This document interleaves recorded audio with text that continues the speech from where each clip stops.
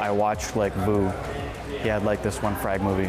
I just rewatched a lot, so maybe I'll just say Vu for now. Favorite map would probably be Vale, maybe. And favorite champion, probably Nyx or Slash.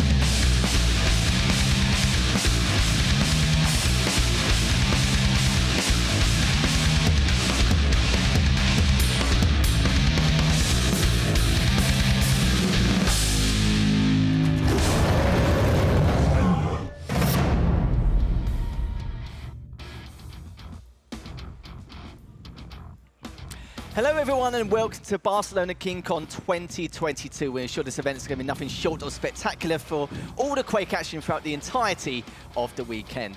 I am Lethal, joining me is Ince and Jordi. Ince, I'll start with you. How you doing, mate? You right? Great to be here, Lethal, in beautiful and sunny Barcelona, in this amazing venue that KeenCon have prepared for us. And KeenCon was born last year with a gorilla as its image, and it's grown quite a lot in 1 year. It really has done. It really has done indeed. You know, you're talking about the weather and everything like that. I'm still used to the winter in the UK at the moment. It feels like summer here in comparison to what I'm used to. Exactly. It's a huge upgrade in comparison. And Jordi, the creator and founder of KeenCon, lovely to have you here. How you doing, mate? Thank you very much. It's a pleasure to be here with us guys, with all the players, all the people. So yeah, I'm very, very happy. Yeah, and you should be. Like, this venue, this event itself is already looking incredible from what we've seen so far. And the fact that it's turned from a small, humble LAN with the Spanish community and also, you know, bringing in the Spanish players from past and present, it's just like fantastic to see. It really, really is. But first question for you, Jordi, is what was the idea for KeenCon? How did it go about in the first place? Well, in the first place, the idea of KeenCon was to do a LAN party, because here in Spain we don't have too much parties that plays using Quake champions. So the idea was creating the KeenCon and put all the Spanish together, create a league, create a place, a reason to play Quake champions for the mid level. And we started with that idea, so yeah. Yeah, it seems to be the case. And just out of interest, why introduce the players of all skilled players, all skill levels here at this event? Well, the idea of KeenCon, this event has been bring all the pro players, and then the amateur players or casual players or anyone can come to KeenCon and play against them. Maybe in the tournament they can play together, but in the LAN party they have been playing with Racy or Maxter or RMB, so they have the opportunity and the chance to play against pros. So I'm so happy to have the opportunity like we had 20 years ago when I was young. Once upon a time. Yeah, a lot of time. So that where you can sign up to a tournament, go together with your friends, and have the chance to play against professional players. So I think this is a good advice to everyone that up to coming KeenCons, they can sign up and be together with the players, for the pro players, speak with them, how they play, what the kind of settings they're using, the monitor, in the mouses. So have the chance. So KeenCon is a tournament and a party for everyone that loves Quakes, basically. And one last question from me, actually, is the fact that I think it's great also with the fact that with these pro players coming in here competing with the rest of the Spanish community, it's great but also good, valuable experience for even if you're a new player, an amateur player, or if you're just de-rusting, like you said, you know, some of these players have been here for 20, 25 years, absolute madness. Yeah, maybe it's a one life chance to play against them, no? So the rising stars in Spain, have the opportunity to show against the best in the world, to play against well, QPL players. So that's the objective for the QueenCon, from the KeenCon. So yeah, I hope that everyone enjoy the opportunity, and well, we will keep doing more KeenCon events next year. So yeah, everyone is invited. So happy. That's cool, lovely. Thanks for that. I appreciate it. Obviously, you are the creator and founder of KeenCon. Thank you for everything you've done here. It's a cool event so far. We've only just started, and so far it just looks fantastic in itself. So look forward to see how things turn out on the weekend. And we do have the format soon and the bracket come out for us shortly. And just to let everyone know in terms of the format and the bracket and how things are going to pan out, we are going to start from the round 3 winners side and the round 5 losers bracket as well. So we're not going to start right from the very beginning. We're going to start from round 3. So you know, with the big guns coming out straight away. Yeah, like as we can see in the upper bracket, showing it, there's already a few matches that have already been played, and the format, as you said, is going to be best of 3. And for most of the games, the final and the grand final will have a best of 5 coming out. And as we can see already, a lot of big players going to be on the round 3 will be most of, you know, the QPL level players going against the best of the challengers. It's going to be very, very interesting to watch for us. And just seeing him back in the LAN environment, of course, it's that valuable experience. We had a little bit of break from that LAN environment, and now we're back here now, you know, having more and more LANs across the board here, which is also great to see. And yeah, and you're right there, yeah, I think we'll be a best of 3 in the winners and losers side, the grand finals best of 5. But it's not like before where the player from the winners side will have a 1-map advantage. It's basically going to be a bracket reset. So whoever comes from the winners side in the grand final only need to win 1 best of 5, and the player from the losers side will need to win 2 best of 5. So basically, whoever's going to come from the losers side has got their work cut out for them, a fair amount of stamina. It's not going to be easy, but if someone comes from the loser bracket and actually wins the first best of 5, he's going to have such a big mental advantage coming out to the second one. And for the player already there, it might seem okay that they can relax in the first best of 5, but it's such a big, you know, confidence advantage for the other player if he wins the first best of 5. So it's better to go all out from the start. And I hope we go all the way and see both best of 5s played at the grand final when we do eventually get there. You just want to be here till 3 o'clock in the morning, don't you? But then again, I wouldn't mind that either. As long as it takes, as long as we get more Quake action, then I'm not too fast in the slightest. But not only with the brackets, though, we do have a great prize pool as well coming out for all these players here in terms of the competition. First place will get 1,000 euros and the trophy. Second place will get 500 euros and the trophy as well. And third place will get the Razor Death Adder Mouse V3 for the trophy as well. But we do have trophies, of course. Trophies across the board here, you know. 5 trophies. It's not like we haven't got enough, is it? There's a trophy for everyone. It's great. Exactly. And we do have one for the best railgun and the best LG as well. So which would be me if I was playing, but I'm not, so someone else. Here we go. He's already given it. So we've only just someone started. else who's not as good will eventually get the trophies. So what you're trying to say is that if you were, you know, competing and come out of retirement. Obviously. I mean, that's a given. That's why I'm casting. I'm just giving everyone else a chance to, you know. Can I say the same? No. No? Oh, okay, that's fair enough. Well, we do have the results so far from what we can see across the board, as we've already mentioned, but we are starting from winners round 3 and losers round 5. Talk to us a little bit about what we see so far in terms of the results here. So in the results, there's a lot of interesting ones, like Macros and Wizard. We saw that game in from the backstage. It was a really close game, but Macros did end up winning and going versus Razy. And I mean, versus Razy did not have such luck, because it's Razy. Rom went versus Gravepeaker and won 2-0. Sombra beat Nemesis. Rom versus Sombra was a really cool game that we also saw very close. Rom managed to edge it out in the end and taking Sombra down 2-1. Furthermore, we also have Arian who lost versus Amulet. Sidkeys beat Ergaze 2-0. Achilles versus Tony went 2-0 to Tony. RMV managed to also beat Zaluster 2-0. Sleep managed to beat Dynamo Joe 2-0. Mika lost to Chronosep 2-1. CNZ, again, no real surprises here. CNZ managed to beat Dr. Weaver 2-0. And JSK also won 2-0. Now the round 2 is where it starts getting slightly interesting, because as I mentioned before, Rom managed to take out Sombra in the 2-1, and I thought that was a really close game. I thought it could have gone either way. Xenaku versus Amulet, I mean, it's a hard battle for anyone to take Xenaku down, but it was a 2-0 for Xenaku. And Dramis managed to actually beat Tidkis 2-0. No real surprises. Dramis is a QPL level player, Maxter. The game was closer than I expected it to be, because Master is sort of, you know, overloaded in this event, as he's also working, he's doing it all around. And we were discussing earlier if, you know, how would his performance be given that he's so focused on working, because he's part of the organization team for this tournament. So, but I mean, he's winning. We'll see how his shape maintains throughout the whole tournament. And RMV versus Sleep, that was a really interesting game. I thought Sleep was going to make it closer, but RMV did edge it out in the end. It was a 2-0. Chain also beat Chronosab, and CNZ beat JSK. So for the round 3, we're going to have 4 very interesting games. Well, that's one thing I was going to ask you. What is the most fascinating one in that round 3 winners side? Like the Zeneku versus Dramus one, that should be an absolute banger in itself. I would like to see how RMV does against Maxter. We know, like you said, Maxter's man of many talents, man of all trades, in terms of like what he has to do here, trying to hold the production and play at the same time. Not an easy feat in itself. I think we can rest assured that. But I'll be interested to see how RMV does against Maxter. Chain vs. C is another great match in itself, but I think a lot of eyes will be on that Dramus versus Zeneku matchup. Yeah, for sure. I mean, currently speaking, Dramikis and Zenek are the only 2 QPL level players going versus each other, because CNZ, obviously dropped out of QPL, so Chain should have the advantage on that match, even though CNZ definitely can do that. But I think the best game in that should be Dramikis versus Nako. We'll see how that goes, but we also have the loser bracket lined up, so we can watch the results on that a little bit. Yeah, absolutely. We're going to take a look at the loser side now to see how things have shaped up on the opposite end of the bracket. And as you can see, the Slip is already into losers round 4, taking down Tony 2-0. Yeah, and that game was great to watch. Like, he managed to beat Gravepeaker, who had taken down Nemesis before, and Tony managed to beat Weiser.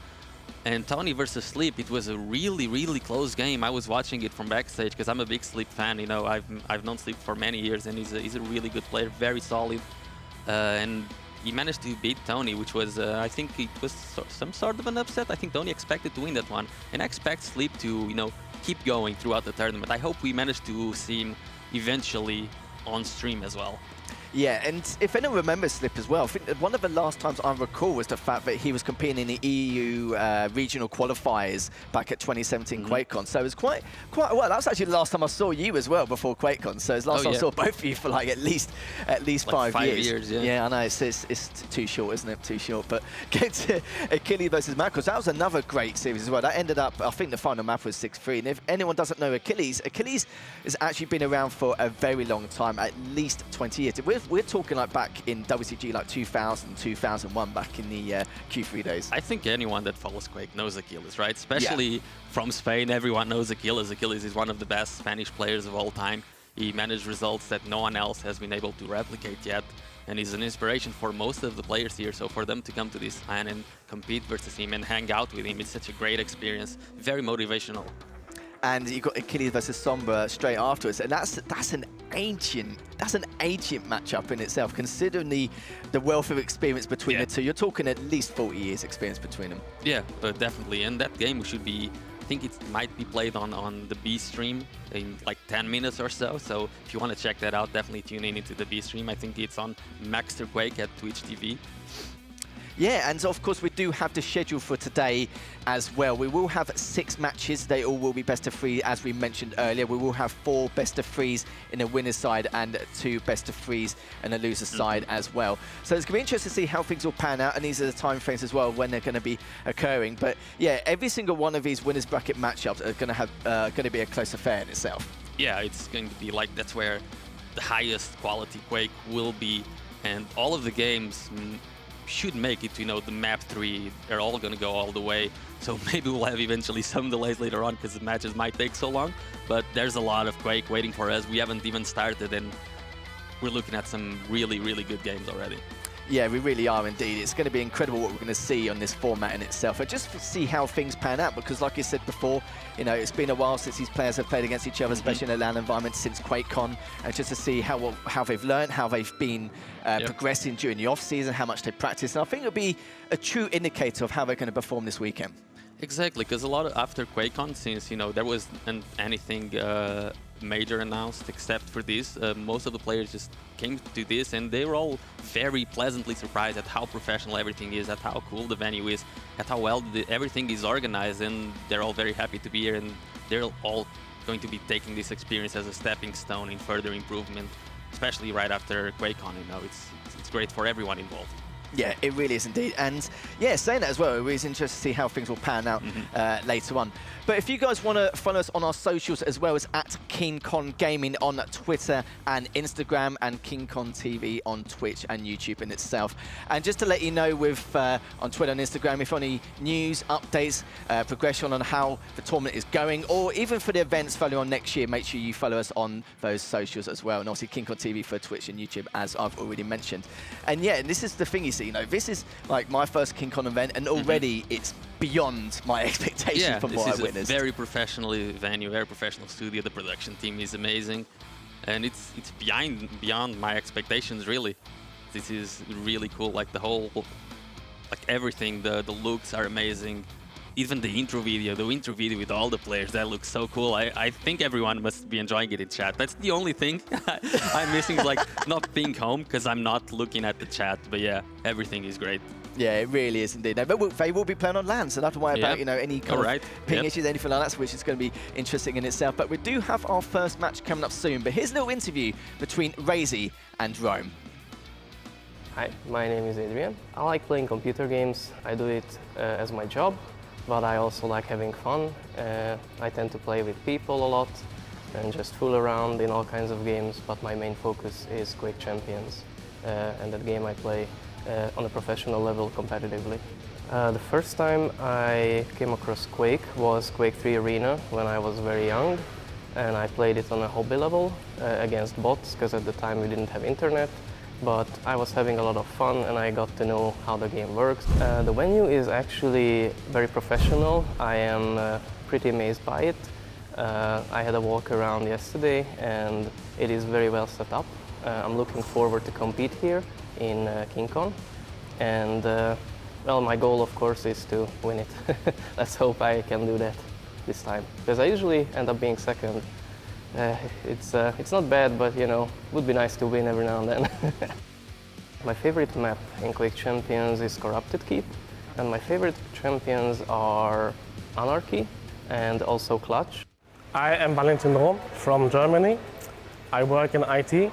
And I like to play lots of sports, not just esports, but also physical sports. I started playing Quake seriously in 2010 when I saw the QuakeCon finals between Cooler and Cypher. Barcelona KeenCon is my first ever LAN party, so I don't have too big expectations, but top 8 would be nice. My favorite Quake player is Agent. My favorite map is Blood Run, and it's quite hard to decide what my favorite champion is. But it needs to be Visor or Nyx.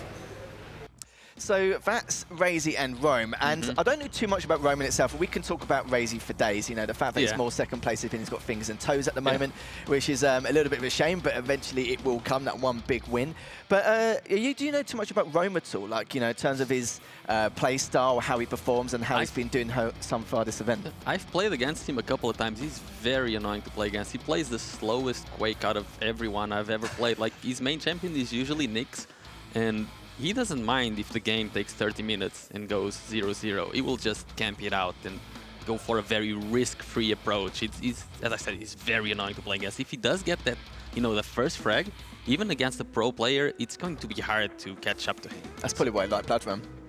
Yeah, that's probably why that's his favorite map, because that map is just impossible to catch up to your opponent. And that's no surprise that his favorite champions with that playstyle are Nyx and Visor, you know.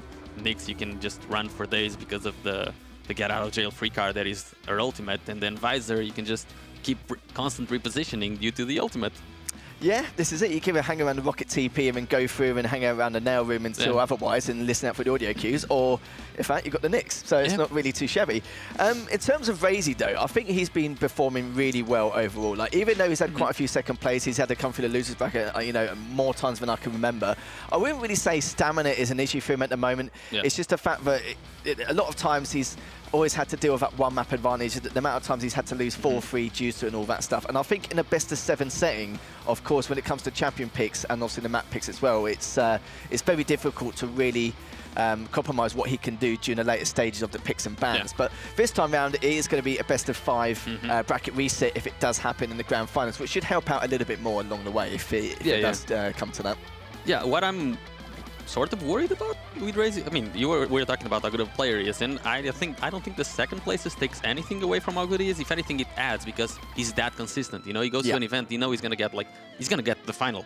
Yeah. He's not gonna get like, for example, I was doing a power ranking like last month based on like the results from all of the QPLs, like the LAN finals and stuff, and I thought Kilson was gonna get second place, and I mean Rafa was gonna get first, right? Yeah. And then I wasn't quite sure who was gonna get second place. It was like Vencer or Razy or Kilson. I expected Kilson because he had one QWC, but Razy overall in the power rank he got second place again, just because his worst result were second places. And Kilson, you know, for instance, he's a little bit more inconsistent results. He got a couple of wins, but then he got some fourth places, and he even got like a top 20. So yeah. Razy is always super consistent. What I'm worried about might be, you know, in the picks and ban system. That's where he usually struggles a bit during the finals. But this pick and ban system is different because they built it for this LAN specifically, and there's like 15 seconds of pick time, right? So the players need to be on their toes. They need to be focused. And I'm not sure if that's going to play out. Maybe it's going to play out in Razy's favor, maybe not. Yeah, it's the circumstance of the amount of time they have to make these picks and ban situations as well, because we've seen a lot of them like during the pick and ban phase taking 30 seconds, a minute, maybe a little bit more. Or 5 business days. Yeah, yeah, exactly, just depending on the circumstances. And now that they only got like 15 seconds for each situation for the picks of the champions and obviously the bans as well as the situation for the maps, it's going to be a lot harder, but then again, if they've done it so often, you know, on so many occasions, they should be okay. It depends on the situation. You'd expect them, after doing this for 4 years, to be better at it, but I don't know. I usually find that that's not the case, but I mean, for now, we're gonna have the picks and bans, you know. They do it before stages, but tomorrow, when the finals and stuff start happening, it's gonna be live, and that's gonna be great. I'm looking forward to so much drama, because I think some of the players will absolutely mess that up due to the pressure, and it's gonna get down to some really funky matchups.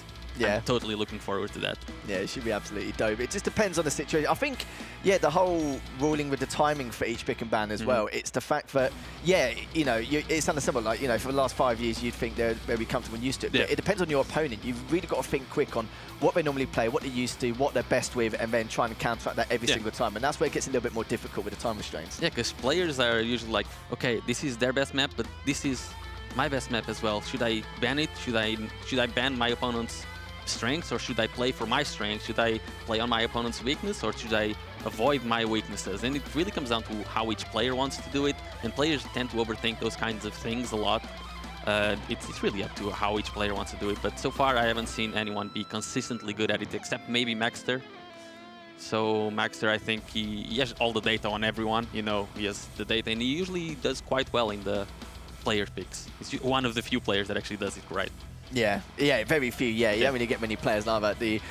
So we're still getting the first match underway. It will be up at the end shortly, but when we come back, we will get the first match underway shortly. So when we come back, we'll be seeing Razy versus Rome.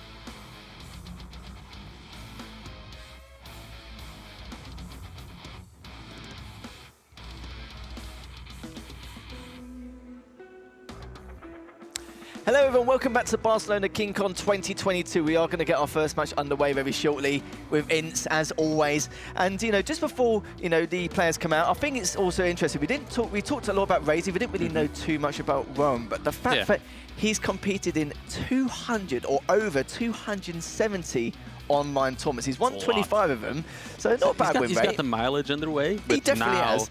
He needs that LAN experience. That's why he's here. That's why he's here to compete. And who better to get that LAN experience from than Razy? Yeah, this is it. This is his first LAN, of course, and I think it's a good way to progress, isn't it? Like, you know, if you're a new player or you've been around for a while, you need to get at least some online tournaments, well, 270 underneath your belt before you can progress or at least reach that next step. And usually the hard problem with these players is there aren't many LANs going on except that you qualify for them. So open lands like these are super important for all the players. Really ensures that they can get that experience to progress to the next level. And well, he's here. Yeah, it certainly is. You know, I think, you know, open events was a common trend, like, you know, back in our heyday, and, you know, nowadays we still see it now and again crop up. It's a great feeling, because we were talking it with Geordie as well in the past, where, you know, it's nice for all players from all skill levels to actually come to learn, because it's a different environment internally. Like, just for example, the fact that, you know, playing against your opponent online and actually playing online, you feel like when you come back from an event, you feel like you've already progressed and you haven't actually done anything. You're just so physically looking at it so much. You learn so much because you're looking at not just playing against the players, but hanging out with them and, you know, looking at their monitors from behind. You just learn a lot, and that's why Rom is here. He's going to be so much better when he comes back home. And we're looking forward to seeing him. Yeah, it should be interesting in itself. Now, I know you've been waiting for quite a while now, but we're finally going to get our first match underway. Announcing the first player coming to the stage, it is not only Razy. And his opponent, coming out soon, from Germany, Rom.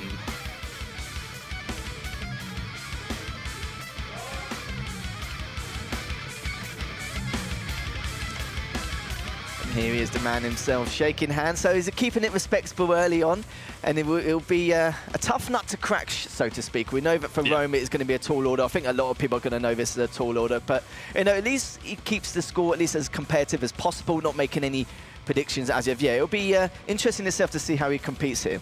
Yeah, it will definitely be interesting. The fun fact about these players that they're both 27 years old, but very different experiences between both of them. I mean, Razy has played so many. Razy has almost as many lands as Rom has tournaments won online. It kind of feels like that, doesn't it? Yeah. Considering, you know, the stat line of that. I still find it incredible. 270 plus online tournaments. But, you know, I suppose grinded every single tournament, it seems. Yeah, literally absolutely numerous in itself. But I think it's great because it just shows the hard work, devotion, dedication he has to the game and how he wants to try and at least, you know, progress things further. But we do have the picks and bans available here. Ince, take us through. So first map is going to be Corrupted Keep, and Razy, okay, banning Anarchy is going to be BJ versus the Strog. Okay, that's very balanced. Second map is going to be Ruins of Sarnet, a clutch ban. And the Slash versus Scalebearer. That's also really interesting. A big sort of advantage for maybe Scalebearer there, if Rom plays it right. And in the last map, it's going to be Awoken, the Doom versus the Anarchy. Anarchy on Awoken, I mean, it's Razy, right? He can play whatever he wants. But yeah, it's kind of interesting to see. Like, Rom, as I said, he has a very, you know, passive, not really passive, but super defensive play style.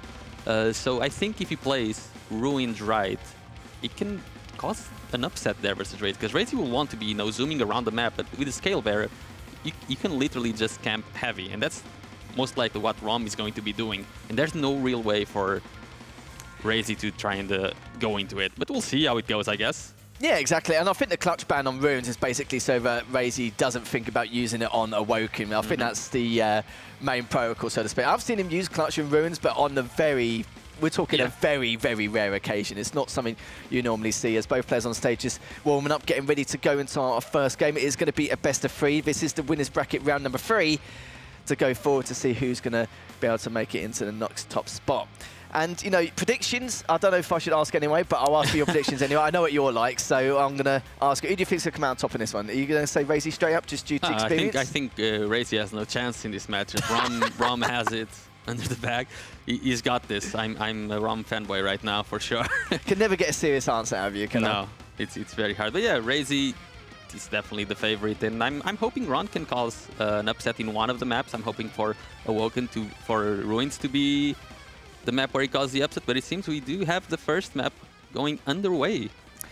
Yeah, we certainly do indeed. Just warming up before we go into the game. It will be Razy coming in with the Strog, and we know how good the Strog is. But BJ is also a good pick as well, so I have to see exactly how Roma's going to do. So getting underway, starting off from Razy's POV to see exactly what mischief he's going to get up to from the get-go.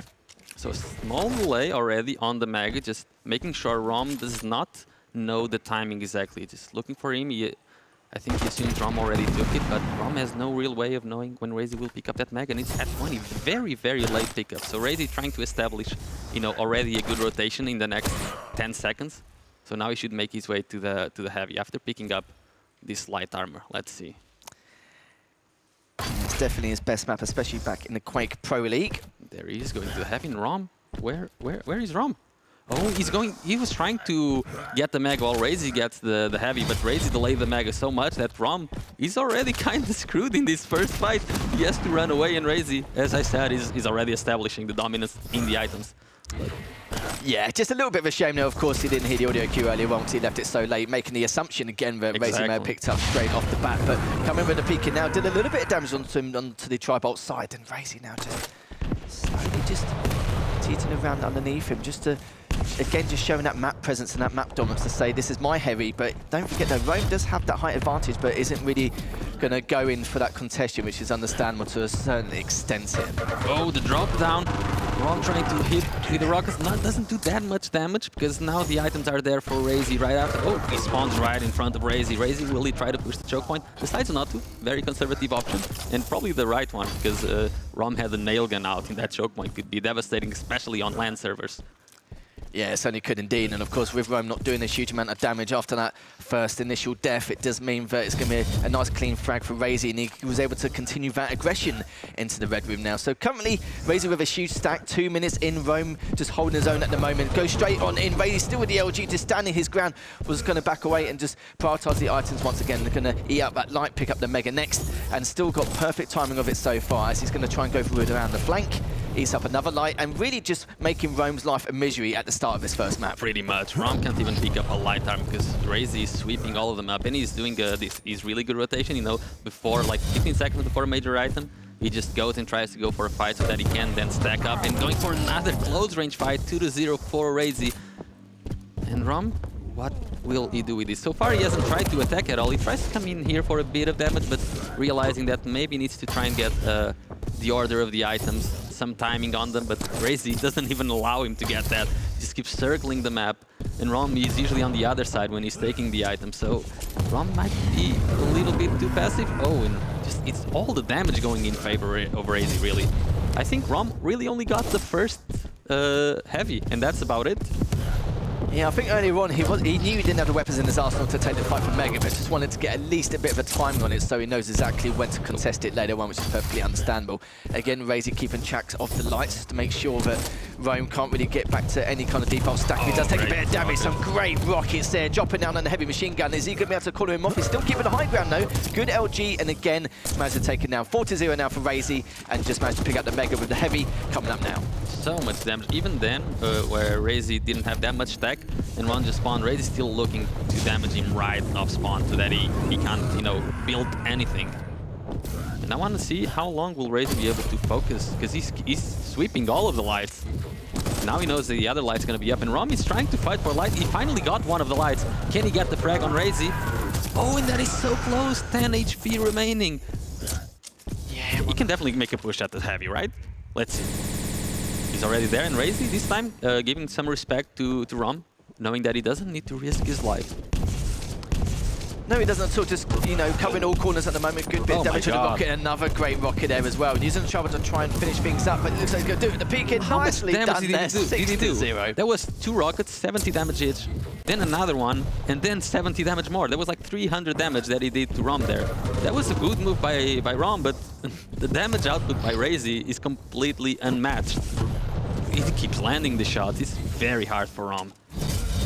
Yeah, it's a shame because Rom actually delayed the flank up to rockets for a very long time, and Razy was still well aware of that. He knew at some point he's going to have to push it from that side because he had the audio cues from top mid. Still, 6-0 now, almost at the halfway point. Man. Make that 7 onto his name. And he does have a peek in his back pocket, putting him down into the red room straight off the bat. And there we go. That's going to be 8-0 lead here for Razy. Just not letting up at all. Yeah, we're seeing top form Razy here. It's very scary already for all the opponents watching this game, because they definitely are, to see what kind of shape Razy is in. And so far, is not giving anything to have the chance. Nope, no chance at all, especially with the amount of damage with that peek. I think he was waiting for just to run into him at some point, but instead just, you know, took his time, did well with the damage. He knew it was directly underneath him, so he wasn't going to be able to be in position. He was to clean him up, even if the peeker was still alive and still around. Good rockets again in the red room. 10-0 now, and Rom is trying to look away to try and survive at the moment. Maybe already thinking about the second map. Possibly, because this is a map, like, I mean, as we saw from the start, Rom didn't have the good start in it, and so far he still hasn't really managed to get a grasp in the item control. There will be some very interesting item control stats at the end of the game to look. So I think we can count how many items Rom got in one hand. Yeah, one finger. Just that initial heavy. Yeah, literally, that's literally the only point it's been. But all about, it's all about all of the things. damage. Like, all of the predictions Razy is doing are correct. All of the rockets. It's a lot of free damage. Very hard to compete against that. Yeah, all the little things is great, and a massive impact in the long run. That 10-second delay with the Mega at the start, it just shows what Razy's plan was from the get-go. As we're 6 minutes 15 in, 11-0 so far. Pika again, about to come out to sign, finally feed himself some info, finds him in that red room. Assuming that he may be a little bit predictable going through the door frame there on towards the Mega, but it looks like Rome has decided to turn back around. Does have height advantage, okay, but good. Messi, she better get a first frag in. Yes, he does. That Very was good fantastic attack. stuff. And we have to talk about that little archway. Razy sometimes abuses that to no end and how difficult that can be. But Rome does get the first frag, but Razy is still on with the 11 frag lead. Yeah, you know, we're talking about the Little Large, and Rafa said that Razy is by far the best player in that Little Large. And there, Rom actually able to get the frag, but Razy clapping back with 2 more frags, showing that he's not afraid to fight him, and Rom not having the best day right now. No, not at all. I think that's an understatement, isn't it, at this point, which is a little bit unfortunate, as we'll be going to Ruins and Awoken straight afterwards. But the good thing about Rome is that he is thinking about the long, the long game, and he knows this series could go to map 3 depending on the circumstances of Ruins, and considering that's why he banned the clutch earlier on. He's not thinking that it's not just going to 2 maps. As a duel did come out for Rome, but still couldn't really, a little bit worse for wear there. Couldn't really do much in that circumstance. A huge stack, or a big enough stack to continue the aggression here from Razy, coming up with the LG. Good damage once more. Rome takes him down again. Mega's picked up once more, and again continuing this destruction. Yeah, the rocket dodge from Razy there was really, really good as well. Rom unable to land any point of damage. That's been the biggest thing in this game so far. Like, Razy is doing all this damage, but without taking any either. Even here, he took 0 points of damage, because he's just pressuring the right places and putting Ron into very uncomfortable positions most of the time, where it's very hard for him to deal damage. Well, this is it with Corrupted Keep, isn't it? Once you get a number of clean frags, you can continue piling on the pressure, where some other circumstances you have to pick up the lights or do the recovery rotation in order to, feasibly continue with his performance. Stroke comes out again, we'll find him, does a fair amount of damage there again. He's going to look to turn back around to see if he can go for the initial flank in case Rome does go there, but he does not. He continues pursuing towards the rocket, still needs to get the weapons in his arsenal there. But usual work here for Razy, still got that huge stack in the red room now, and just going to pile on the pressure a little bit more with the LG, literally just a slimmer of health. He gets taken down at 19-1. Yeah, and I mean, it's gotta be rough for Rom, because this is his first time on land. It's now the first time playing on stage, and he has to go versus this legend of Quake champions that is Razy, right? I would be shaking. I mean, Razy would be shaking if he went versus me, but, I'm sure he would, mate. I'm sure he would. You tell him that after the match ends. And we'll see what his response is going to be. Yes, we've got 1 minute left at the moment. It's all said and done here, as Rome has probably to think about the second map. As a wise man would say, there is still time. There is always still time, but you can't defeat the realms of possibility, though, can we? There is time, but there might not be hope. I would agree if it wasn't mathematically impossible. Oh, Ron goes back down to 0. So Razy taking back the frag that he gave away earlier, not allowing to be any shred of doubt in this score. Yeah, it could be worse, could be -1, in that sort of circumstance. Game's still not over. Has only got 20 seconds left as Rome just pick up the Mega, but we're not sure if it's going to do him any favours here. Is Razy just waiting for him, or daring for him, to come out from the LG spot? But have to see exactly what happens. But the Pika's going to come out. I'm sure, yeah, he's going to use it straight away, but does get taken down straight away as well. We are to, well, technically get that first frag. No, he will not. So it'll be 22-0 here for Razy. But again, that's not really too much of a surprise. We saw it, there's not really too much in terms of talking points there. As you can see, only 8 items for Rome there, and it's a complete opposite end of the spectrum there for Razy. But for Rome, no, this is the problem you see. It's just the first initial start, wasn't it? The 10-second delay with the Mega, and then it just changed everything. And he, even though you couldn't see the timing of it, it did throw him off quite a bit. Yeah, it was the assumption, because, he's a player that doesn't like confrontation a lot, so he decided, okay, I'm going to go for the Mega while he goes for the Heavy, so we don't have to fight yet, and then we'll eventually fight where I want to fight. And that did not work out in his favor, because as we see here on the replays, most of the fights were just Rom getting caught off guard. But yeah, that initial assumption was the start of Rom's demise there. Yeah, when you're playing against a player of Razy's caliber on his best map, and probably one of the strongest champions on that map pick as well in particular, that you wish you're going to see better days considering the position he was in. The only thing he could have done is that if some of the bouts which Rome took were a bit more scrappy and was able to get a bit more damage done, could have seen something a little bit more different. Like Razy wouldn't be able to put as much pressure on due to the fact that we wouldn't be as aggressively approaching his opponent, but it just seems to be the case, as you rightly mentioned as well, just caught him off guard on numerous occasions. Yes, as we're seeing now, I mean, this is going to be a long highlight reel because Razy got so many frags. It's Razy real at this point. Yeah, it's Razy's real. I mean, Rom did get his frag, which I'm hoping we'll eventually see. Oh, there it is. There's Rom's frag. But I did like that as well with the Rockets as well in that one spot, because how many people we've seen Wenger do it, we've seen Razy do it. Like, those two in particular abused that archway around Mega so much. And, trying to whip out the LG to try and take a duel against them. But because they're just abusing the map geometry there, it's very tough to compete against, especially even with the high ground. Yeah, definitely. So Rom only got that one frag, but it was a very skillful frag, and I give him 20 points. So final score 22-20. So it was actually a much closer affair than we expected. Yeah, much closer than we expected. So now we will head off to Ruins, where the match should be a lot closer. It's going to be Razy with a slash and Rom with the scale barrier.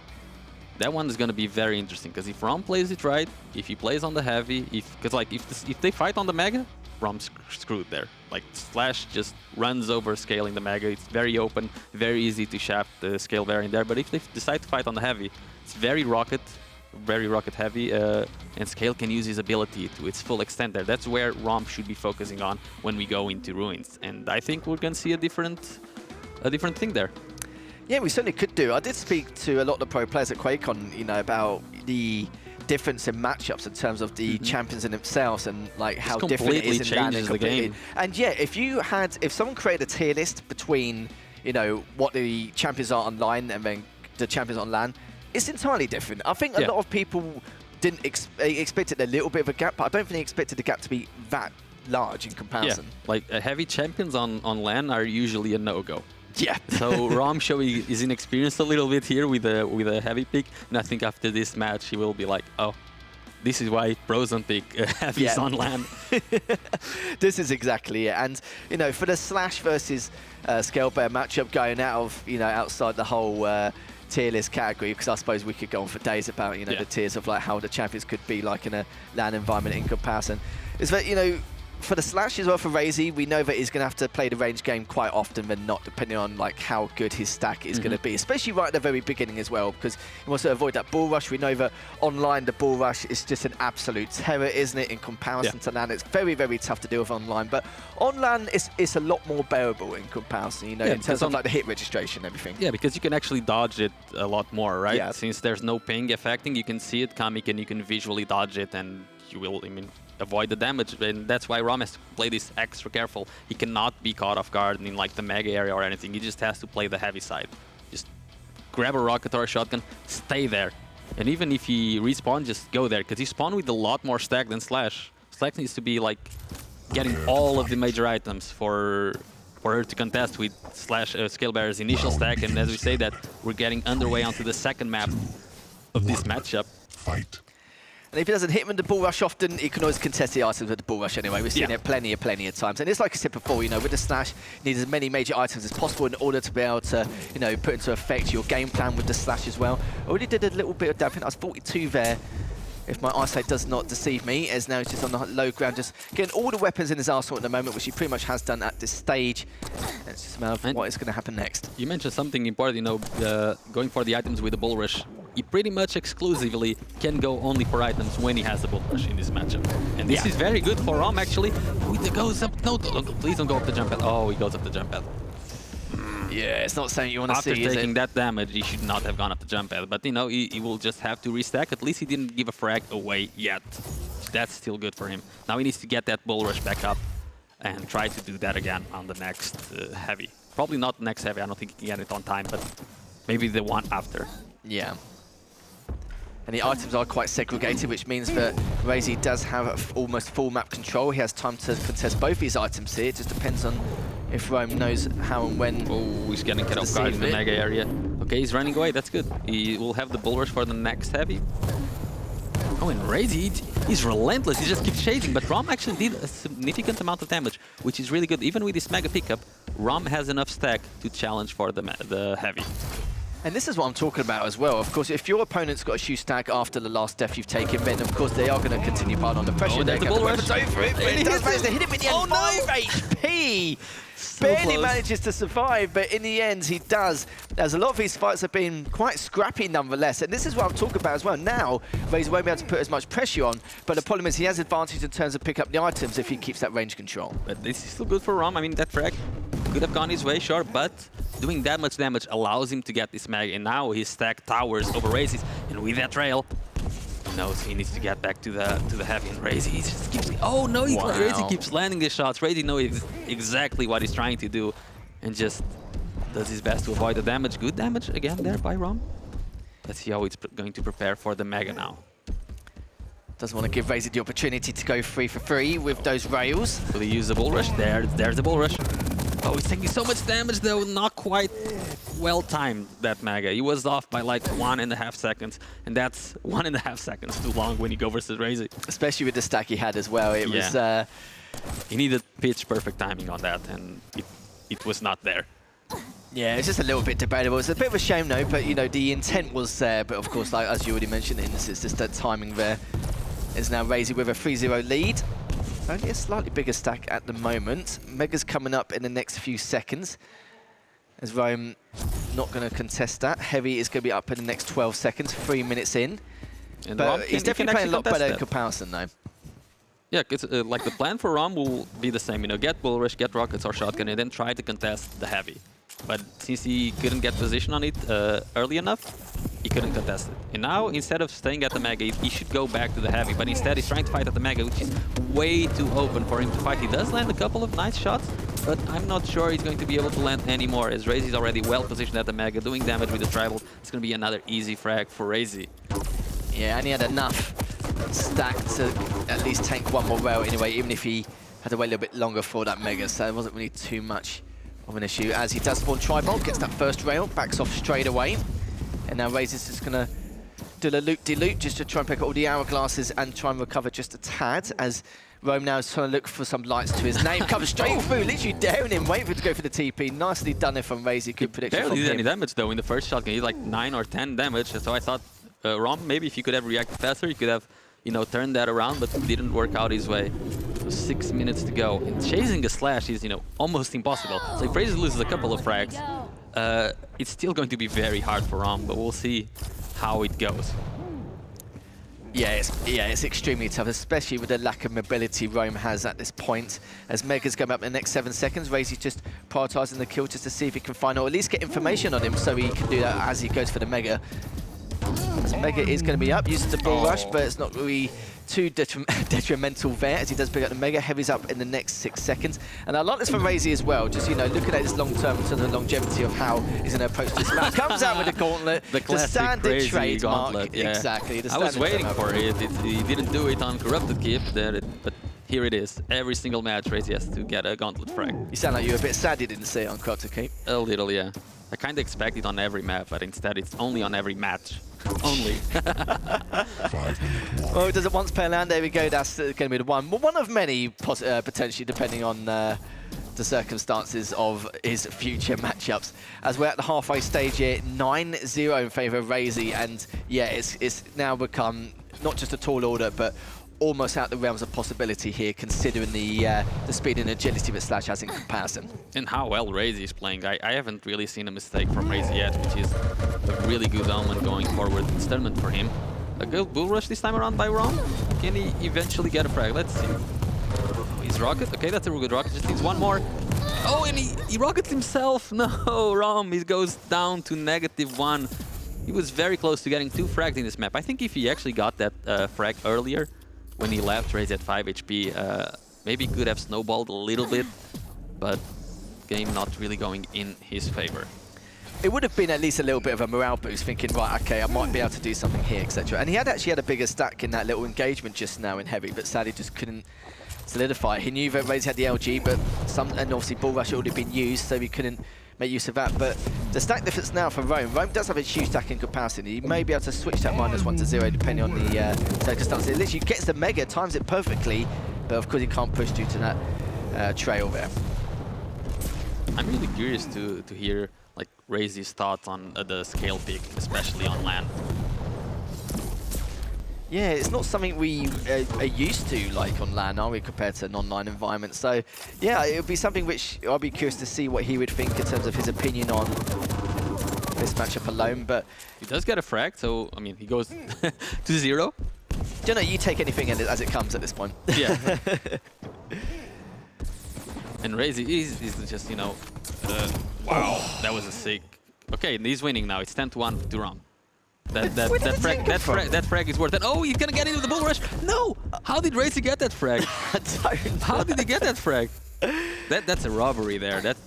Rom should have like 4 frags in this match. So it's 11-10 now, according to you. No, if he should have 4 frags, he's with like 40-10 or something. I don't know. That's how the math goes, really. Well, considering I studied maths, like I still completely throw me off. So currently, math is subjective, okay? That is true. That's what I'm saying. That is true. That is true. 2.5 minutes left. Still got a 9 frag difference, but yeah, it's pretty much all said and done here at this point. Is, you know, Raze just adding more to his tally. Gonna pin him down, hits the first rail. It's gonna look to try and do a little bit more, misses the second. He missed the jump pad rail. Frag, but even though he's got a bigger stack, but it does not matter. Of course, the weapon's still in Raze's favor. Mega's already up. Heavy's up the next 15 seconds, and looking just to close this out nicely. Raze just playing very solid. I'm looking forward to seeing Raze throughout the rest of the tournament, and seeing if he can, you know, win this tournament or how far he will go. Don't jinx it. I mean, he already did, right? He was talking about being second in the player interview earlier. So he's aware of that. So at which point does that actually start affecting you? And then it's, you know, the results, the previous results actually making you get second place because of that. At which point does that start happening? I've known some players like that in the past, and it's just in terms of your mental state, really. It's like you may get a player who's had so many second places, but it makes him try harder or makes him work harder for it. Or some, it can just be demoralising and go like, you know, what more can I do? But the thing is that he's been so close so many times. It really is heartbreaking. If you're a Raze fan or not, you know, you have to understand from his perspective, like, you know, how harsh he wants to win. But yeah. I think usually people when they get second place, they get usually, you know, a bit more sad than if they were to get third, because second place you finish on a loss, right? And third place you usually finish on a win. So I think players usually see getting third as slightly more positive, weirdly. Yeah. Even though getting second you get to the finals, but you finish on a loss, so it's not that great. Oh, Rom, can he get the kill? No, come on.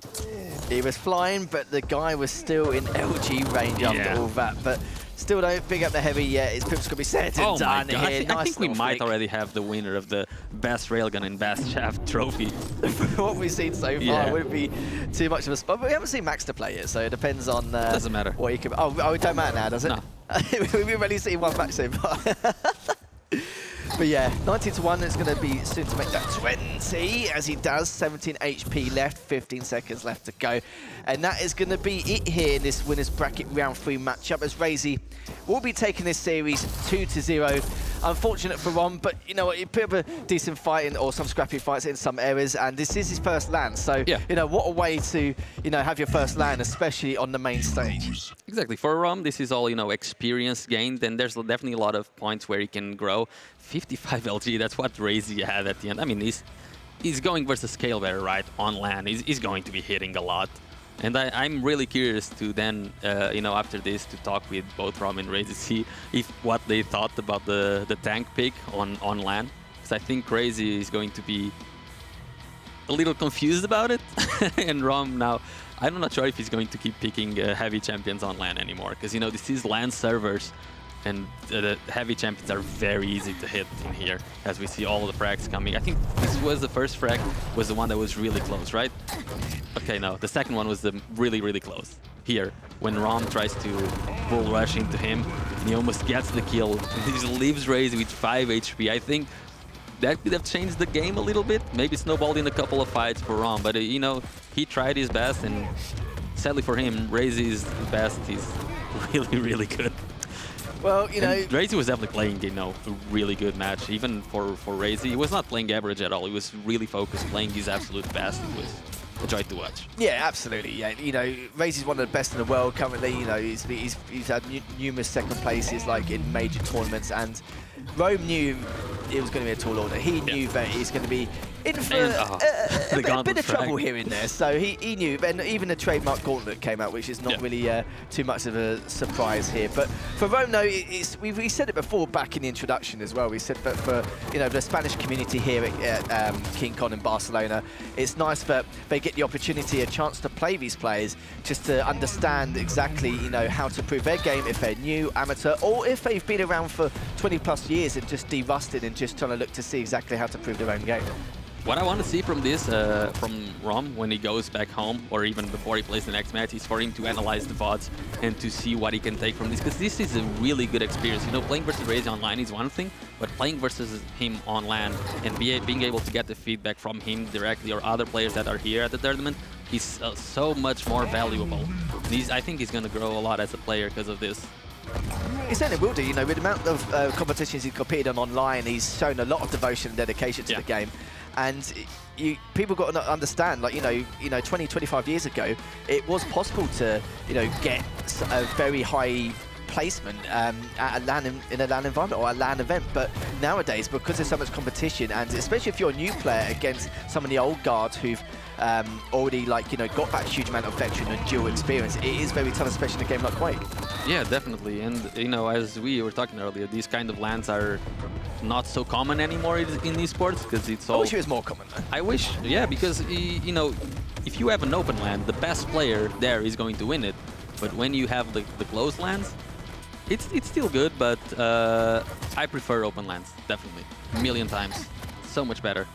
That's when I know you're old school, but you prefer open LANs. Even though I've never gone to open LANs myself, because I started esports quite late when I was already 17. In an open LAN? Not that I remember, no. I think all of the LANs I've been to were qualifiers. Oh, okay. Or, invitational LANs. But these open LANs are so much better. I think you just probably came in about 10 years too late, I reckon. Yeah, definitely. I started esports when I was like 17 already. And so, what are you now, 40? Yeah. 57. Yeah? Oh, nice. I thought so. I was just making the assumption, but I'm glad good. I wasn't too far off. So we do have an interview with Razy over in the mix zone. So, Razy, congratulations on winning the match. What are your thoughts about the match? How did you feel while playing against Rom? Thank you very much. I felt very comfortable playing on the stage. I tried to play champions that are quite fast with movement, just to have a feel for it on LAN. It's always a little bit different compared to playing online, and I feel like I'll do well. Great. You got a lot of frags. It was a highest score in both maps. So for the next rounds, I think that you maybe find other opponents that may be more consistent and maybe more difficult. But how would you set yourself trying to beat them? What will be your strategy in the next games?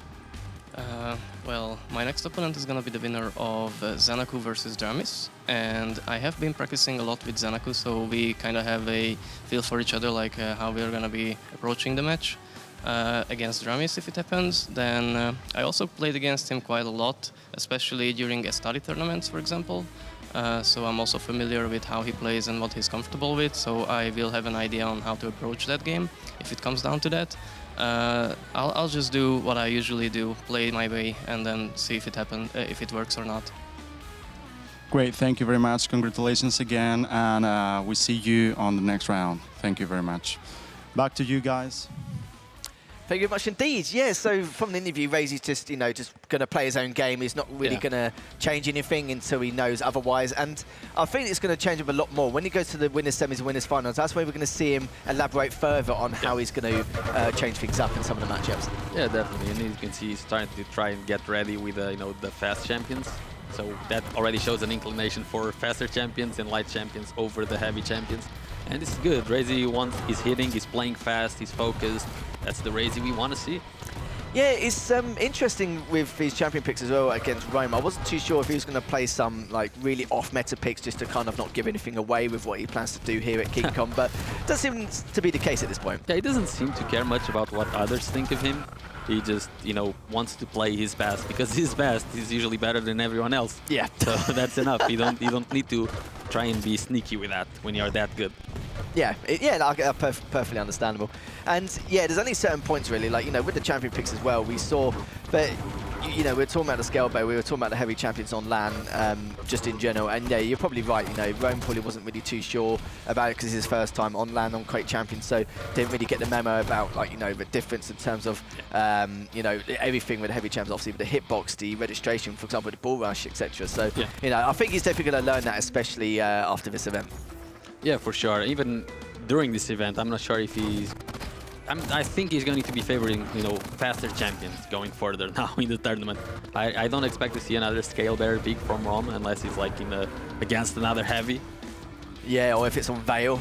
Yeah, if it's on Veil, it can definitely something happen. like that. That's the only other time I can witness in that kind of situation. Because we do see a lot of kill and scale picks on Veil, and some on occasion may see kill on maps like Insomnia, but there has to be a very strong counter or valid reason for him to make those picks in this state compared to online. Yeah, like a solid game plan for you to follow. Now, he sort of tried to do that with Razy, but then he was kind of caught off guard in the mega area at Ruins, and it could have gone a lot better for him for sure. Yeah, so just going through the replays at the moment, it's basically been the Razy montage at the moment, but yeah, that one initial frag you saw there could have been not the saving grace, but could have been a little bit of a factor for Rome to have a bit of a morale boost, a little bit of confidence just to edge himself out a little bit and play more standard than what he would like to, but yeah, it was just one of those things though, wasn't it?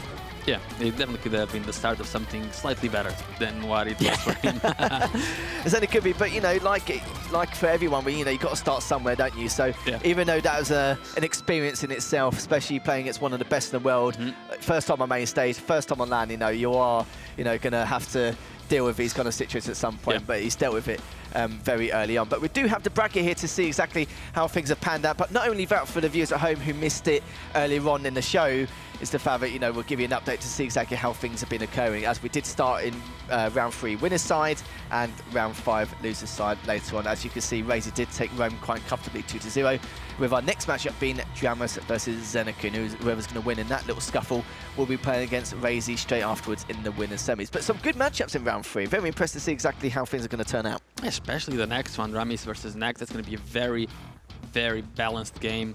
Then Maxer versus RMV. We're going to see a Maxer that might not be fully focused just yet. And then a Chain versus CNZ, and CNZ looking for some redemption after the Quake World Championship in Romania. Yeah, I still find that's unbelievable. There was so many... That QuakeCon, that was the most crazy day one I've ever seen. Yeah. Every single player in that challenger side put up a really damn good fight, serious. Hron, came from 23rd seed to, I think it was the top 6 or top 8, I can't remember, I think it might have been top 6. It was just unbelievable. Even though RMV obviously went out and loses round 1, the scores don't reflect how he performed against Dramus and Quran. He played really well. That was his first LAN, and now he's here at the second LAN with slightly more experience, so we'll see how well he does. Yeah, and RMV is clearly coming to as many lands as possible to obviously continue to gain that experience. He's still a very, very young player. For example, Strong State, again, a very young player from NA who's looking to try and set his foot into the tournament scene and try and make an impact or try and make a name for himself. But that's the bracket for you guys at home, just to see exactly how things are coming on. But we do have plenty more matches. We've still got 5 more matches left to go. We've still got 3 more in the winners and 2 more in the losers. All going to be best of 3. So guys, don't go anywhere, as we'll be back very shortly. Husband, I'm CEO of esports Yeah, I'm sure we will indeed at some point in this first map, and even on the third map, you know, going with the Sorlak as well against the kill. It's not something you normally see every day, but heavy versus heavy, we've been discussing a lot about it on LAN, as we now have the first map underway in this winners bracket round 3 between Xenoku and Dramus. We're going to start off with Xenoku's POV, already picking up the Mega, and some good tri-bolt damage there. He's going to try and rotate around to try and do a little bit more of a tickle, you could say, with the LG. Yeah, trying to see if he can do any damage, but managed to bully Dramis out of the TP, so he gets position on top now and can kind of control the pace of the game. He doesn't need to drop down, but he decides to do that, and that ends up to be quite a mistake, as Dramis had the orb ready and he countered the play instantly. Yeah, it was a bit of a shame there. Xenoku had quite a lot of damage done at the very beginning, had a nice stack advantage as well, but couldn't really finish things up considering what Dramus was doing back at the bottom telly earlier on. But it will be Dramus with the early lead. Xenoku has a great stack to work with. It's going to be even better, especially off those rocks. And you can see already Xenoku trying to at least seal that first frag to his name. Sadly, he could not. But even then, though, great rail, 38 HP. Has to be so careful. Still railable at this point. But after picking up the health bubble, he should be safe to try and at least contest this Mega. Goes for the orb. Still with the shot in hand, but it's Xenoku who's going to be the one who managed to take him down in that little scuffle. Yeah, I like that Xenoku was trying to be more aggressive while he knew that Dramis didn't have the orb, but then the orb did come out and Xenoku still managed to get it because Dramis sort of missed the Mega there a little bit and tying up the game now. We'll see how it plays out as Dramis tries to get the orb back up. Yeah, no armor to his name as of yet. 10 seconds until the heavy, just trying to hold that position and maybe catch Xenoku at that choke point, but he doesn't want to risk it for obvious reasons. He does pick up the light from top mid. Decides to go down for the heavy, but good rocket there, good rail straight afterwards. They can try to do a little bit more and gets an additional rail damage here, but the problem is the tri-bolt, even though it did a huge amount to keep him back, he managed to get a reflex rail straight afterwards in order to keep the damage low, or to keep the health low, sorry, of Xenoku. He beat a bit more than he could shoot there. Like after doing the initial damage, he could have just backed off and gone for the mag, but he decided to stay there and he took a lot of damage. But this play that he did right now with the orb managed to bully Xenoku away from the Mega, get it completely clean. He should rocket jump to the heavy, there it is. Okay, so he gets full control based on that orb play that he did. Can he capitalize? Yeah, that one little segment has just turned the tide massively, now with full control with both items, and definitely has enough time considering how segregated the items are in the future. It just depends how clean this next frag is going to be from Dramus. Just trying to fire a few rockets in, trying to get a little bit of damage. Does get a 55 from that last one. And just holding his own for now, just doing the same repeat, going for the Mega. Not going to go for heavy straight away. Wants to get info on where Xenoku's going to be. Has found him in the end. Is going to fake out that orb. Is going to try and go for the heavy. Is again, Xenoku knows that he can't go for it, can't contest it, but at least he gets a little bit of damage done. But eats the rail. Will he get the second? No, he does not. That was such a crucial rail for Dramus to take the lead. Yeah, but thankfully for Xenoku, Dramis did not hit it. So Xenoku now actually starting to stack up a little bit. He should be able to get to the Mega. He's already in position. And Dramis knows he cannot push that choke point, especially without the orb. He's just going to try and survive it. Xenoku pushing his advantage. And the damage, though, by Dramis, what? Oh my God. He did 200 damage with both of the rockets that were pretty much direct. And somehow gets the kill. And now with the heavy spawning, he can even use the orb to try and get away of this situation. And it seems he might be forced to that, but no. Xenoku doesn't press the issue just then. Mega up in 9. It's a shame. I still feel like Xenoku did make the right play, diving on in from that choke point to do that. It's just very unfortunate that Dramus' rockets were on par and just incredible with the prediction, knowing that it's just going to continue with that aggression. But now, though, Dramus still standing by. Tickles him a tad once again with the last rocket. Oh, has the rail out? More done, but will he be able to finish him off? He tries to get away, which he has done as Dramus now looking, but gets caught off guard just a tad. Xenoku's been very aggressive here. Will he be able to finish things up? He does not, and Dramus, great rail from him, now up 3-1. That's what we expect from Dramis, right? Great rails, good reactions on it, and if he hadn't been so fast with the shot and hit it, the game would be tied right now. So Xenoku, again, he's doing good plays, but Dramis is managing to escape out of them with really clutch rail shots. Yeah, Dramus definitely in his element at the moment.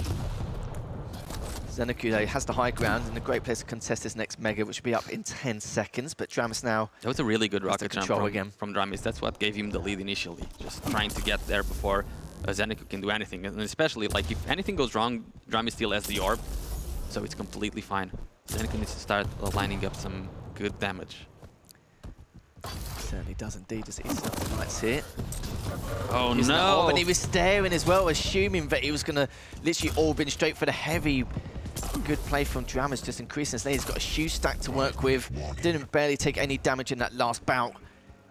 And now we're at the halfway stage, and Dramas in a prime position now to get this Mega. Doesn't miss up a little bit the jump for top mid, but it does not matter. The main thing is he does pick up the Mega, so to speak. Looking to try and contest the heavy now. Zenecu's trying to do the same thing, but has to back away. He's not really got the stack to work with. If he gets caught again with his trousers down, it will be 5-1 for Dramas, but it looks like he's decided to make the right play. Just backs away, goes around to the rail, and now we've got the Mega coming up in the next 10 seconds.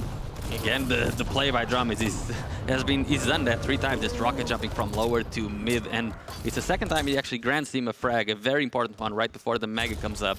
It seems that he just keeps extending his lead, and Zenecu unable to stop him just yet. He might have to change his gameplay a little bit. Oh, a good rocket. Maybe Zenecu can actually get this item. Oh, that's another good one. Will Zenecu go for the kill? He has to at this point. 40 HP remaining for Dramis. Zenecu coming in and gets the frag. Okay, now Zenecu can build a good gameplay based on this. Let's see. Mega coming up, and Dramis actually pushing for the Mega, even though the stacks are quite even. Zenecu not quite well positioned for it, and he's gonna miss out on it because of it. He has to back off to not take further damage.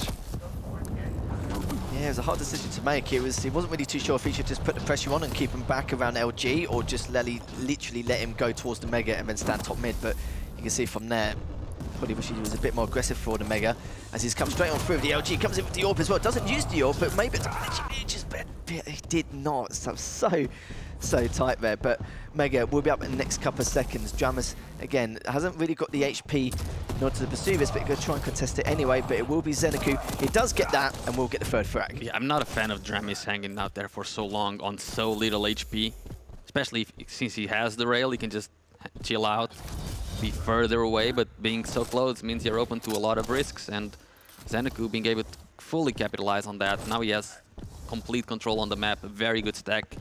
3 minutes to go and only 2 frags behind. Definitely has plenty of time and the stack. It's just a matter of if he can get the job done here. Zenecu does pick up the Mega.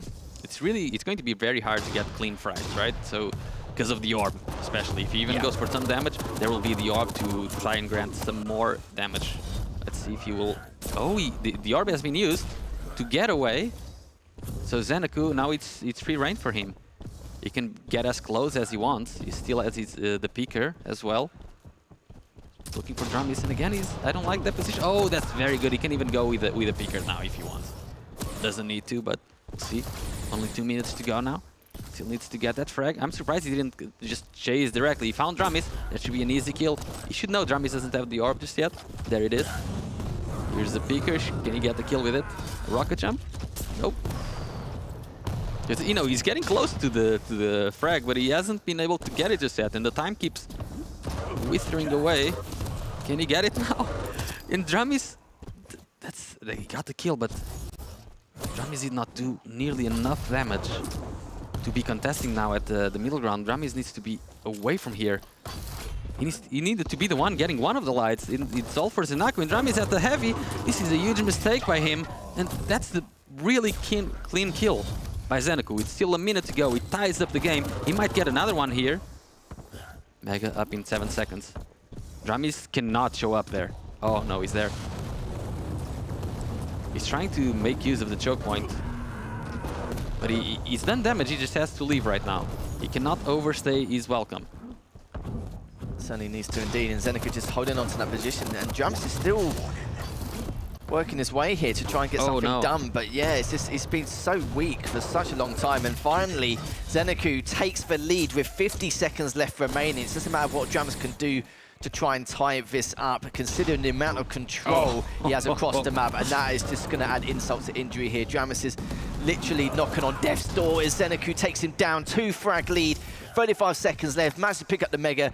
Heavy's coming up in the next 10 sequence. If he picks up this Heavy, this could be a curtain call here for Dramis, and it looks like it has been 3 frag lead now, and this looks like to be Zenecu's first map win. I mean, what we were talking about earlier with the consistency, I think Zenecu was just very consistent throughout all the 10 minutes. And Dramis definitely did have higher peaks. You know, when Zeneku is doing good decisions, but Drum is still able to take the win in some of the earlier fights. But eventually, with good decision after good decision, Zeneku is able to take the win on the first map, 10-5. Yeah, you kind of felt like when Jamis was quite weak, like, you know, fair play to him. He had balls of steel trying to contest the items when he was so weak. But then again, at the same time, when Zeneku had, you know, full control, full set of the items and his huge stack, Jamis was doing a lot of damage on some of the occasions. And I was quite surprised considering what he was doing. But some of the rockets he had time and time again, especially the one right at the very beginning, which he did, 194 damage with those 2 rockets, as Zeneku, you know, rightly so, made the correct play to flank rounds and just try and clean him up on rail because there's nowhere else for him to go. There's literally trapped into a corner. It was quite surprising, but Jamis did put on a good performance nonetheless. It's just a shame that when Zeneku got full map control on the items halfway through the matchup, that was literally it.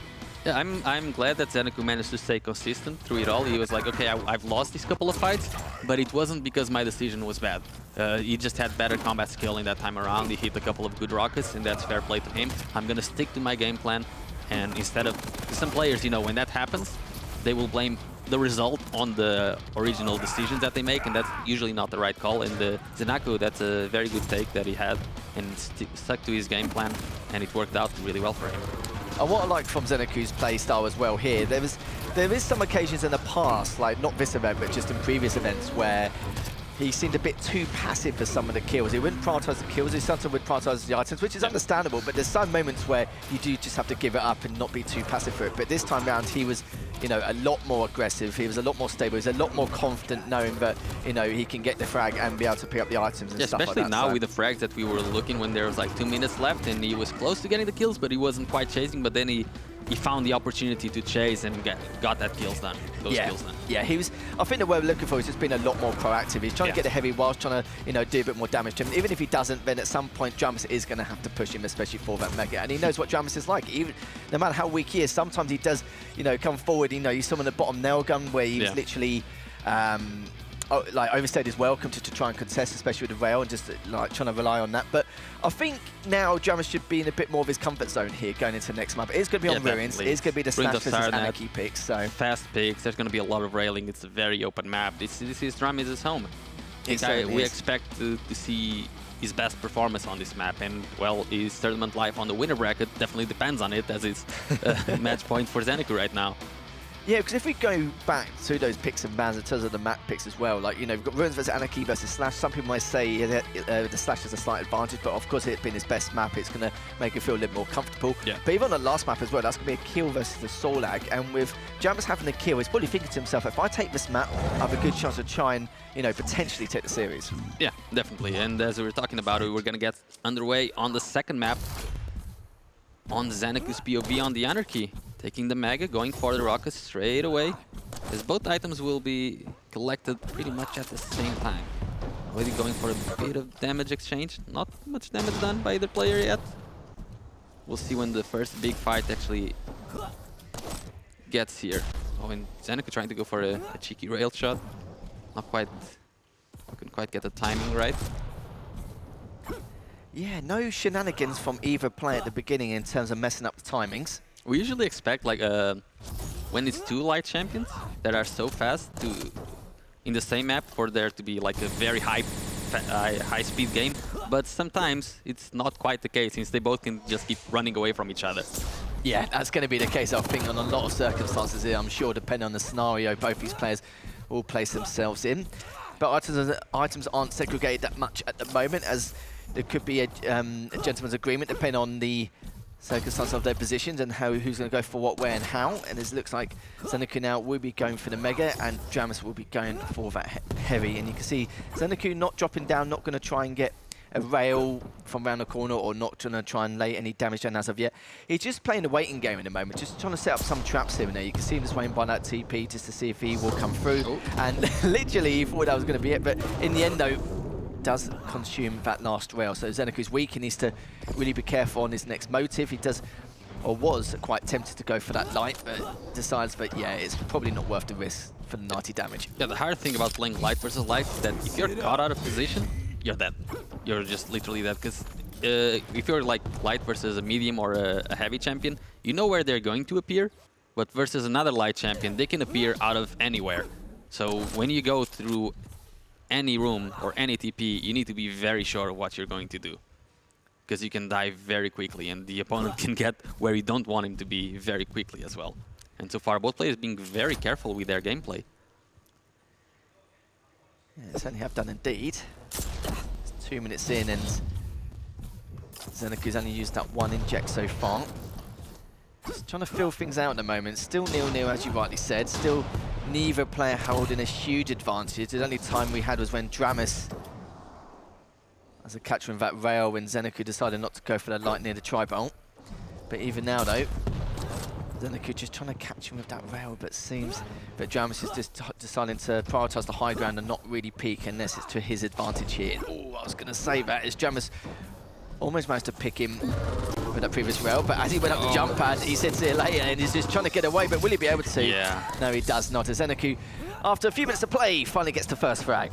That was, I mean, Dramis had both items under control, so you figured he could actually go up the jump pad, but when you're a light champion, it doesn't really matter how much stack you have, you can die very quickly. And he's charging to the heavy now without an LG, I believe. Not the best move by Dramis, and Zenecu is just going to bully him away from the area, so this gives control to Zenecu. Also a bit of momentum as well, as he should be going for the Mega. Does get railed, so Dramis able to get that Mega. I thought Zenecu was going to be a lot faster getting position there. So Dramis should be able to collect a couple of the light armors to then try to make a push onto the heavy eventually. So Zenecu position on the heavy, Dramis trying to get some armor. Wait, Zenecu isn't on the heavy. I think Zenecu messed up the timing. The heavy is up, and Dramis is the one actually collecting the heavy in the end. Okay, he gave Dramis such a big advantage right now. He definitely messed up the timings. He's wondering now, okay, let's get back into it. When was the Mega? Can I get it? And he doesn't know the timing of Mega either. So I think Zenecu just lost concentration there for a little bit, and Dramis got full control based on it, and he's smelling blood. He wants to equalize the game. He wants to capitalize on the huge stack advantage that he now has. Funny enough, with that last Mega, Dramus just assumed that Zenecu did know the timing because he was in position, and funny enough, it popped up as soon as he went round the corner, so it's just absolutely typical. But this could be a chance for Dramus here to try and equalise that scoreline. Had a very, very small window of opportunity there, but sadly couldn't take advantage of it. Does pick up the Mega. Heavy's up in the next 10 seconds. Of course, Dramus is going to put himself in position to try and the very good movement. But I like that as well. He's going to try and be proactive to try and catch him off guard whilst the Heavy was coming up, but sadly it wasn't going to be the case. It's two light champions. If Dramis doesn't try to go for like a direct chase or some out-of-the-box kind of play, he's not going to catch up to Zenecu because he can just keep running infinitely as well. So he needs to do something, you know, weird. And Zenecu's going to feel like he needs at least 2 or 3 frags to his name before he can feel a little bit more comfortable, especially with Slash's mobility and speed here. But again, has to back away, has taken a bit of damage so far. So Zenecu can fight this, but has decided to back away once again. Of course, that's a horrible choke point. You don't know if he's going to rail or rocket, so he didn't really want to, you know, take that risk at all in the slightest, as we're past the halfway mark at the moment. Dramus with a tiny stack lead in comparison. As now Dramus is still buying his time. Here's the audio cues, just waiting for that next Mega. Heavy's up in the next 10 seconds. So this could be another opportunity here to not only pick up the Heavy, but depending on if Zenecu contests it or not, we'll have to see. Seems Dramis can get the Heavy for free. Tries to do some damage, does end up getting granted 60 damage. So let's see if he will actually try to chase now. As you know, Zenecu shouldn't have much armor. I like that he's trying to bait out the lower light armor. And now he's going for Zenecu. Very well played. Can he actually get the kill? Zenecu on Death Star as Dramis collects yet another major item. It's been nothing but major items for Dramis this game. And a light as well. He got both major items and the light. So I would like to see him actually chase directly instead of going down here, but it's fine. He just wants to get an even bigger stack difference. Yeah, battle of attrition, I suppose, in that circumstance. It literally starved him out, so hopefully at some stage be able to close the gap and actually get this first frag. And he's doing a good job. Yeah, sure, fair enough, he hasn't got any frags, but little by little, each time, you know, he's picking up these items, he's getting full control. Now he has the timings, eating up the lights, as you rightly mentioned earlier on. So he damn well knows that it's just a matter of time until he gets his first frag. It's just a matter of being able to pin Zenecu down And you can see that Zenecu's been making the same rotations around the back of heavy stairs each and every time. And don't get me wrong, Jamus knows that, but he's also second-guessing, thinking maybe he's going to rotate somewhere different this time. But it may be able to catch him here. So consider the circus. Nope. Oh, let's consider the circus. Starting to catch him with the rail. He's going to push it on forward anyway, and a few rockets from Zenecu just to try and at least keep him at bay. Like would have been some ridiculous defense rockets there, but will he be able to catch him? Oh, no, he does not. Just barely misses that last rail. That was absolutely crucial here. But the main thing is for Jamus, he has to take any damage himself. He's actually picked him down, and finally, after 7 minutes and 20 seconds, finally gets the first frag, ties the lead, but Zenecu's still in a world of trouble, having to get the weapons in his arsenal. Yeah, the worst thing for Zenecu right now is that he has no idea when items are up, basically, because Ramis has full rotation, complete control, and Zenecu is just basically playing with what he can find eventually, and Ramis going a little bit on the chase now, knowing that Zenecu doesn't even have rockets, so he can't defend choke points very well anymore. So Dramis given full permission to chase as much as he wants, and that he definitely should try and capitalize with a couple of kills.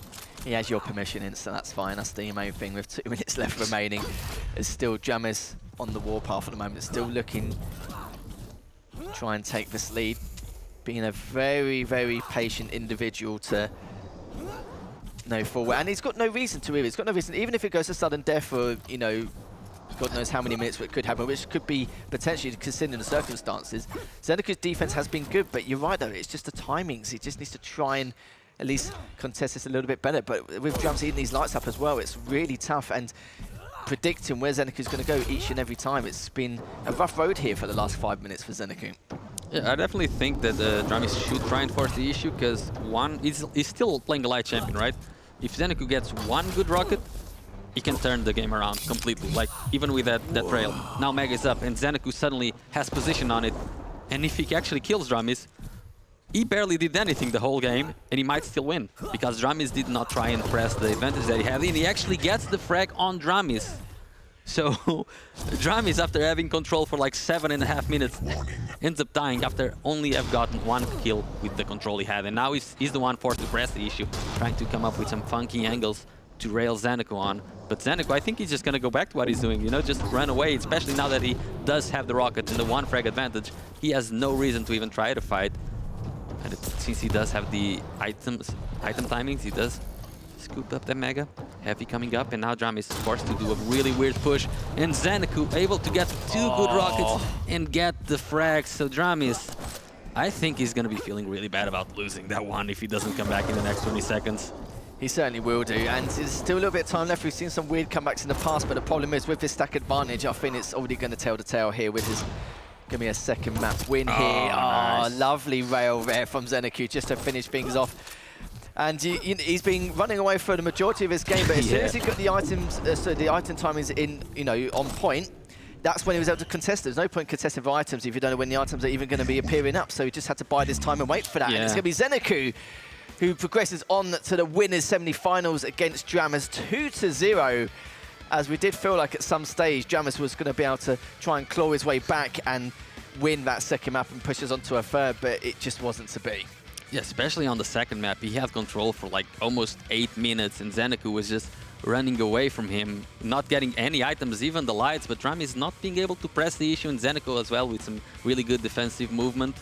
If you don't get the frags, you're gonna get fragged eventually, because Zenecu eventually is able to turn that around, get a one good lucky rocket, one good defensive rocket, and turn the situation around, get the frag, and then it's a world of trouble. When you have control, when you have the means, you need to press the issue. I was going to say the same thing. I was going to say he was in a world of trouble. Like, you know, 9 timings, he had barely any mobility compared to the Slash. He fought fully at some stage, and of course, you know, going around those back heavy stairs to at least catch him on a choke point. If he does get taken down, at least Jamus won't really have the stat to continue with that pressure straight afterwards. But just wasn't.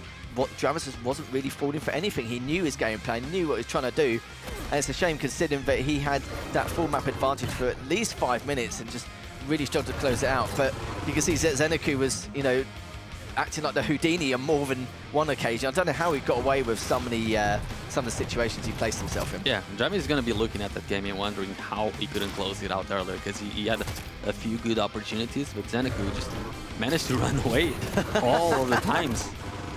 He certainly did. I think the only other time he could have done is when he was at T and then he was trying to contest the Mega when Zenecu was literally standing on it. If he hit one of those rails, then that could have been an absolute game changer. Like, we wouldn't be seeing a 2-0 series. We'd be going on to map 3 right now. Yeah, I was fully expecting this to go to the third map, especially seeing how well Dramis was playing based on the control, but I think we're about to see it now that when Zeneku actually, there we go, catches him off guard with the LG on the T. Dramis just forced to then do a lot of aggressive moves that didn't really go his way, sadly for him. I think even for that third frag for Drams, he probably wishes that he didn't go back down on the jump again, because he only had one frag. He still had 30 seconds to make that recovery rotation, and even if it wasn't the best situation, one frag, 5 seconds are enough. Yeah, it is what it is, but obviously it's less than that really at the end of the day. It's just very unfortunate because Drummers did have a clear advantage. The fact that Zeneku didn't have timings, he struggled to make any kind of recovery rotation due to the fact that he's eating all the lights. He had a mobility as well, he did everything he could, but Zeneku's defense in terms of being able to be as unpredictable as he could be, and the fact that he could not push that heavy stairs jump choke point, it's, it makes perfect sense. Yeah, completely. But we'll be going into an interview very shortly with Zeneku to see how he exactly felt from that last match, but also progressing into the winners' semi-finals. Yeah, hello Zeneku, congratulations on winning the last game against Dramis. The second game was pretty tight. It was 2-0 at the final score. How did you feel with the entire time that you played? Well, I had to be really careful on map 2 because Dramis is that good on the slash, and I just knew that, one mistake for a weapon choice or something like that, he could really capitalize, so I had to play that slow. And then even when you're in control, if he hits, damage like he can do, that's why I was playing so safe. But I hope it wasn't too boring for the viewers because that's what I had to do to win. But ultimately, yeah, Dramis is playing well. Also, map 1 was kind of close, kind of got a bit shaky at the start, but yeah, happy to win. Great. Now you are on round 4 of upper brackets. I don't know. You have your opponent. It's Racy, isn't it? Your teammate. Top 2 in the world. Well, how do you prepare for that match? How do you think that you can beat him? Well, I have to just respect Razy as a player. I mean, he's arguably he is one of the best players in the world, and I think it's a best of 5. I think it's a best of 5, and it's going to give me a lot of opportunities to kind of play with the picks. I'm becoming more and more confident. I think playing versus him and other top players. So I think it's whoever's game really. So. Well, I wish you a lot of luck in that game, and congratulations again on winning this last game, and see you in the next round. Bye-bye. So, back to you guys. Thank you very much indeed, and well done for Zeneku for taking that 2-0, as considering that second map probably didn't reflect it from the circumstance we saw some there, but it was a great series nonetheless. It was a great series, and Dramis sort of played with the lead both of the maps. He started really well on both maps, but couldn't quite close it out in the end. But Zeneku was just playing very solid throughout all of it, as we were talking about earlier, right before the game, that he's, out of the two, he's the more consistent player, and he definitely showed that. But Dramis will be looking at this game for sure and keep improving throughout this tournament. Certainly will indeed. And just going back through the bracket, guys at home, if you've only just joined us, it will be a Razy versus Zeneku, a Maestro matchup here, so will be a team kill in the winners semi-finals, and we've still got a couple more winners bracket matches left to go beforehand. Now we've got Maxter versus RMV, which will be coming up next, and we do have Chain versus CNC, which should be another great matchup to finish things off on the winner's side. Yeah, both the 2 very good games still to go, and on a loser bracket we still have a lot of games left to play, and yeah, the Maestro matchup in the semi-final is going to be a very interesting one. I'm looking forward to that. Yeah, I am. Honestly, they've been obviously practicing together quite a lot for over the past, even during the off-season as well. And even playing the 2v2 together. Yeah, exactly. Yeah, so you're literally playing against your teammate and playing against, obviously in the same org as well. And just looking at loser side as well, we've got Rome versus Slip. I think that could be a close affair in itself, depending on how Rome's going to perform against Slip. Because Slip's, been around for a very long time. We know that he's got a lot of experience in terms of his, he's a veteran in terms of his dueling experience. But I'd like to see how Rome will be able to do now that he's slowly settling into this LAN environment. Yeah. And he already caused an upset. He beat Tony, so I think he can beat Rome as well. I think that's going to be a really close game. And yeah, it definitely should. I think Sleep is one of the most experienced Spanish players here, and I think he has a good chance of taking down Rome. Certainly could indeed. It could be on the Maxter stream, which is also the B stream as well, which is where all the loser bracket matches, or some of the majority of loser bracket matches, were still to come anyway. But anyways, going into our next matchup will be the winner's side, the Argentinian powerhouse of Maxter versus the UK man, which will be, of course, RMV. We're going to see how that pans out later on. So stay tuned, as we'll be back in just a few minutes. My name is Joseph Sentis. I'm a software developer. I play regularly.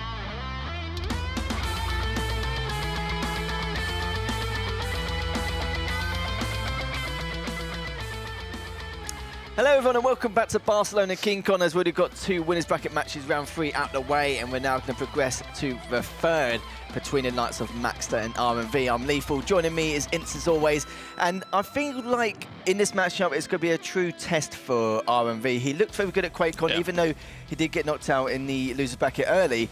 He had some strong promise and some strong showings throughout the course of the 2 matches he played. Yeah, I mean, RMV is a player with a really strong game, really strong combat skill. He's still very inexperienced, but he's pretty much at the place that Maxter was, you know, just a few years ago. And Maxter has been climbing a lot, so maybe it might be some sort of inspiration for him. So I want to see how it's gonna go. Both are like sort of new to like the high-level competitive Quake. Maxter has a lot more experience now, but RMV, I think he can get there as well. We'll see.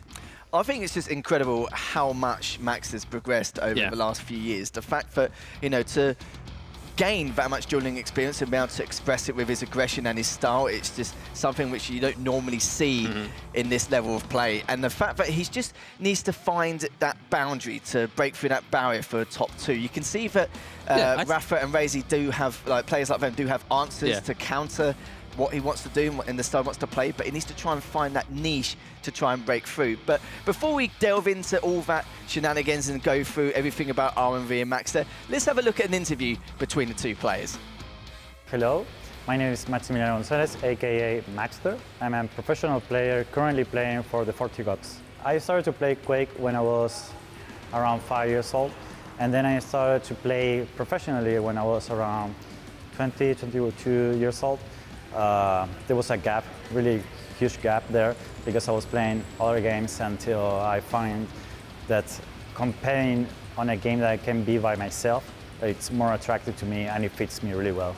I think that this kind of events like KeenCon is doing right now, the fact that it's the 2nd edition and now we have the opportunity to just have pro players, and as well we count now with a LAN server, I think it's just a really huge step in between the 1st and 2nd edition.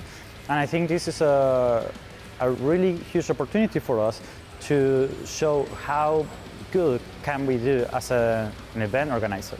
Well, to be honest, as favorite Quake player, probably that one might not be here in the tournament, but that one will be Rafa, but inside the tournament probably will be Chain, because I really like how disciplined he is. If favorite map and champion, I would say that probably Corrupted Kid and Slash are my favorites in terms of maps and champions. Hi, I'm Reese. I'm 20 years old and I play Quake Champions for Click Esports and always trying to improve at playing Quake. I think the first time I played it I was like 3 on my dad's PC. And I was playing it on and off from then because I really enjoyed just like messing about in TDMs, for example. It's a really nice venue. My little white body is not used to the heat, but I'm adjusting. But like I say, it's a really nice venue. Just to do my best is all I can really ask, and to have fun at the end of the day. My favorite Quake player, probably, I don't know, it's hard. There's so many nice players, but I think probably Venga or Dranis. My favorite map is Deep Embrace, and my favorite champion, it used to be Athena, but I think it's growing to be Nyx right now. Well, that's all the talking done, but let's get the players on the stage to start off with. The first player coming out, Maxter. And the second player coming out is opponent RMV.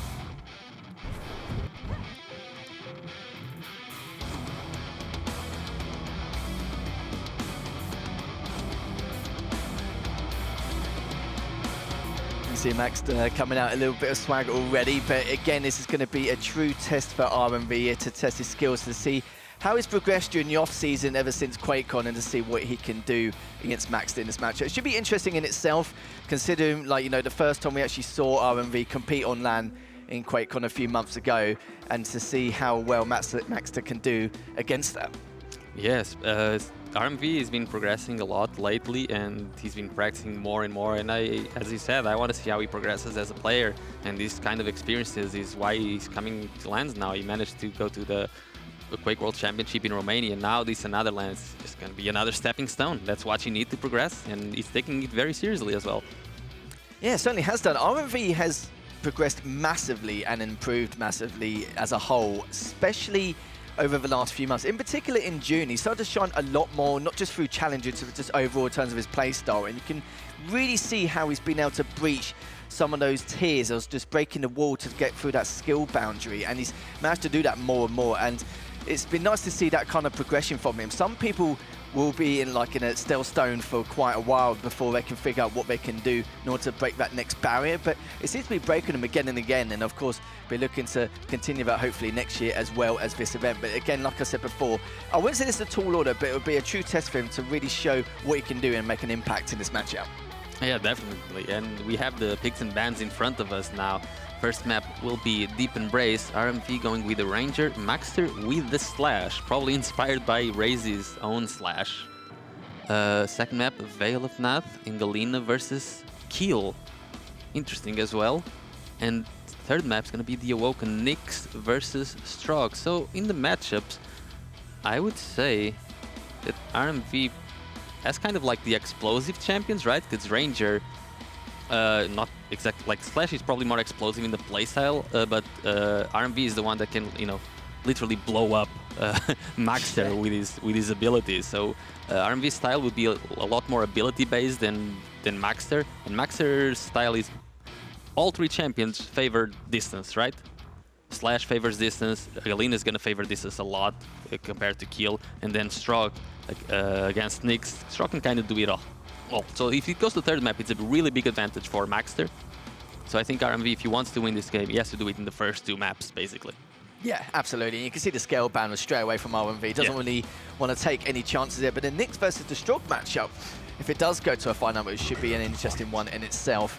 And yeah, you saw the Athena ban straight away, didn't you, on Deep Embrace? We've seen Athena been heavily abused on Deep Embrace time and time again, and doesn't really want to get into that stepping stone. But we're going to start from Max's POV to see what he can do with the Slash. And you said before that you could say Raze introduced the Slash, especially on stream. He played with the Slash quite a few times in ranked and just in scrims, and it's interesting to see Slash now utilise a bit more on Deep Embrace. There's a little bit of a scuffle there already as Max is just standing his ground there waiting for RMV to try and at least deal a little bit of damage from down below. Good first rail there. He's just going to look to back away just to see exactly when he's going to try and approach. But RMV just holding that top mid position, but he is railable. He needs to be careful now as Max to just pushing on up to trying to stop him get from the Mega. Doesn't get there in time, but you can see there's a good ult from RMV to at least scarper away with that Mega. Yeah, RMV managed to get both of the items. He hasn't managed to do any damage onto Maxter yet. There is his first rail, but so far most of the damage has been going in the way of Maxter. And Maxter plays a very solid game usually with position and you know, with damage. He's very conservative in how he takes damage, and he's very good at dealing damage without taking any. I was just about to say Max has got one of the best rails in the business. RMV with just finding an angle there. Managed to get the first frag. The Heavy though is going to go in the way of Maxter. So RMV, he does have the Ranger. He doesn't need to, you know, play that long range rail heavy game. He can just try to get close range, but Maxter trying to bully him away from the bottom light, and RMV is so low HP, and Maxter finds another angle somehow there to tie up the game. And RMV spawns at the Mega. He should be able to get it. Maxter trying to come back and get a kill, but not quite. Will RMV be very aggressive now? Okay, no, he decides to just, okay, I just have the machine gun. I don't want to use the orb just yet. Just gonna get the weapons, get position on top. Now he could actually use the orb, he does, and he gets really close, but Maxter with the correct weapon choice. And already getting damage from spawn as well. So RMV trying to pick him up from the machine gun, but doesn't really get much damage done there. Maxter coming up with the LG. I still can't believe the rails we saw earlier, that drive-by and then the one through the rail, the murder hole was just absolutely ridiculous. As we're just 2 minutes in at the moment. Heavy is coming up any second now, as Max does manage to bag it, but the problem is RMV is on the opposite end of the spectrum in terms of stack. And you can see just trying to stay alive. Max knows just a matter of time before RMV pushes, or at least tries to rotate around, just pretending that he wasn't there, and just see if it can at least pick him off at the tri-bar. It's just a matter of how, and there we have it. That's the third frag to Max's name, and a nice spawn rail on top of that. Yeah, we were discussing earlier how focused Maxter would be in his games, because he's doing a lot in this event. But so far he seems to be very focused, especially on his rail. He's hitting all of the shots that he has to hit. Well, as I say that, he misses one, obviously. Caster's curse, you see, is this I'm sorry, Maxter. So you should be. Is now 29 HP left until Maxter will get cleaned up, but does get the 2 health bubbles. May be able to get the mega here and stay alive. Will he be able to? Yes, he does. It seems like RMV is completely backed away. Heavy is up in the next 10 seconds. Maxter has recovered and is in a prime position here to counter. Sorry, contest for this Heavy. And as I say that though, of course, the rocket in the rail earlier did not help. 22 HP. Oh, that would have been so important if he bagged that last rail. Looking to recover instead and just give up this Heavy. Yeah, the way Maxter, he pins him against the LG platform and actually managed to get another frag as the Mega is coming up. Good thing for RMV is that Maxter doesn't quite have much tech just yet.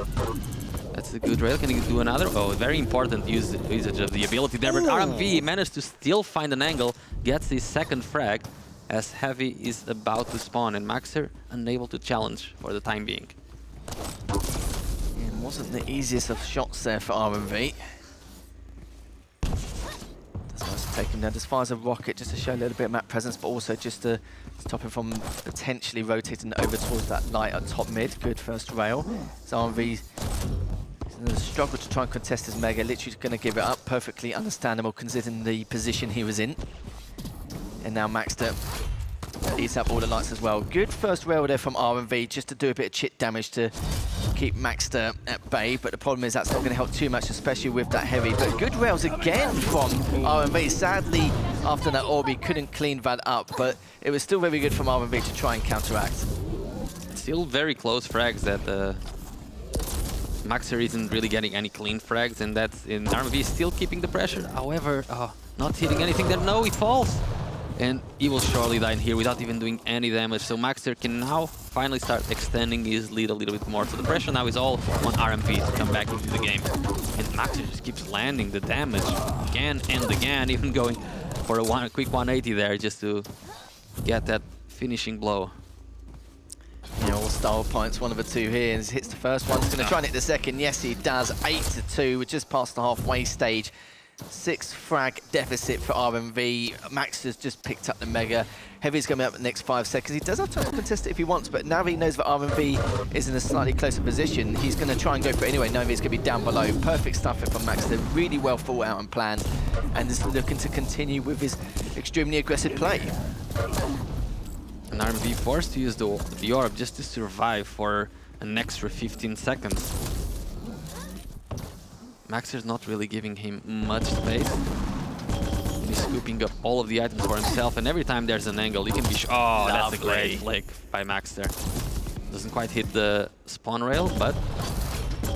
Okay, nice from RMV can actually get this Heavy now, but Maxter just is doing so much damage again and again. Even if he gives you an item, he's gonna make sure you pay for it. Certainly will do, but there's gonna be a little bout here. He doesn't give you items, he sells you items. Yeah, it's you always pay somehow. If you're going to pick up a Heavy or Mega, expect to take like 180 damage at some stage. It kind of feels like with some of the rails he's been hitting, it's been remarkable. And Max has been performing in his first or debut match here at KeenCon. Now just dives on down, trying to hit that rail and still manages to hit it. Max seems to be really on form. Finally, RMV takes him down, but that was ridiculous. Yeah, somehow RMV is the one getting that kill, but those rail angles by Max are just out of this world. I think there is no more doubts about how, focused he actually is, because he's playing his best game. Yeah, he certainly is indeed. Walker jumps up to top mid to see if he can get an angle, which he does not, but finds him anyway. Back away for the time being. Mega's not going up for another 20 seconds. Heavy is up though, and of course Maxter will be able to pick that up. And yeah, RMV's just been struggling just a tad here, but with some of the rails and some of the angles and the drive-bys that Max has been hitting, you know, who can blame him? Like, you know, anyone will struggle at this stage, but he was trying to hide away, but yeah, he fell on him, and that was going to be, sadly for him, another frag for Maxter here. As R&B with the LG, just trying to circle around, pretending with the orb as well. It doesn't really get the cleanup he desired, but now can go for the heavy instead. Like, the plan for RMB should be, you know, close out the distance so he can use that orb to its full advantage in the higher stack, but Maxter is perfectly keeping the game at, you know, long range, and he's hitting all of the shots that he has to prevent RMB from closing the distance. So it's all the merit right now seems to be on Maxter's favor. It's not that RMB is playing bad, Maxter is just playing really, really well. Yeah, he certainly is indeed. RMB's trying to contest this heavy. May have to settle for the Mega though instead though. Max is just being so annoying with the constant damage, like just little bits of damage with the Tri-Bolt here and there, just to show RMB that he knows exactly where he is. Yeah, it's not even feeding information at this point, it's just like you said, just a sprinkle of damage here and there. It's going to add up eventually 10 HP. Maxter, even to get a 25 HP bubble, it's a struggle, because Maxter is everywhere. Makes you think, what's the point at that stage, considering, like, you know, everything he's trying to do to recover from previous engagements. As Maxter left on 73 HP, if he gets the heavy, he should be okay here. Yes, he does. And still only got a minute 10 left remaining. R&B still trying to do what he can, still not trying to settle into this series. Just hitting just constant rails here. Finally gets cleaned up with the Tri-Bolt. Will be spawning on the rail, but of course Maxter doesn't want to risk anything as of yet, just focus on recovering first. But at this stage, 14-3. The score says it all, 15-3 now. Looking for the spawn on the LG, as R&B rightly so just delayed it a tad and also managed to stop himself in case he does hit. But these rails Maxter's hit is absolutely unbelievable. Just another one to the tally, 16-3, 3 HP, and picks up the heavy as well. Yeah, there's not really a lot that RMB can do to prevent what Maxter is doing, unless Maxter actually stops hitting and hits a human amount for once. There's a Ranger type kill finally by RMB, but sadly now it's a little too late to form any type of feasible comeback. But good that he's getting, you know, a couple of motivational kills at the end of this map. Yeah, it's probably a matchup he's not normally used to, especially with the slash on Deep Embrace. Is now Maxter hits the 17 mark. I don't think he's going to get another one until then. He could have done maybe hit that first rail, but all said and done here, it does mean that Maxter does take the first map in this series. We're going to see exactly how things are going to pan out in the next potential two, depending on the circumstances of RMV winning this second map, if he does or not. But so far, so good from Maxter. It looks like even though he has been, you know, very busy working here at KeenCon as well, it seems like he hasn't changed a single bit in terms of his style of play. Yeah, I'm not sure how much practice time he actually got, but he's looking on form.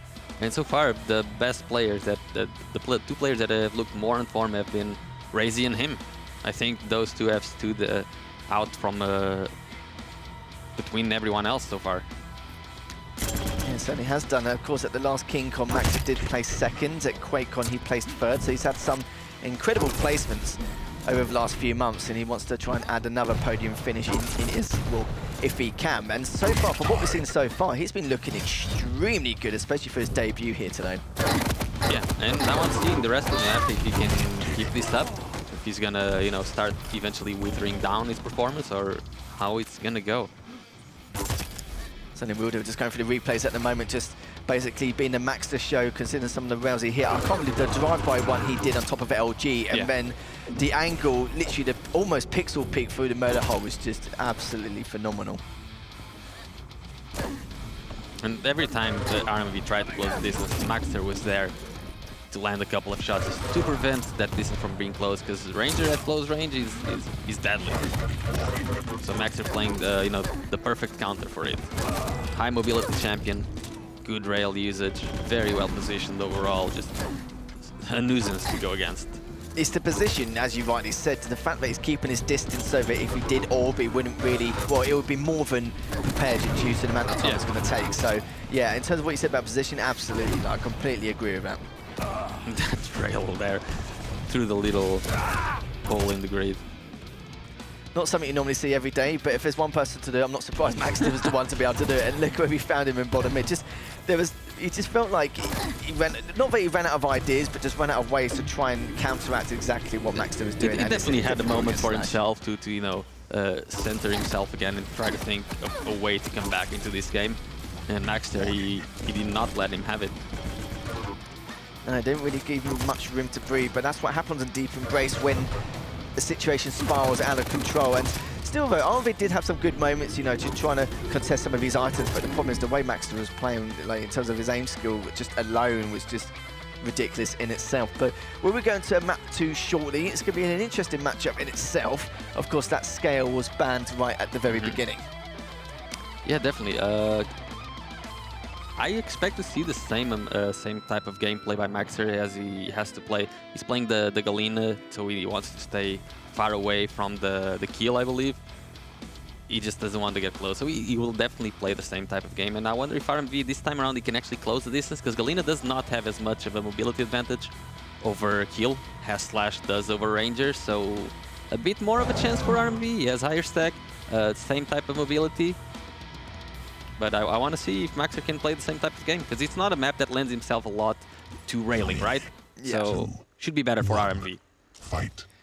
You'd think so, and hopefully he'll be able to take advantage of that, depending on the scenario he places himself in, as we're going to be starting off from Maxter's POV.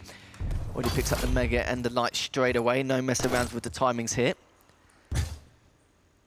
And now, he has an idea of where RMV is, just biding his time at the moment. Only got the rockets in the LG. He will pick up the rail later on, depending on he doesn't have the to situation. He can just stay there and wait for Maxter. And I think RMV would be fine with waiting 10 minutes there. He's cool. Yeah, I'm not sure if Maxter would be. Oh, Maxter getting the LG. So Maxter has all of the main weapons already. Oh, and he hits the rocket with his face. And he already missed out on the heavy, so all the items going in the way of RMV now. Can he capitalize on this? He's right behind him. And Maxter, his awareness, not quite all there yet. And look at the stack difference. It's monumental in comparison. Picks up the heavy again, and he was just hoping to try and contest it, but yeah, just not going to happen at all. There's that kill pick. Hits the first rail of it, does a little bit of chip, but the following Mega is coming up, but he's just going to stand there, of course, day in, day out. Such a good push by RMV. He knew exactly what Maxter wanted to do, just took full advantage of the situation. And now every time Maxter's trying to go for a rail shot, RMV is there, so he seems to have adapted very well from the previous map. And he's definitely putting Maxter under a lot of pressure right now. This time around, I think he's railable, but he's the one actually landing the shot on Maxter. That was a clutch shot by RMV. And now he has a 3 frag buffer. Oh, well, make that 4. Considering what we just saw there, RMV's really feeling it this time around. And Maxter's very good on this map. We've seen him take down Rafa a couple of times on Veil. So he's definitely shown. It's not easy for the Galena now to, you know, have to go up against the kill, because the frags need to be almost all long range. Oh, again, another clutch shot by RMV. He's winning all of these clutch battles. Because, like, the Galena, unless it's a close, long-range fight, she's not going to get a clean frag versus a kill, ever. So even if Maxter does get the kill, it's not likely that he can get another one in quick succession. And the good thing is for RMV, the direct and the rail combo straight after us, and back-to-back rails. Literally 280 damage through that little segment there, as if he managed to get away with that. 6-0 lead here. Just clutching it again and again. It's like 3 clutch shots in a row. RMV, and Maxter knows he needs to start getting kills, and eventually one of his attacks do pan out, and he gets his first kill in the game right before the Mega. I think Maxter will want to play this slightly faster. Certainly will do, and he's literally caught off guard with the rail. That should be a done deal there. Yeah, there we go. That's going to be the second frag for Maxter. But the good thing for RMV is the fact that it just shows that the first map did not phase him at all in the slightest. He just knew that he had to go a little bit more clutch to him, drops down the totem, does a little bit more with the LG. Back to 54 HP. Good for RMV considering the stack difference he is at the moment. And has thrown the totem up, done a little bit more damage with the LG. 40 HP. Tried to dive on in, manages to clean that up before Maxter did that. That's a really good attack, because like the attack wasn't supposed to kill him. to kill Maxter. The Deku says, this allows me to get time, so I can get the heavy and then push for the Meg, and he did that perfectly. So really good train of thought there by RMV. Another close range fight, and RMV actually goes away this time around, which I think it's fine, because if he got the frag and he was low, I think Maxter could have gotten the heavy, so this kind of favors RMV a little bit. Certainly does. There's pineapples for days here. 4 minutes in, I kind of feel like it's been 10 minutes already. It's been that chaotic, especially for these items. Zarvik just trying to do the best he can here, waiting for him to go back through. I was thinking that as well at one stage, considering how aggressive both these players were, especially Maxter potentially coming through. But I mean, Maxter is like 5 HP. Does get one of the light armors, a little bit of health. He wants to go for more rail angles, but RMV is the one hitting them this time around. He's playing out of his mind. I mean, taking down Maxter, even if it's only on one map, would be a really big accomplishment for RMV. And right now, he's in the driver's seat. Maxter trying to come down, but oh my god, another amazing flick shot by RMV. Just trying to counteract everything RMV's doing at the moment, but the problem is Maxter is also very weak after that last bout around Mega. Heavy is up, will be taken by Maxter. 5 frag deficit, but the way things have been going, Maxter definitely has a chance to try and come back in this, but RMV's been looking super strong from the get-go. Maxter's starting to build a little bit more of momentum now, especially with that both major items cleanly picked up. So one of the rare occasions where Galina actually overstacks a kill. Let's see if he's actually going to try and push his advantage right now. RMV waiting, and Maxter catches him off guard, but Maxter not with the right weapon now. A really rare mistake to see from the Argentinian player, and allows RMV to actually steal the heavy. Well, this is like the biggest mistake I've seen from Maxter in like, I don't know, 6 months? Just shows how few mistakes he actually does in his gameplay. Yeah, that's true. Little room for error, especially at this level. Still got just over 4 minutes left. RV just trying to back him down a little bit with the rockets. A bit of a sprinkle with the LG is now RMV just rotating back around. Heavy is up, Meg is up in the next 10 seconds. So he's got to try and make a choice here. Decides to try and do a little bit of damage with the rockets, but it's not going to be a huge amount here as Maxter just dives on in with the super shotty. 4 minutes left, and Maxter slowly but surely closing the gap as things have settled down a bit since the start of the game. Yeah, I think that frag was really important, because now RMV still has good stack, but he does not have all of the weapons, and that's what Maxter is going to be trying to capitalize, trying to be going for those frags when RMV goes for the rocket, or he can actually go for, you know, close range fights now. He does allow RMV to get both the rockets, and I don't think RMV has a LG yet though, so that's still fine. Maxter, time is starting to run out. It's 3 minutes, just over 3 minutes remaining, 4 frags to go versus a heavy champion. That's fine. RMV, oh, it's a pineapple. And the rail right after as the heavy is about to spawn. Not sure if Maxter can actually go for the heavy right now, or is he going to give it away to RMV. There's RMV, and that's an easy pickup. Maxter actually switches weapon. Yeah, I thought Maxter was going to be way out of position to try and contest it, but RMV a little bit delayed going for it, but the main thing is he does manage to bag it in the end anyway. Heavy up in 15. We're going to see how both these players are going to try and contest this with RMV actually directly underneath. Maxter finds him. This could be a full fragger. Consider the amount of rails he's hitting here. Hits 3 for 3, not too bad at all. 2.5 minutes left. Maxter still has time. I was going to say I don't see a way for Maxter back in, but then RMV just basically goes AFK in the lower light and gets railed 3 times, and now Maxter has a chance of coming back in as he gets yet another frag. 2 minutes to go. 2 frags for Maxter to tie up the game, and he has complete control. Has a good amount of stack as well. All of the weapons that he needs. Can he find RMV? He doesn't need to. RMV comes chasing. Why is RMV here right now? He's taking so much damage. 5 seconds for the heavy to be up. And RMV, he comes back up. He wants to fight. And I don't know if that's the correct choice right now for RMV. I think he might be a little frustrated after the last frags not going in his way, but it's all about the clutch shot right now. Both players are very low HP. Meg is about to spawn in 3 seconds. RMV decides to go away, as he knows he still has the lead, even though it's a very, very thin lead. Yeah, I was quite surprised. Maybe he's just trying to abuse his starting stack with the kill, not really too sure, but yeah, maybe he's showing a little bit of frustration, but of course he may be in that kind of chaotic mode where he's just trying to keep things scrappy and try and make sure that if Maxer does take him down, it won't be the cleanest of frags here, but Max is more than prepared for this as RMV does back away, doesn't let him go through the TP, takes a little bit of damage in the meantime as he drops him down. RMV 1 minute to go. He needs to start getting those lights as well. I think he'll be able to collect another one right now. And Maxer smartly withering down his stack. Maxer is fine. Like, Maxer doesn't want the frag right now. He's going to get it though. The plan was to do some damage and go back to this light armor, go back to the heavy. But he ended up getting the stack, and RMV, oh no, he doesn't even get the heavy, and Maxter is now getting all of the kills, and RMV, with 1 minute to go, somehow loses the lead that he had. And now he's watching his world crumble in front of him. How's he gonna win the fight with such bad odds now? Yeah, complete role reversal compared to what we saw at the very beginning, as RMV was currently up 6-0 at one stage. Yeah, I didn't think Maxer was going to be able to turn this around, but I gotta say, there's been a lot of mistakes after RMV was in the lead. He kept trying to fight, he kept trying to, you know, fight Maxter. That was, oh my god, there's so much damage by Maxter. And RMV now is forced to fight and couldn't quite get the result he wanted in those fights. So Maxter is going to be, oh, can he do something? He gets the frag, but I don't think there's enough time. Maxer should surely delay the spawn and be called the victor of this matchup. So Maxer 2-0 versus RMV.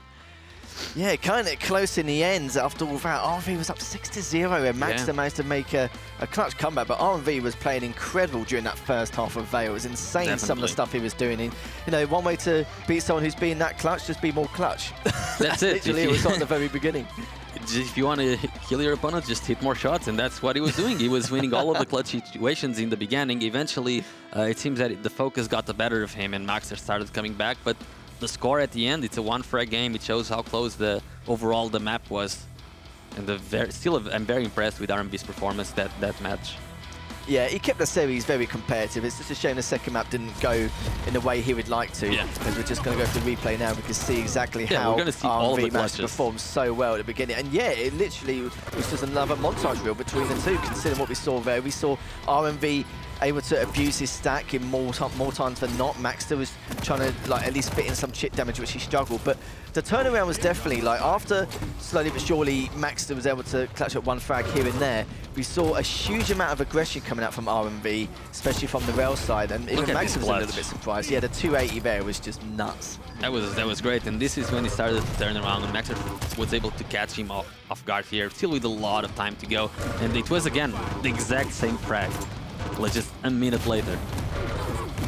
Certainly was. Maybe if RMV changed his style and try not to be too aggressive on some of the respawns he was on, maybe it could have been a different story. Maybe he was just trying to contest the items, or maybe he was trying to do more chip or abuse his silent stat. It could be a number of things there, but it was just a little bit unfortunate. This is where the game really turned around for me. Like RMV gets completely caught off guard in this position, and then he decides to like that there. It just shows like some lack of awareness really, because when you're not sure where your opponent is, just listen out.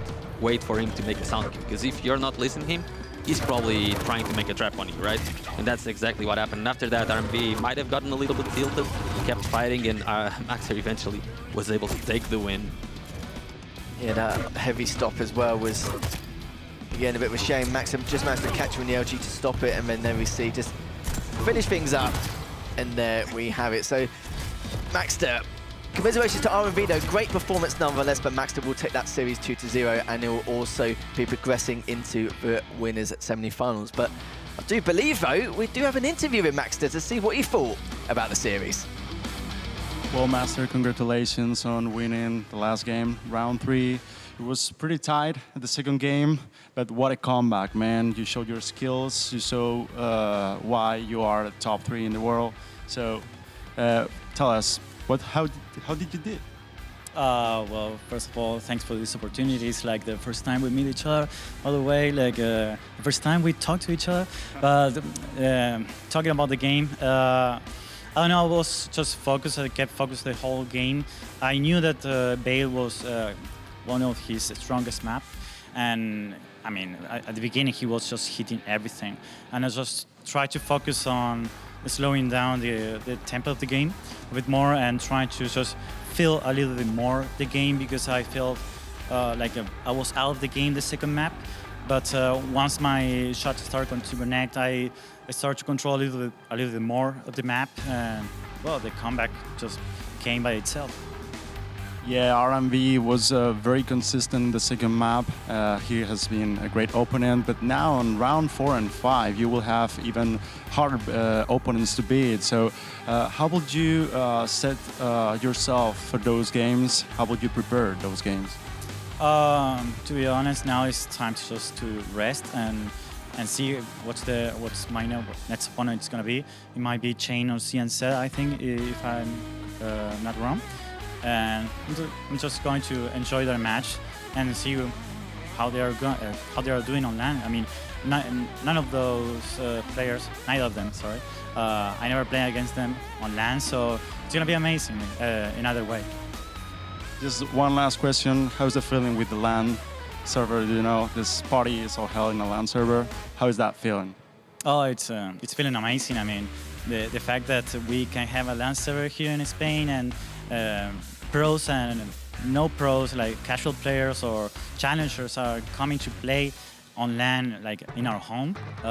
It's truly amazing. Like the way that people is truly excited by having the opportunity to play on LAN, on Quake Champions. Like we feel like we are just breaking that barrier, basically, on not being elitist anymore. Like everyone can play on LAN again. Yeah, great. Thank you so much for your time and your words, and congratulations again for round 3. So that was Maxter. Back to you guys. Thank you very much, guys. And I think there was a key word there, is the fact that he had to make sure that second map to slow down the tempo. He knew that the situation was getting way too out of hand. He had to slow it down. He did, and then managed to get one frag each time. But when it was his turn to have full control, his turn to have positional advantage every single time, he was able to literally let things spiral out of control for him. And RMV was just struggling to try and figure out a way to try and counteract that. But let's have a look at the winners bracket so far. If you guys are just joining us at the moment, you can see that the winners semis, it is going to be a potential, or will be, a Maestro team kill. It will be Razy versus Zenaku in the first set winners semis, and in the second set of the winners semis, Maxter is going to be waiting upon Chain and CNZ. So either player between the two, it should be interesting to see how Maxter does against them. Yeah, definitely. And Maxter did say two very interesting words, two very interesting sentences in the interview. It was slowing down the pace of the game that he needed to do, and then the comeback kind of came to him, which shows also how aggressive RMV was being. Maxter didn't have to go out of his way to find him.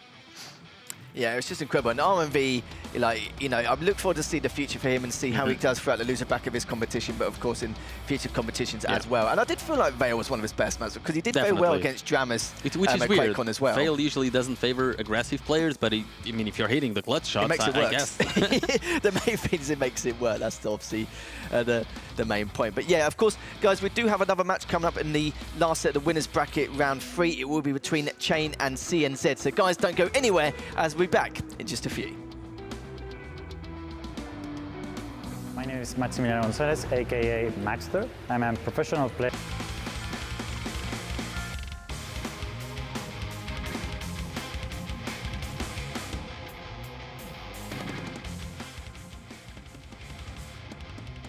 Hello everyone and welcome back to KeenCon Barcelona, where we've already had the 3 winners bracket matches up, and we've still got one more left to go before we head into the elimination bracket stage to see who's going to progress from there as well. I am Lethal. Joining me, of course, as always, is Ince, and this should be not a bad bout here between the likes of Chain and CNZ. Yeah, Chain coming back from a very strong performance in QWC, and CNZ with pretty much the complete opposite result, right? So we'll see how it goes. Yeah, Chain had a credible performance back at QuakeCon. He's going to continue to do that here if he can. But let's have a look at an interview between both Chain and CNZ. Hi, my name is Greg. I play Quake professionally. I enjoy working on different kinds of projects, and of course, yeah, playing Quake. I started playing Quake when I was probably 13 or 14 years old. I started playing Quake 3. Then I got into Quake Champions 2018, so I missed the first big year, and since then I've been playing as much as I can. So it's really impressive what KeenCon has here. Like, I wasn't expecting. It's like a little pocket studio bundle, they have everything they need, and it's very compact and it looks very professional, so I'm very pleased with what I'm seeing.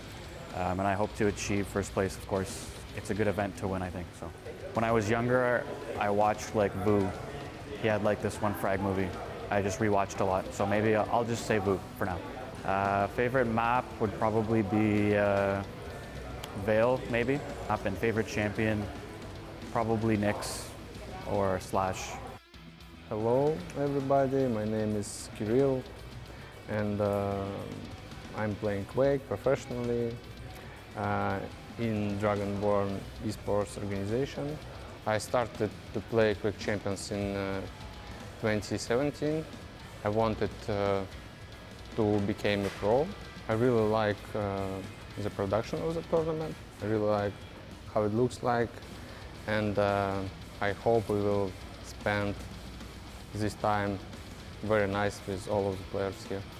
Actually, I don't have a favorite player, but talking about map, must be Deep Embrace, weapon, lighting gun, and champion. I like Nyx, I like Anarchy, all small champions, and also Ranger is very nice because it's has very strong ability. So Chain looking for that first place finish if he can, looking to be one of the favourites in the competition. But let's introduce our players, starting off with the first player coming out of the stage, Chain. And his opponent, CNZ.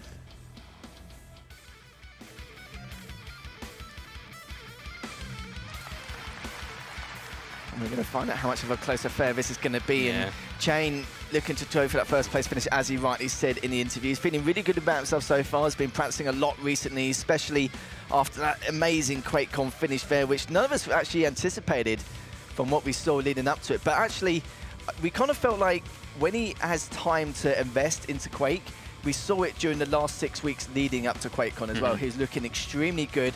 We kind of saw the vibes of back in the early days of 2021 where Chain was keeping up against the likes of Rafa and Dahang and really giving some incredible matches.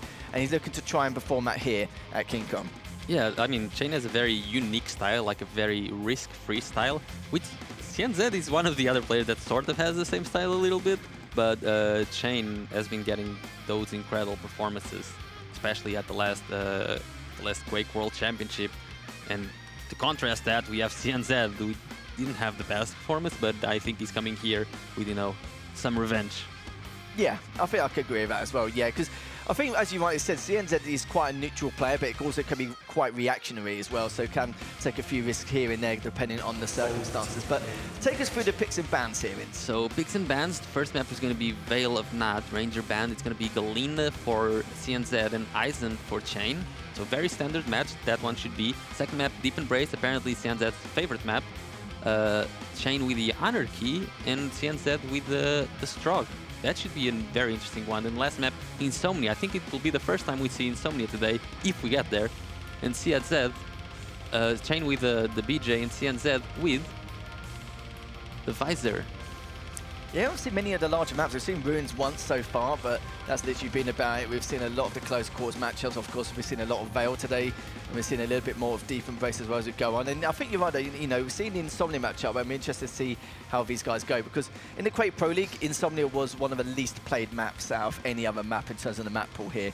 But we've seen it quite often, just seeing some of these players trying to throw each other off. I mean, that's what usually happens, right? It's the newer map in the map pool. Players in Quake tend to be very stubborn about it.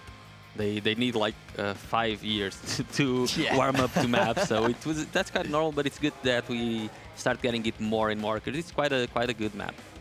No, it certainly is indeed. Of course, you know, meta changes over time, and once it's quite early on and it's not well established, like people establish it to a certain degree, but not to the full altitude which like some of the players would like to in order to feel comfortable, and which is probably why normally that 5 years. Yeah, comfortability is the main key for it. If a player feels like they're sort of okay in the map, but they're not completely comfortable with it, they will not be picking that map. And that's what we're now starting to see as players get more and more comfortable on that map. And before we get underway, predictions here. I know you're probably favouring more Chain considering the performance he's had at the most recent LAN, and obviously CNZ, you know, is a great performer nonetheless. He's had, I'll probably say, not say random results. There's been times where he's made like some great top 6, top 8 results, and sadly it's the opposite end at QuakeCon. But how do you feel like they're both going to do here? I think Chain is... I like the ambition that Chain is showing, at saying that he wants to aim for first place, or saying that it would be really good to aim for the first place. I think if Chain makes it to the finals or even the first place, that would be a really good placement for him, because he's had those, like the top 6, both in this Quake World Championship and the one in 2020, I believe. So if he can break out into the top 4, and even in this event get like first place or second place, that would be huge for him. I think that would catapult him to the next level eventually. Certainly will do. I think it's going to be very difficult as well. After this matchup, whoever wins this will have to play against Maxter in the second winners semi-finals. We already know that both Maestros, Razy and Zenaku, will be playing against on the other half of the winners semis. But getting a little bit too far ahead of ourselves here, let's stick with here and see Chain versus CNZ to see who's actually going to make it into the next round of the winners bracket here, starting off on Vale, and to give us again another indicator on how these guys could perform for the rest of the weekend. So both of them for the debut match, or actually no, CNZ has actually been playing since the first round, so he's actually had a bit of a warm-up leading up to this. Yeah, he was one of the few players, the few pro players coming here that actually get to play the first round, and so he's had a lot of practice, right? Because he also played the 2v2 tournament that Chain didn't. So he should be really used to LAN servers by now. He seems to be, his aim seems on point, his decision-making seems on point, so I'm expecting good things from CNZ. I don't think it's actually a bad thing as well, like starting off so early, like in round 1. Like some people may favour like getting a couple of buys into, you know, the second or third round, but I think starting off on the first round, it gives you a good feeling of like the environment you're in and keep yourself warmed up, ready for it. Exactly, it warms you up to the servers most of all, to how you're feeling, to how you're hitting, what kind of gameplay you can bring depending on how your aim is feeling. So it's great. Yeah, it certainly is indeed. I think I'm just having discussions at the moment before we get the game underway. We're just making sure that everything's kosher, everything's perfectly fine. It looks like they're not going to get underway as of yet. I think they're just doing a restart just to make sure everything goes okay in this Eisen and Galena matchup. And what do you think of this matchup so far? Obviously, you know, we know that Eisen is quite a meta pick anyway. People try and avoid it. I think Galena is also very good, just to trying to keep the eyes on his toes to not stop him, like, you know, or basically to stop him trying to set up around top mid, especially around Mega with the turret. It can be a little bit of a thorn on the backside for some of their opponents, whoever's playing against the Eisen. But what's your feeling on this champion matchup? I think it's the most balanced the matchup can be, really, because both of their abilities are sort of used the same way, right? I mean, Galena has sort of an edge because the totems do damage and can heal, and whereas Eisen turret can only do damage. So maybe I'll favor Galena just literally based on that, because the rest of the champion kit is pretty much the same. And it forces the Eisen as well not to continue to have that height advantage, have to drop down to the rail rim to clean up some of the totems to, you know, avoid that overstats, have to literally scarp around the map to make sure that everything's in check. And it can be very, very difficult, you know, for the Eisen player. But I think you're right, though. It's not, you know, the most incredible counter, but I think you're right, though. It is probably one of the most balanced matchups to have for both of them. And the good thing is that Galena has the advantage that she can be very useful if, like, the Galena player is out of control, because if she goes to the lower light part of the map, she can also just start the totem plantation there and, you know, eventually build up those 3 totems. And here we go, it's going to be the 4th and last series of the winners bracket match today. Whoever wins this will face Maxter in the winners semi-final, starting off from Chain's perspective. Is exactly what he's going to be up to, and literally dive straight on in there with the rockets, and that's going to be the first frag coming in for Chain. Yeah, usually when you spawn at the heavy, you just go straight for the rail. For that not happen, but he's like, oh, CNZ just immediately left. Maybe I have time to get the rocket before the rail, but I don't think he expected the turret to be there, and Timmy helps out a lot in the first frag. Yeah, probably expects him to get the rockets, then go straight up to Mega, plant the turret there in case he just witness the presence of CNZ from there, but looking very good already. Chain is still trying to finish him off to the tri-bolt. He's so weak at this point, just barely misses it. But CNZ comes out with the rail. I was not expecting him to get that frag so early on, especially how the start has been going. So that's a happy turn of events for CNZ. Yeah, I'll definitely agree with that as well. And he's already got this overstack, and you can see he prioritized the hourglasses over the health bubbles and the light armor as he was dropping down. So that was a perfect way to rotate and recover and and you're right, it is good damage. Only problem is CNZ down 37 HP. Luca just try and stay alive if he can. Maybe hit that rail to give himself some breathing room, but at 3 HP, one more Tribot could do it, but luckily he scarfers away, but for how long? We'll see. I think with the totems coming up, he might be able to heal, but Chain trying to put the pressure on, trying to not allow him to heal, but CNZ, oh wow, he's not only able to heal, he might actually get the kill. Because now both items are coming up and Chain is nowhere near because he does not have the stack. And CNZ actually able to get the heavy get out. He might be able to get the Mega, maybe a rocket jump up. Doesn't have to rush anything, especially because he doesn't have the rockets anymore. Rocket jump either. So, and again, another fortunate turn of events for CNZ because Chain kind of did a little bit of a positional mistake there. And he might pay with his life as he does, CNZ 2-1. All because he got that overstack at the start and just making sure to eat up all these hourglasses, which he's of course going to continue to do. Great strategy from CNZ there, just keep himself alive. If it was any other champion, we know that it would be knocking on death's door. The CNZ does back away with nice little bit of rail damage, waiting for him to see if he rotates to around rockets or goes for the TP. Doesn't get the eyes for it, but will know that he probably has gone for the TP. Just healing up still. Heavy's coming up in the next 10 seconds. CNZ very early for it, which does mean that he can prep and decide how he wants to go about it. Does have height advantage to give him a little bit more breathing room in order to potentially drop down for it, but Chain was looking to do so. 79 from that last rocket, a further 21 and the 25 afterwards. He should be able to take him down here and pick up the heavy. This is fantastic stuff from CNZ. Did take a lot of damage, a lot of slack there towards the end to help out Chain in terms of like the potential lack of pressure there afterwards. CNZ just positioned himself, kept changing his position perfectly during that fight, just doing good rocket damage, solid, not taking any damage, just kept constantly moving. And Chain, he was expecting to have a chance of getting that heavy eventually, but the chance never came. No, it certainly didn't. As heavy is up, CNZ waiting to see if Chain was going to approach, but it has also delayed it, so we can see how much that's going to put Chain off here. Good first rocket.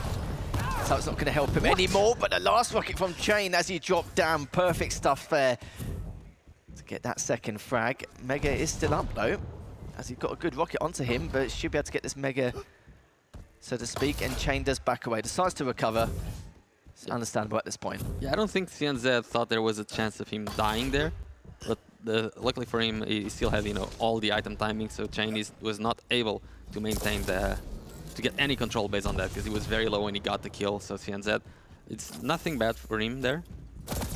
Might actually do so much damage here with the lightning gun.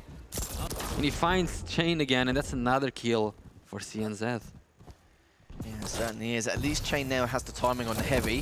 This is that first well, it's going to cost him dearly. That's going to increase CNZ's lead to 5. He's also going to get the Mega, and he's also going to put the timing off for Chain. So continuing to do some great work, and he's got the overstack on top of it. And now Chain is just if Chain goes through the TP, he's going to take a lot of damage.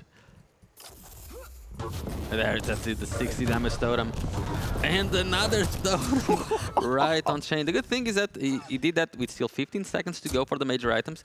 So if he can come back, he can still do some damage. Oh, and there he is. He comes straight back in right before the major item spawn, so he should be able to get the Mega.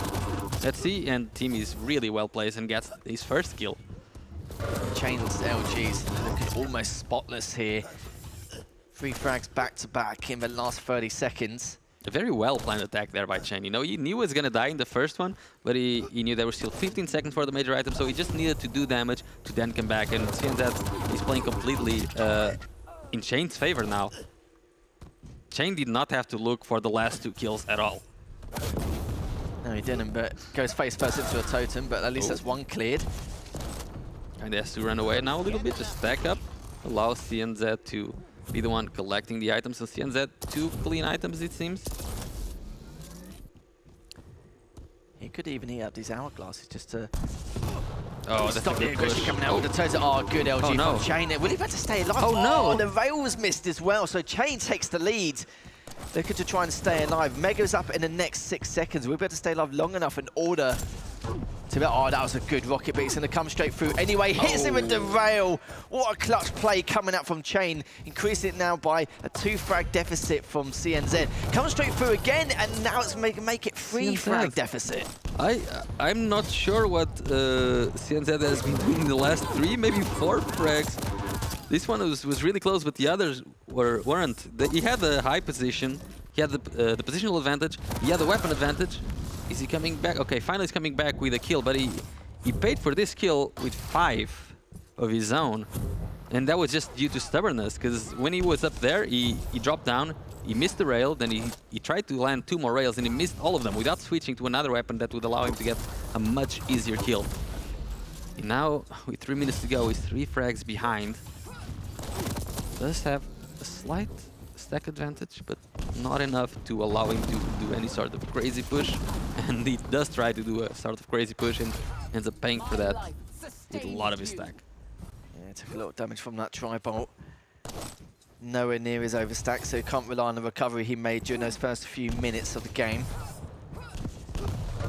Does fine, Chain does a little bit of damage, just tries to rocket jump up, some good rockets here, but oh, great rail there to keep himself in this matchup. 2 minutes 45 left remaining, picks up the heavy as well. It was quite a clean frag, so he can continue piling on the pressure or try and at least contest some of his weapons. He knows he's gone back for the rail. He's going to jump back already again, just hovering around that heavy. Heavy's going to be up in the next 15 seconds, but of course, CNZ is going to be prioritising the Mega first. Does have the totem in his back pocket, it's going to plant it all the way at the top. So it looks like he is close to his overstack once again, and we'll have to see how Chain is going to have to go out of this, or maybe go face first into those 2 totems again at the top. We'll see, but CNZ can definitely try to bully him to go through the TP eventually, because that would be a lot of good damage for him. Does not hit the shot, and he knows he wants to be on position for the Mega now. Chain just letting him know he's there. Still on the ball of things. Oh, he does remove both totems as he goes up the jump pad and goes away immediately after. And CNZ starting to take a little bit too much damage. The splash damage here and there. Does finally land rail of his own, and again Chain pins CNZ once again in this matchup due to yet another careless drop down from CNZ. That could have been the saving grace for Chain to secure this lead and secure that first map victory here in this best of 3. Chain now just biding his time. As CNZ does pick up the Mega. Does a nice amount of damage with that last rocket. Face plants into a totem again, but what can you do at that point? But minute 5 left remaining. We've seen him make some clutch comebacks a few minutes ago. We have to see if he can try and do that again.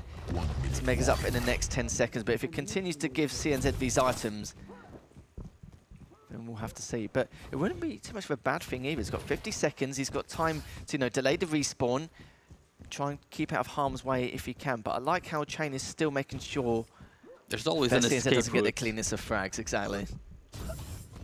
Even if CNZ comes running, Chain always has an escape route. That's really what he's trying to do here. Just listening out for sound cues, have something to fall back. Especially putting Timmy there, that makes it the job a little bit harder.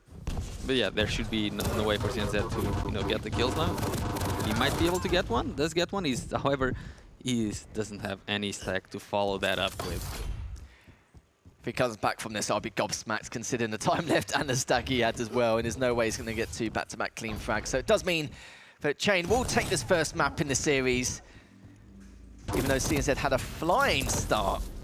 Yeah, really good which start. is a bit unfortunate. You lose. I gotta say, I mean, it was still a really close game, but CNZ, he had a lot of little weird moments where, like the drop down on the lower light, like from the quad to the rail area, that was not a good drop down.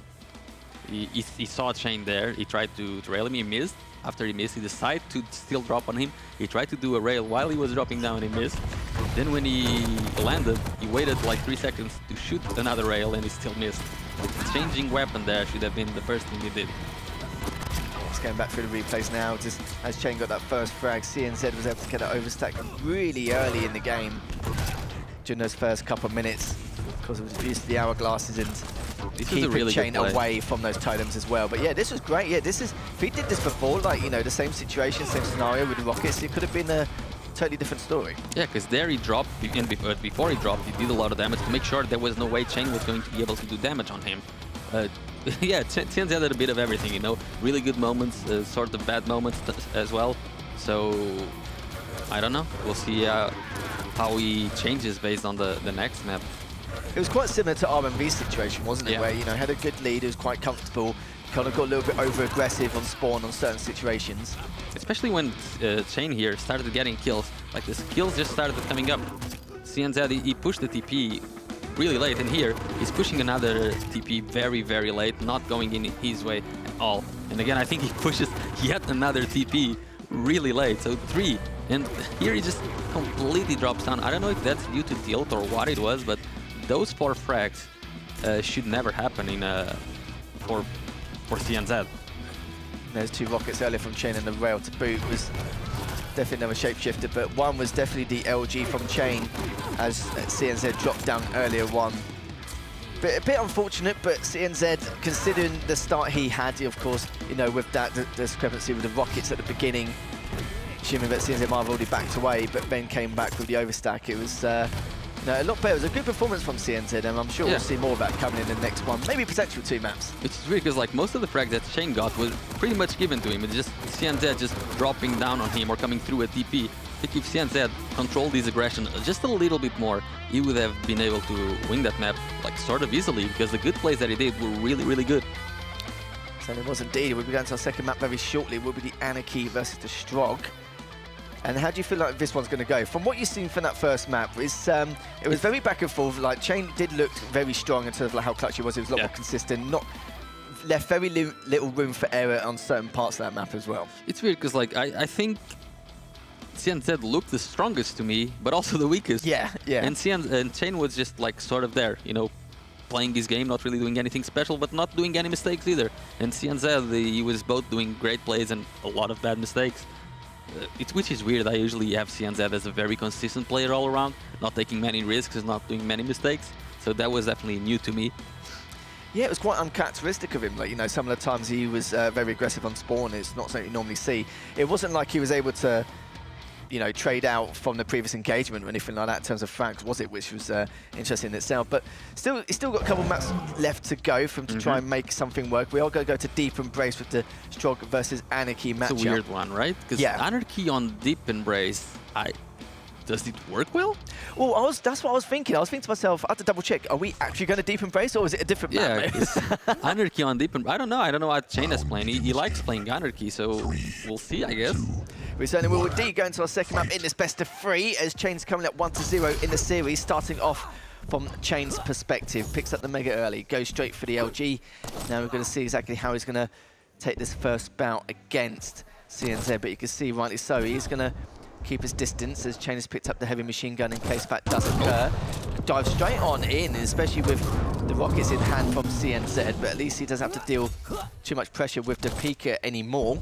It's Chain now just taking it slow and steady, just slowing down the tempo a little bit, just to get an idea exactly how he wants to go about challenging CNZ.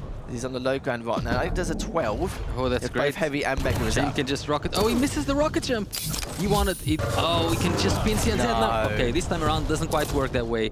I was going to be heartbroken if CNZ got pinned to the ceiling once again. Yeah, but still, they did take a fair amount of damage, couldn't they? So it'll give Chain, well, I was going to say give him a bit of room to trade, but in the end, it's going to be CNZ with those rails coming in, flying in with the LG. Good stuff from him, adding another frag to the tally. Misses that spawn rail. So now he's still trying to do his best to keep hold of his top mid control. Yeah, and Strog is a champion who can snowball quite a lot in this map. One of the best champions for the map, and CNZ already has 2 frags. Should be able to get a very clean heavy, as in more than enough time to go back to the mega. He's looking good in this map. Chain will need to be using that rail a lot, especially as Anarchy, because Anarchy is very squishy. Well, this is the issue, isn't it? Especially with the starting stack. It doesn't matter if you've got 4 or 5 frag lead against Chain. Chain can easily come back with some of the spawn rails later on. But he's doing the damage somehow. And CNZ sort of unable to contest, and Chain, both players are railable, but Chain is the one in the better position to take the heavy. So CNZ left to pick up whatever is left on the other side of the map, which really isn't much. Yeah, just picking up scraps here and there, isn't he? Just to try and recover from that previous bout. And that damage exchange gave Chain all of the item control that he could need. It would be nice for him to actually, you know, extend a little bit and try to pressure the light armors as well. He didn't pressure the lower light, but he did pressure the top light, which with resound he has that stack even more. And then he picks up the clean heavy, should be able to get an easy kill soon. How much damage can CNZ do before he dies? Yeah, we should have done a while ago. 89 HP. CNZ looking to try somehow surviving. Dance. Still, yeah, it's managed to get the next light anyway. Got the previous one, so you knew the timing of it anyway. The back away again, almost at the 3-minute stage. Feels like there's been a lot more considering how chaotic the matchup was during those first couple of minutes. But I think they've decided to start to settle now, start to slow things down again. As I say that though, Chain just bouncing on in, but Suicide comes out from CNZ. Now this is where Chain is going to try and at least try and equalise this matchup so far. Takes a bit of damage from the Pika, but the problem is though he still had that inject in his back pocket. CNZ literally so weak. There we go, managed to equalise the scoreline. Picks up the light as well. Mega is up, Heavy's up in the next few seconds. So either way, there's giving an agreement to get each other's items. Yeah, and I want to see Chain, you know, start to come into his own a little bit more. Because this time around, CNZ they seem to be playing a little bit more solid than in Veil. And it's up to Chain to really bring the heat. Like I said, Anarchy's very squishy.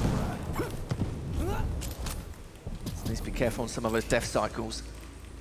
As long as he's the one, you know, controlling the high ground, knowing exactly where CNZ is going to appear, he should be okay. CNZ trying to go for a little bit bigger damage, but completely goes in Chain's favor. Good rail, and CNZ still gets the pickup, but he's taking so much damage.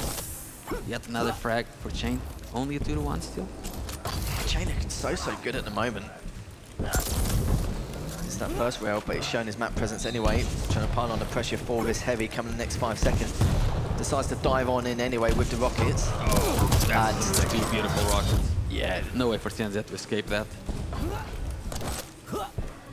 No way in hell he's getting away from that situation. 4.5 minutes in, nearly at the halfway stage here, but you can see already CNZ diving in with the LG. Will he better get him? No, he does not. Good defensive rockets coming up from Chain. Oh. Hits the spawn rail whilst picking up the Mega. Heavy's up in 12. Now the items are segregated, but Chain can now continue to find that pressure. But as I say that though, he's taking a lot of damage in himself as CNZ does clean that up. May have time to get the Heavy here as well. It could be a blessing now for CNZ if he can actually get the Heavy, but Chain just comes running and steals it and gets the kill on top of it. That's, yeah. Unbelievable. Quite unlucky, I would say, there for CNZ, but Chain, yet another kill, so I wonder if, oh no, he goes up a jump at CNZ. He's likely going, yep, there's another kill, and Chain again with the spawn. Why is CNZ jumping at the start? I don't know. This is the thing, he's hitting these back-to-back rails. He knows that Chain's holding these angles on spawn. Both items are up. Chain completely finds him, and that should be yet another clean, heavy pickup. Mega up soon. Chain taking very good. He's very good at managing the F on the weapon so far. And he's getting all of the items as well. Just laying that Mega as much as he can so that CNZ has no timing on it. An 8-2. That's the thing, even with a 4, 5 or 6 frag lead, he knows that he needs to have a nice stable lead in case CNZ will continue to catch him on spawn afterwards, but it looks like he's just making the matters worse for CNZ, not even thinking about the future at this point. An 8 frag lead, 4 minutes left. It seems to be what happened at Veil as well. CNZ gives up a couple of frags and he just starts wanting to fight a lot. There's no reason for CNZ to be pushing it here. He has a much lower stack. It's going to be a very easy kill for Chain.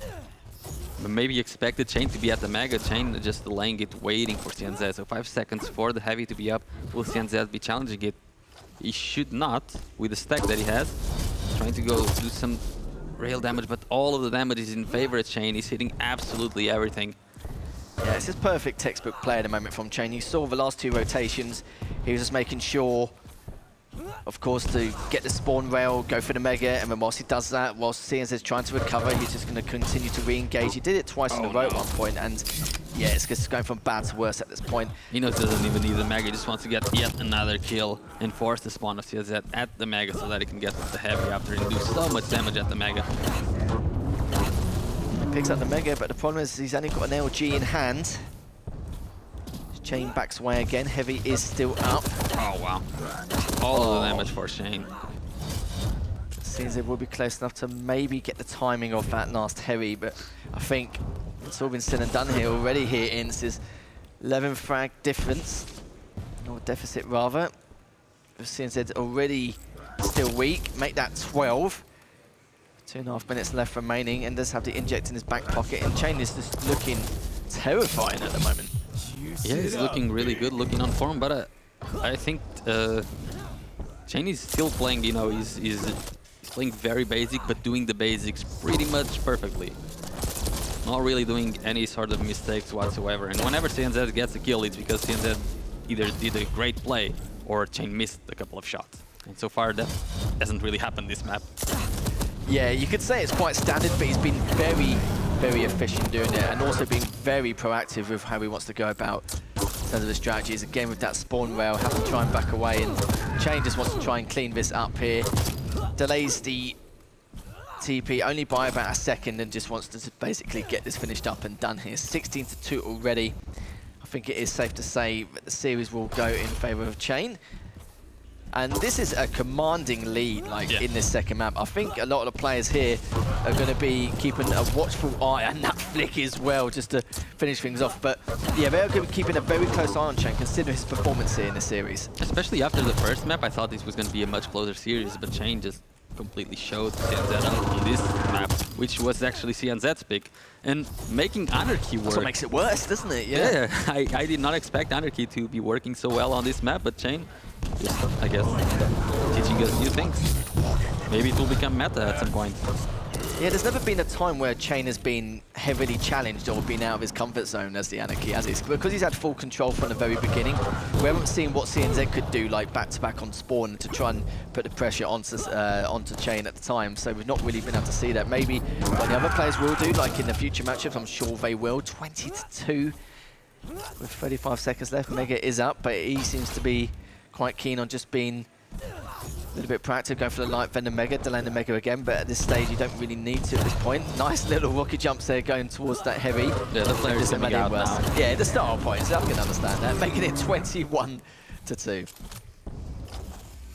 Yeah, and I guess we'll see what CNZ has in store for us when he goes to the lower bracket, but I would be expecting a much stronger performance by CNZ. Because I thought he was going to try and go for the, his redemption arc after his performance at Quake World Championship, but maybe he's saving that for later. So it will be indeed. GG's all round. It'll be Chain who'll be winning the series 2-0. A very close affair in the first game, but the second one was just pretty much very one-sided in favour of Chain, but performing extremely well from what we've seen so far. Yeah. I was interested to see how he's going to perform, back again in LAN environment, but very promising. And you can see he's keen to play, and the good thing about that interview earlier is the fact he just wants first, and that just shows not just a very confident individual, but just confident, in his style of play, and just really wants to try and back that first win. Yeah, I mean, Chain has, as I said earlier, he has a pretty unique style. He's one of the few players that actually tries to play without making any sort of mistakes. Sometimes if that means standing in still for 10 minutes, he can do it, as long as he doesn't risk making a mistake. And now that he's starting to play, more aggressive, and especially with champions like Anarchy that really bring out that aggression, still without committing any mistakes, that's very impressive. And I'm looking forward to seeing what he can keep doing in the tournament. Yeah, I think that first place might actually not be that out of reach. No, I don't think so at all, considering how he's performed the last couple of lads. It's a shame for CNZ. It looked like he had a lot of potential in that first map. Yeah. Second one is pretty much a Chain frag move at this stage, wasn't it? Yeah, pretty much.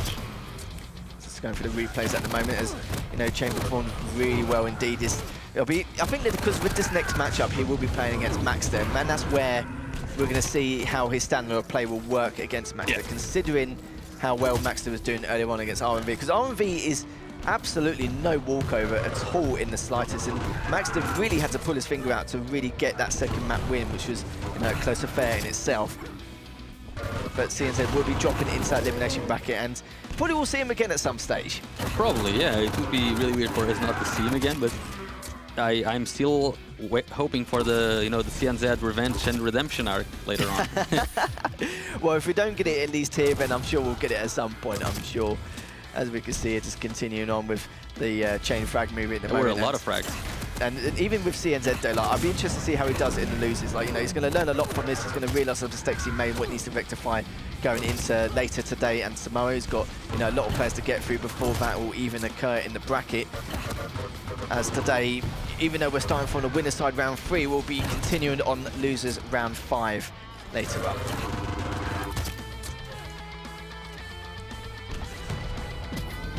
Yeah, and it seems that there was a lot of, like, the highlight reel has been showing for like almost 2 minutes, and it keeps going. It's 22-3, the final score. There was just no letting up at all, no letting up in the slightest. Indeed. But it was just incredible play nonetheless. But speaking of incredible people, incredible plays, we do have Chain on board for an interview to see how he felt about that match.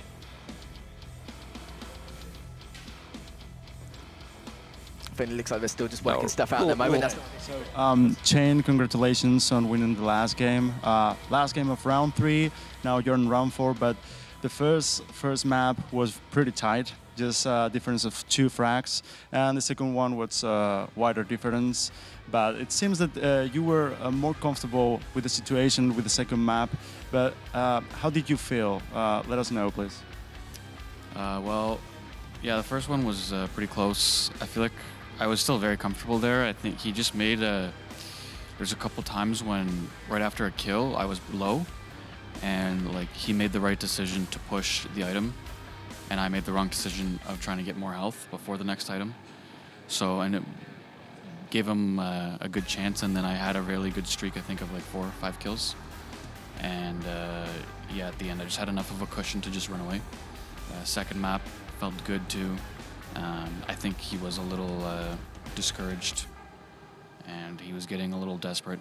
But to be fair, CNZ's been away from the game for quite a bit, so I'm just happy he's here. I mean, we've had a good time outside of the game, and we'll probably have another one after. So. Yeah, great. Now next round is round 4 against Maxter. We've seen what he's capable of, top 3 in the world, and now coming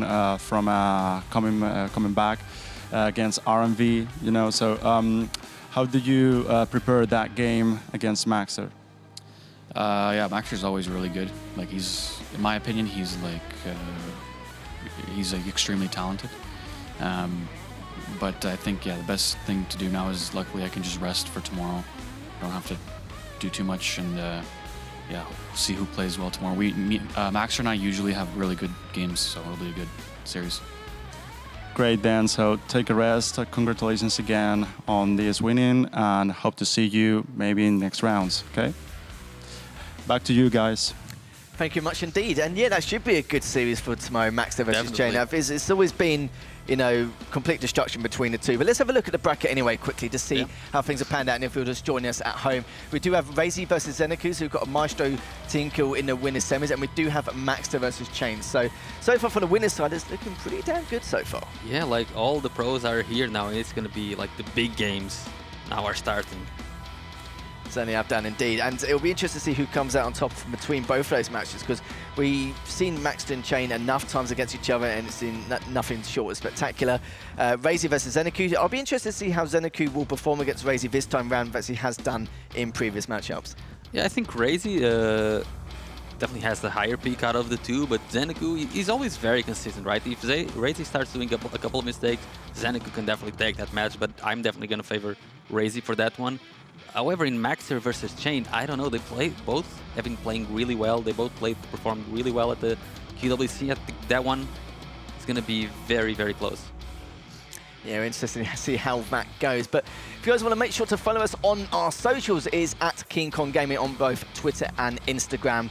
And not only that, KeenCon TV on both Twitch and YouTube. And make sure you use the hashtag for Barcelona KeenCon 2022 and the hashtag #BeTheBeast as well. So we're going to take a bit of a lengthy break this time around. It will be 30 minutes before we get the next set of matches underway. Of course, we'll be focusing on more the losers bracket side coming back. So we'll see you very soon.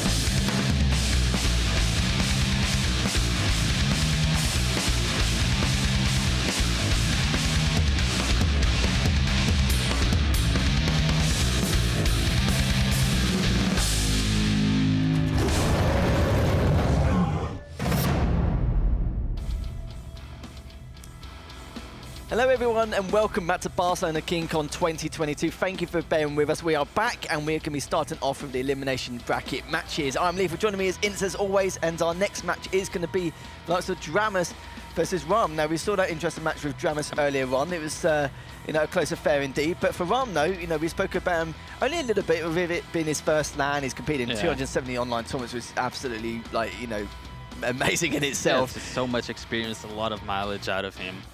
And he's here to eventually compete again. Yeah, he is. He's going to be back on the main stage once more. We did see him earlier, but we're going to see him once again. And we're going to find out on the winners bracket, just to give you guys an update to see exactly what has been occurring throughout the entirety of the day. We did have the first 4 winners bracket round 3 matches earlier on, and we will have the winners semis later on. Sorry, not later on today, but they will be on tomorrow to see who proceeds into the winners finals. And the bracket's been interesting in itself. So we can see from the winners semis, we will have Razy versus Zeneku, and we will have Maxter versus Chain. That will be tomorrow. But some interesting results there. I think a lot of those series, even though there were 2-0s, the scores don't reflect what we saw. Yeah, we've seen a few close games. Chain versus CNZ, that's like the last game we've seen, which was really, really interesting one. Because the first map was really close, the second one not so much, and then there was Maxter versus RMV, which had a really close map as well, which was also Veil of Nut, right? Which was the same map that was close between Chain and CNZ as well. And Zanakodram is yet another close game. Razy versus Rom was the only one that wasn't so close out of all of them. But yeah, tomorrow we're going to have very interesting semi-finals. Yeah, we're digging deeper and deeper now into the bracket. Of course, Razy, Zeneku, Max and Chain, they've guaranteed top 6 so far, and they're going to continue on, of course. But let's have a look at the other side of the bracket. Let's go to the elimination bracket to see exactly how things have been panning out there, because especially with the 2 loser bracket matches, this is what we're going to be focusing on for the remainder of the evening.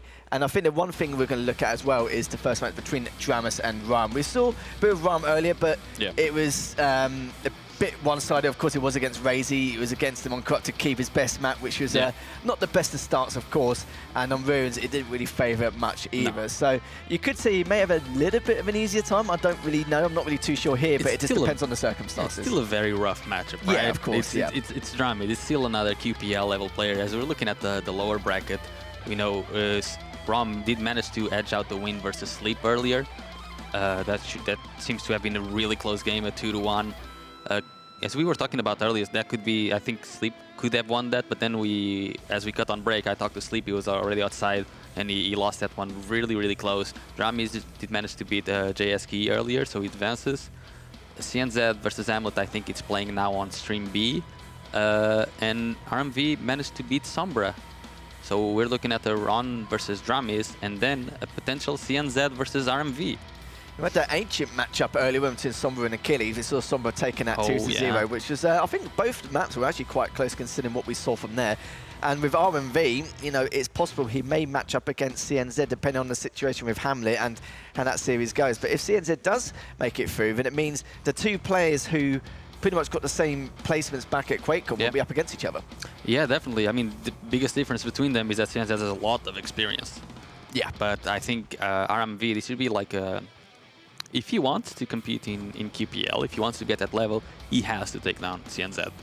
Yeah. Because he's shaping up, if he tries to shaping up to be the player that he wants to be, he has to win that game, right? Yeah. If he doesn't, I think it might be quite demotivational for him, because CNZ is definitely at like it's the worst shape that he's been on, right? And the worst kind of motivation. He's playing a little weird, and RMV keeps progressing. So I think RMV better win that game for himself.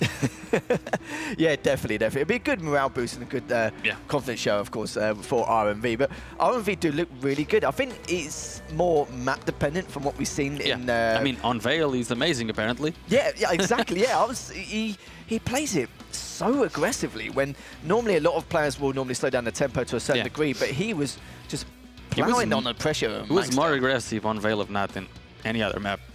That's his comfort zone, though. That just proves it doesn't make any sense, right? No, it doesn't. But I suppose at the same time, if you're very comfortable on a particular map, you may show signs a bit more of aggression, a bit more pressure, a bit more variety of strategies who he wants to bring to the table against Maxter. And Maxter, you know, he said it himself, he had to do his best to try and slow down the tempo. It took a few deaths for him, but he managed to do it in the end. And you saw from there, for RMV, he just got a little bit too over-aggressive, but I'm sure he's learned from his mistakes anyway. And he also played really well against Dramus back at QuakeCon as well in the on Veil. So, yeah, definitely one of his go-to maps, and I'm sure if they're hearing this, they'll probably thinking about banning it from the get-go. Yeah, definitely. I mean, it's his best map. You just have to ban him, unless it's one of your best maps then well, and then there comes the mind games, you know, do you want to ban your opponent's best map, or do you want to still play your best map even though it's your opponent's best map?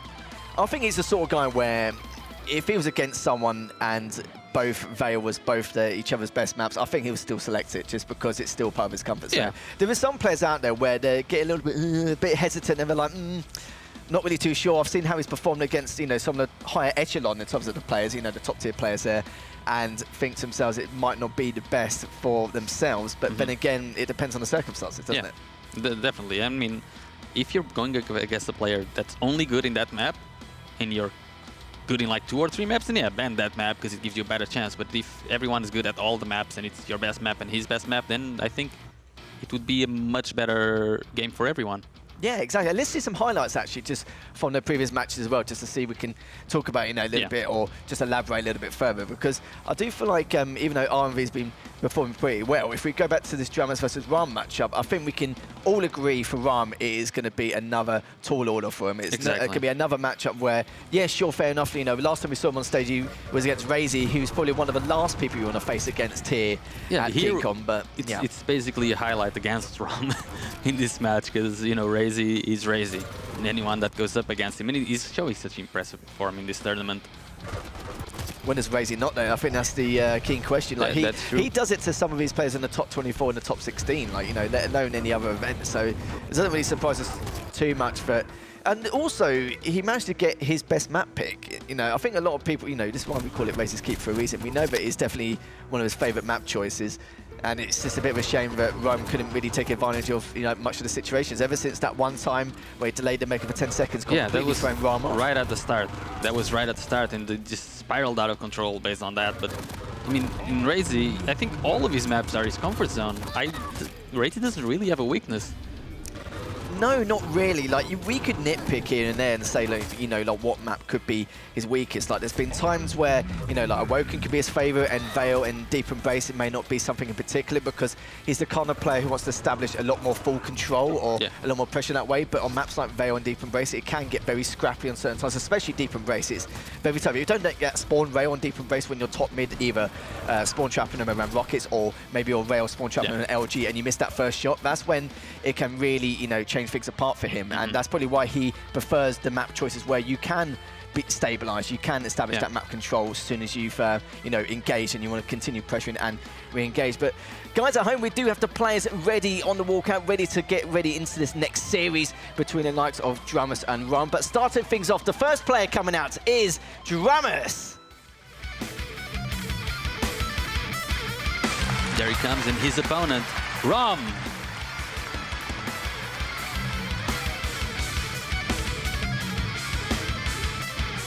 And here we go, we're going to see how these two are going to pan out between each other. We know we've seen Rom earlier on against Razy, and Dramus fell short earlier on in the winner's bracket. He's going to be looking to make that loser's bracket run. He doesn't want to, a bad placement coming here. He wants to try and progress as far as possible, of course, like any other player. We know we didn't have the best of QuakeCon performances compared to what we've seen in an online environment, but, this is the whole point, really. We're still, getting used to being in that LAN environment, just being that control and just being in that setup. And I do feel like Dramus still has a lot to prove and a lot to show as well. Yeah, definitely. I mean, we were saying that he played Zanako, and in game versus him, Dramus had the highest potential, but also the more inconsistency. So I think if he managed to shape up a little bit more and get rid of those inconsistencies in his game, he's gonna rise up to be a really, really good player and contender of titles eventually. And I think he can do it. He's grinding up to be that player. We're all hoping to see it.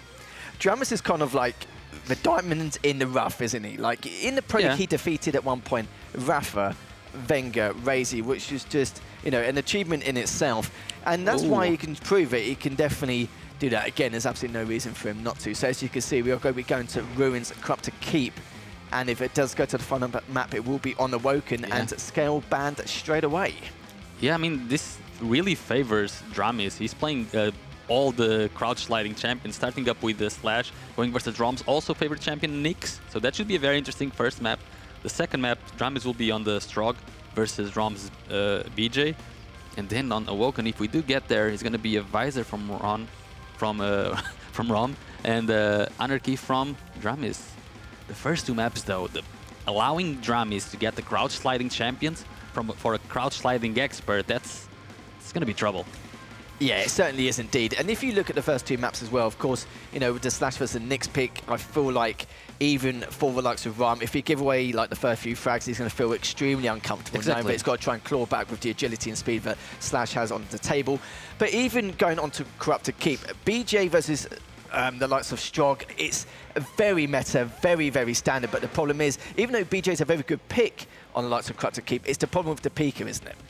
It's the peeker and the speed in both of the matchups. If Rom starts to give away a few frags, as soon as he finds himself in the back foot, he will not be able to catch up to Dramus, pretty much.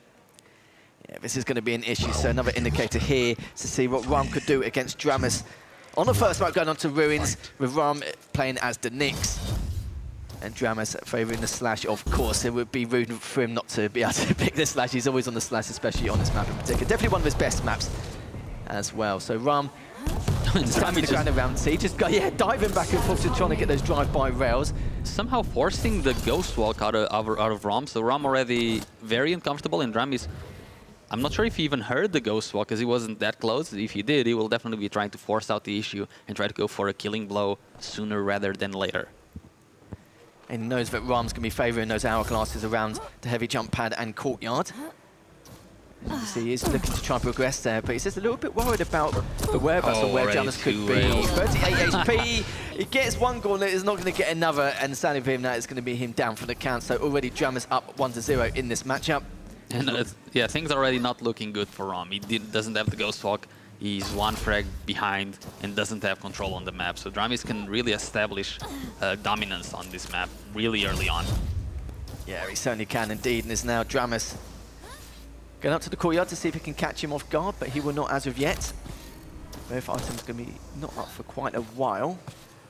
He does have info on Ram, but luckily Ram just stood still, stood his ground, making sure not to give any audio cues there. As Dramis, that's how Ram usually plays. He just plays very, very quiet, very patient. If the opponent doesn't chase him, he will actually just wait for like a lot of minutes. He doesn't mind waiting 8 minutes until he gets an opportunity. The problem is he is one behind now, so his playstyle does not favor him that well either. No, it certainly doesn't, and Dramis is in prime position to get this mega. Hits him in the courtyard. He's of course going to go if it smells blood in the water as he's approaching that courtyard. Was trying to trap on in, but sadly for him, Rome's already disappeared, but he's caught him, of course, with the agility of the slash. He's got back through, but as he did that, he went back through himself. It's literally dancing around TP backwards and forwards. There's something you don't normally see if it's like sudden death or anything like that, but in the end, Ram does get taken down. Mega's up, or has been up for quite a while, but of course that was because of the fact that Dramis was prioritising that Mega. So both items not really segregated that much. A couple of minutes in, and the 2-0 lead for Dramis. Good for Ram. He managed to actually pick up the heavy based on his spawn. Does not quite have the ghost walk back up yet, but we will be focusing on trying to get the weapons. As of now, he only really has the railgun, and he's just trying to avoid Dramis, and Dramis just manages to find him, hit a shot, and now he might just chase him. There he is. Forces out the ghost walk once again. That's why playing Nyx versus Slash, it's really hard to do on this map. Slash has such a speed. It's very easy for Slash to force out the ghost walk. And of course, Dramis had the timing of the heavy, so he was going to pull back anyway, and then Ram probably realised that using that ghost walk and then waiting around for the heavy wasn't really going to do him any favours at all. 4-0 now in favour of Dramis. They're looking to see where he could be lurking.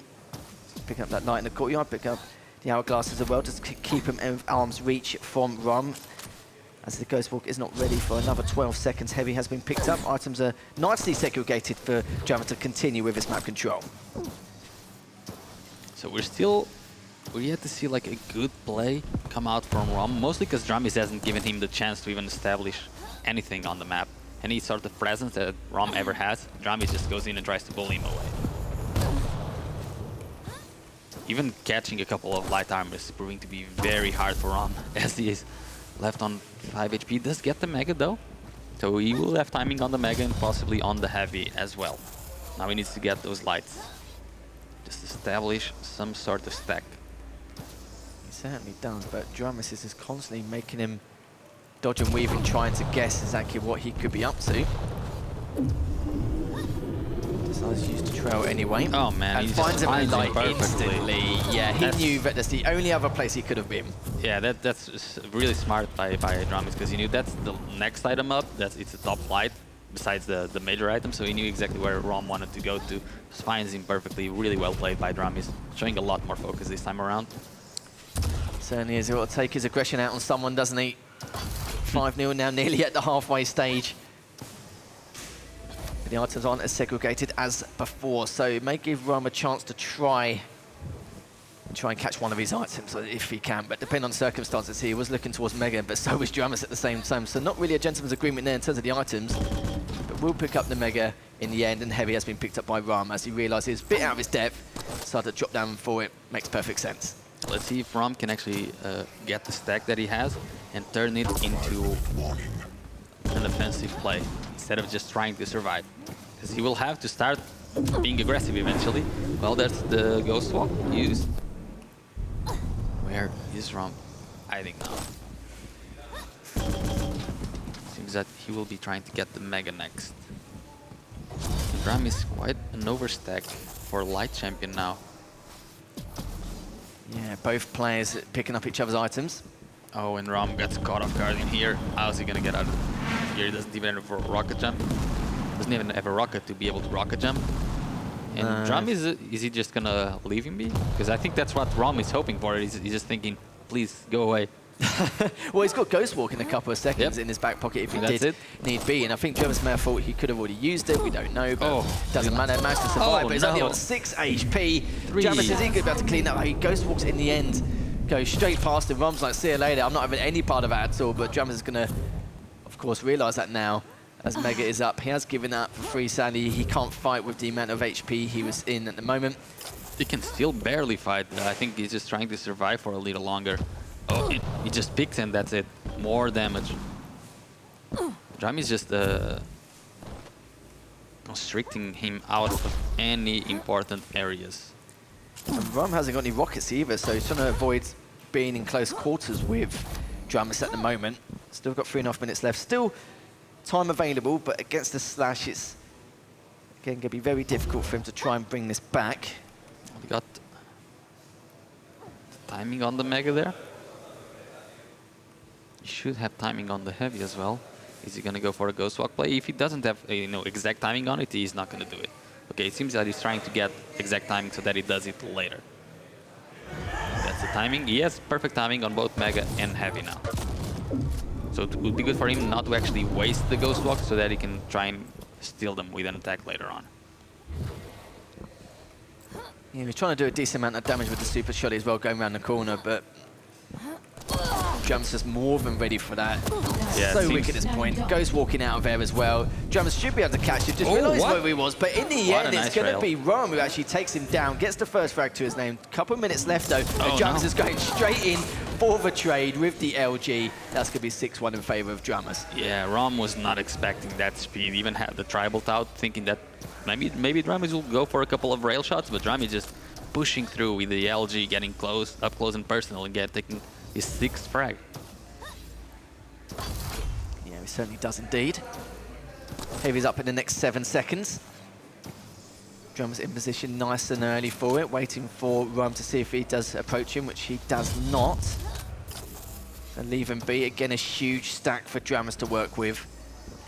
Looking to see where Rum could be, but Rum's been a bit of a sneaky beaver at the moment, just trying to at least trap into a corner. That's why the frags have been, a lot lower than we actually anticipated here. But it's more due to the fact that Drums obviously keeping that item control. This is one of his best maps. He knows exactly how to play this out. He knows that he's trapped in Courtyard. It's just a matter of time until he can try and take down Rum. But Rum did get 2 nice rails to keep him at bay with that chip damage. Yeah, but most of Rum's damage has come from like a defensive place, right? He's not trying to get frags, he's trying to survive, basically. And that's not too bad of a scoreline if it stays like this until the end. It's only a 5 frags difference, but that's because Rum is a very defensive player. I would like to see him try to go for some aggressive moves to try and get a few more frags for himself. But maybe we'll see that in the next map, as it doesn't seem like he will change his playstyle just yet. Still a minute to go though, I can be wrong. And does he... Okay, he doesn't know exactly where he is. That is the vibe I'm getting though. It's like Rome's like not playing to win, but he's just trying to play to survive. Yeah. And if he does get any kind of advantage, he will try his best to make something of it. But he hasn't really had many advantages. Like Drums has been all over the place, always had a huge stack. It's some clean rails back and forth, especially with the drive-bys he had with the height advantage earlier on. And even with some sneak attacks from Rum, it's not really done really too many favours. But I like how Drummers does use that trail now and again to, of course, eat up those hourglasses so he doesn't get the ghost walk as often as he would like. Heavy is still up, so I was going to say it's going to delay the timing a bit, but it doesn't really matter. 20 seconds left to speak in the timing.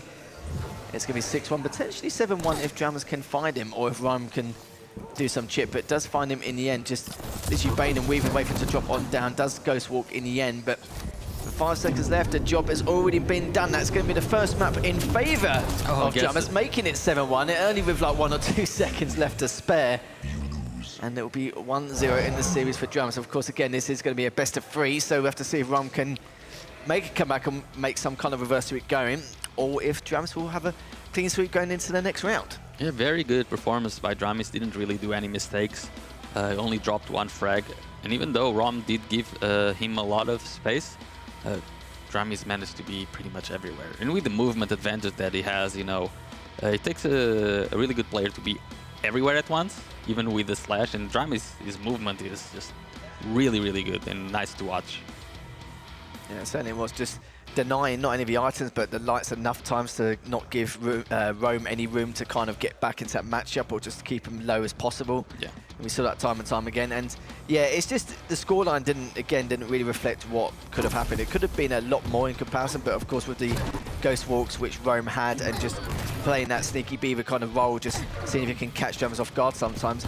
Even though Jammers fell for it, he somehow just managed to return the damage each and every single time. Yeah, and sadly for Rom, the second map will also have the same kind of movement advantage, as he has allowed Dramis to get both of the crouch sliding champions. Yeah, of course, next map we will be going on Corrupted Keep. That will be the BJ versus the Strog. I do believe Dramis is on the Strog, isn't he? And Rome is on the BJ. And it's like I said before, both these champions are very common meta picks. It's not, you know, most of the time we do see these, like we don't see them against each other a lot, but we do see them like against other champions. But seeing both against each other, you have to favour the Strog on this one. Yeah, definitely. Like the movement advantage is huge in Quake champions because it's a much faster type of Quake than previous iterations of the game. And being able to just find your opponent faster, it's just massive, right? Because it allows you to play aggressive. Because even if you die a couple of times, you can still chase your opponent. And if you're the one on the vanilla kind of movement champion, if you play aggressive early and you get behind, the job just becomes a chore, right? Because to catch up to your opponent with that kind of movement disadvantage becomes so much harder when you're on the back foot. It certainly does. And what we've seen Rome play a couple of times now. We saw him play on the main stage before, and we see him main stage again, obviously previously against Razy, now against Dramas. What do you feel like he needs to do differently against Dramas this time around? I think he's playing well. He's just like he's punching way above his weight class right now, right? Because he's still a very inexperienced player. He's going up against 2 QPL level players, you know. Oh, no, yeah, imagine that. It's not exactly he can do a lot of things better for now. He can do a lot of things better, but it's not something that he's going to be able to completely change throughout the course of this particular tournament. But as soon as he gets home and watches the VOD, he's going to realize that his biggest mistakes were basically the positioning sometimes, because he needs to be trying to be a little bit more aggressive and timing a little bit more as well. Those are the biggest 2 things that I've seen. But he's here, he wants to improve, and he's getting the experience. I can only commend him for that.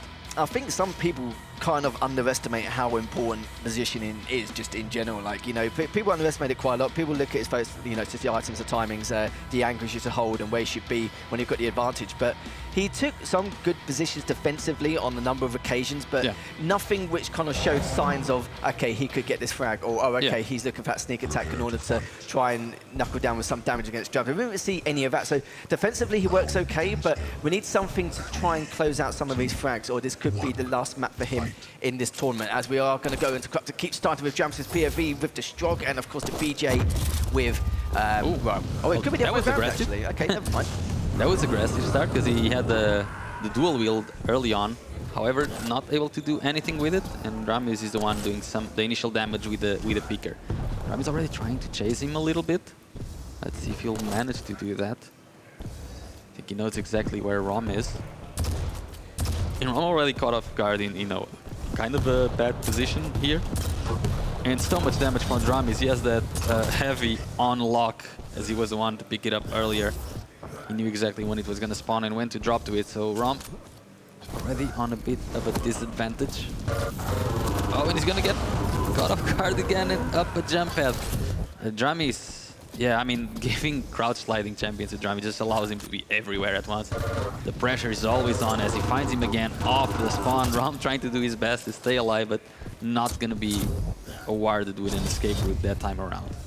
Yeah, it's just not going to happen. I thought he was going to get sync-carried, but the Broken Wall managed to keep him in it, but did at least force Drummers to use the peek it, but he managed to get another one straight off the bat. Still a massive stack, as of course that last frag was probably the cleanest of frags you're going to see here.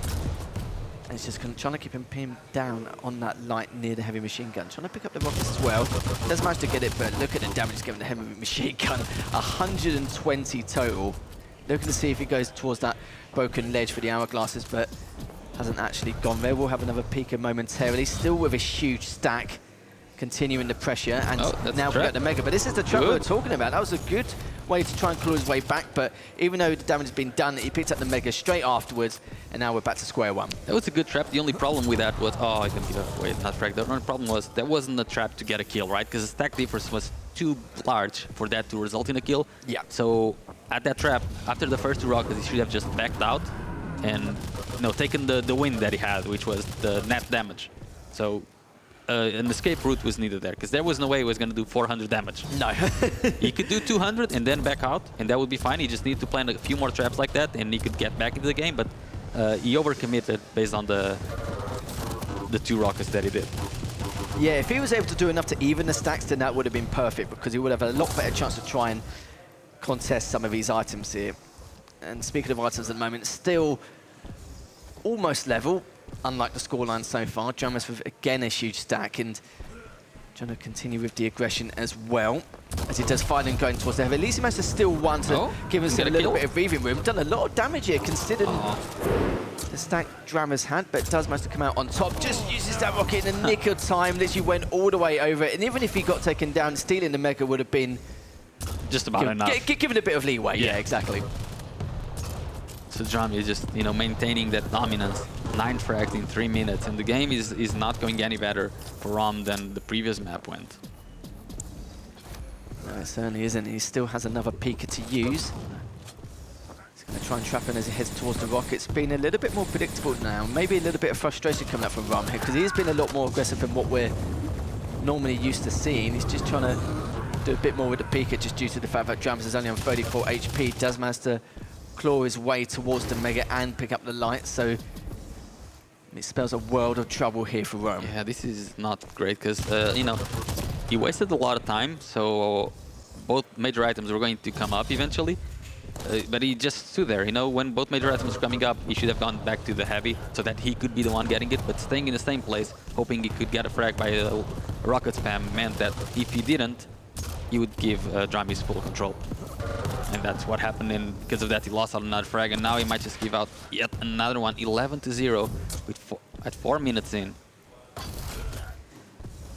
Yeah, incredible display of skill here from Dramas. Is Rome now just trying to think of a way back in this matchup, but from what we've seen so far, again, he's just looking to try and survive rather than trying to win this matchup. He's done everything he could. He's left traps, he's trying to play defensively, he's trying to wait for Dramas to approach him, but everything he's done is just not been working out for him so far. Good amount of damage with heavy machine gun. Rome is very weak once more. Waiting to eat up this next light, as literally Rome went up towards the top of the red room. It eats an 80 there from that last rocket. Does a little bit more damage onto Dramas, but the thing is, Rome is just way too weak to continue with that engagement. Yeah, I think the skill difference right now is just a bit too large for Rome to be able to do much. Every time he tries to go for something, Dramis is there with a really good position, good weapon selection, and displaying really good aim as well. So Rom is trying his best, but Dramis just seems to be too strong currently. Oh, what a direct as well. That was a predictive direct as well. That's It certainly was. We're going to continue on forward from Dramas' perspective. Still 13-0. No signs yet for Rome to claw back in any way, shape or form, as we're only just over the halfway stage. 13-0 now for Dramas. And it's like you said before, we spoke about it right at the very beginning. For a lot of these players, especially at KeenCon or even the Spanish community overall, a lot of them are basically either new, amateur, or just veterans. Some of them have been over for 20 years, or some of them are looking for, keen experience here against some of these top players in order to pursue and be able to improve themselves. Or just to test, well. basically to test themselves and see what their current skill level is, because when you play versus these, oh wow, so much damage again from Dramas. He's just everywhere, and yeah, I want to see how far Dramas can go in this tournament, because he's starting to hit a lot more than he previously was. This is what I mean. He was so impressive in the Pro League. I mentioned it before that he defeated Rafa, Wenger, Razy, like in the Pro League, and he's definitely a diamond in the rough, but at some stage, at some point, Dramas is going to find that level of consistency when he breaks the barrier, and then that's where we're going to see Dramas perform really well, rather than the random high to medium placements which we're normally used to. I think probably changing his sensitivity would be the first thing to do. Oh, Drum does eventually get a frag. Can he actually turn it into something more? He has the Mega coming up. He does get it, but how does Dramis do so much damage? That's the power of Nail Gun on LAN. And Rom suffering from that. Nail on LAN, yeah, you can see it there. Rome did a good job defending himself as he was trying to head towards the Mega, but Rome adds another frag to his name. Let's see if Rom can get a few more.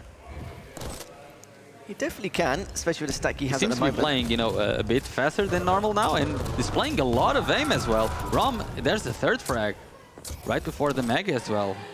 Really well done. So this is like peak Rom right now, right? Yeah, exactly. This is what he would like to always be trying to do. So it's good that he's able to get these moments as well. He just looks so much more comfortable. Like, mate, it's just that first frag he required in order to give himself a bit of oomph, you know, a bit of leeway here. And even though, like, he's probably made the assumption that he's lost his matchup already, he's just trying to keep the match as competitive as possible. But saying that, though, Dramus has managed to claw back now 15-3. He's been taken. Heavy will be up in 15 seconds as Rowan's been stopped in his tracks by Dramus. And yeah, Heavy will be coming up shortly. I still want to see a few more frags from Rom, hoping he can do it now. There's a small stack advantage going in his favor. Oh, but Dramis. Oh, no, the predictive rockets by Dramis have been, you know, absolutely amazing. Usually his best weapon is rail, but his rockets all tournament long have been really, really good. Some good nail coming across from LG to top mid. There's a sprinkle of damage there. The heavy machine gun, still though. Minute 30 left.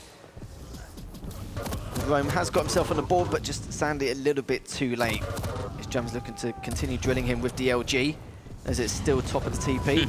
Because it gears him with the Pika just to keep himself safe and not lose any more stack. This kind of, you know, long-range machine gun fight is what Rom should have been going for, like all game long. Because I think in the tracking department, he definitely can outclass Dramis due to Dramis' ridiculous sensitivity settings. Because he has like the highest sensitivity out of everyone in the pro circuit, and then he has acceleration on top of that. For some reason that doesn't surprise me. He seems to be that kind of person. Yeah, just go fast. In the end, they're still looking for his 20th frag, 40 seconds left. Oh. And I think that's definitely going to help. And he's just standing, waiting in position. And Jams is like, no, do you know what? Yeah, let's just not muck around there. Let's just finish things up. 30 seconds left and 20-3. Soon to make it 21 with this last rocket. Switches to shotgun anyway to play it safe. And in towards the heavy. And the straight from Rome, though, like, you know, if we saw a little bit more out of him from the beginning, like the way he was playing after he got that first frag, he just turned into a completely different person. He looked like he wanted to win and come back. Yeah. And I'm hoping that as time passes and the experience that he gets from this LAN, that he can turn into that player. But right now, he does not possess the necessary consistency to, you know, do that more often. And so that's not going to be the case, as Dramus does take that series quite cleanly, 2-0, as Rome sadly will be out of the tournament. But hopefully gain some valuable experience. You can't really complain, really. You lost out to Razy in the winner's side, and you lost out to Dramus in the loser's side. It's not the easiest of brackets, so to speak. No, it was two very rough matchups, and Rom, I mean, if he got there, it's because he beat everyone else before him. So it was still a really good performance by him, and we're hoping to see more of him in the future. Yeah, definitely. I'll be interested to see how he performs it in the future. I'm sure we'll be looking back through these VODs to see exactly what the difference is. Sometimes you get some people where when the skill level is that large, it's very hard to really say what gone wrong and what couldn't, because you've got a shopping list of mistakes. Everything, right? Exactly, yeah. The higher the skill difference is, the more mistakes there are going to be between one player and the other. And, you know, the better player just usually starts piling up on each small mistake, and it's, as you said, it becomes really, really hard to tell. But I think Rom defensively was really, really good, but offensively he still has a lot of room to grow.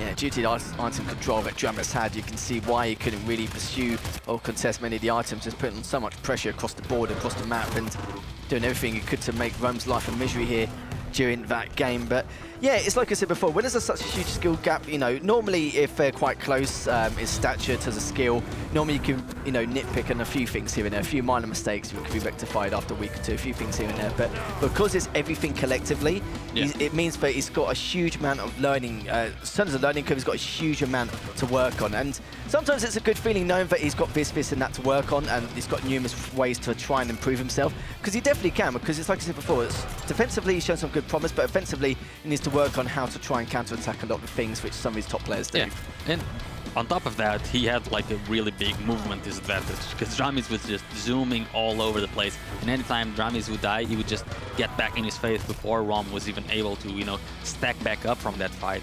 So he was just everywhere, very hard to come back from that. If, like, the movement advantage was the other way around, we would probably see a much more even game.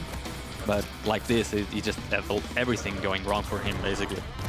When he gets a slash on ruins, it's tough in itself. When he gets a strong and crop to keep, yeah, it just makes matters worse. It makes you realise how this, you can basically feel how the series is already going to go. But PJ is not a bad pick, honestly. It really isn't. Not. Like, you know, you can definitely like bait out the dual ward and just try and like fake him out to go away, or you can also use that to your advantage depending on which weapon you use to try and win out some of the engagements, some of the duels you have with the items. But yeah, it just seems to be tough from the get-go.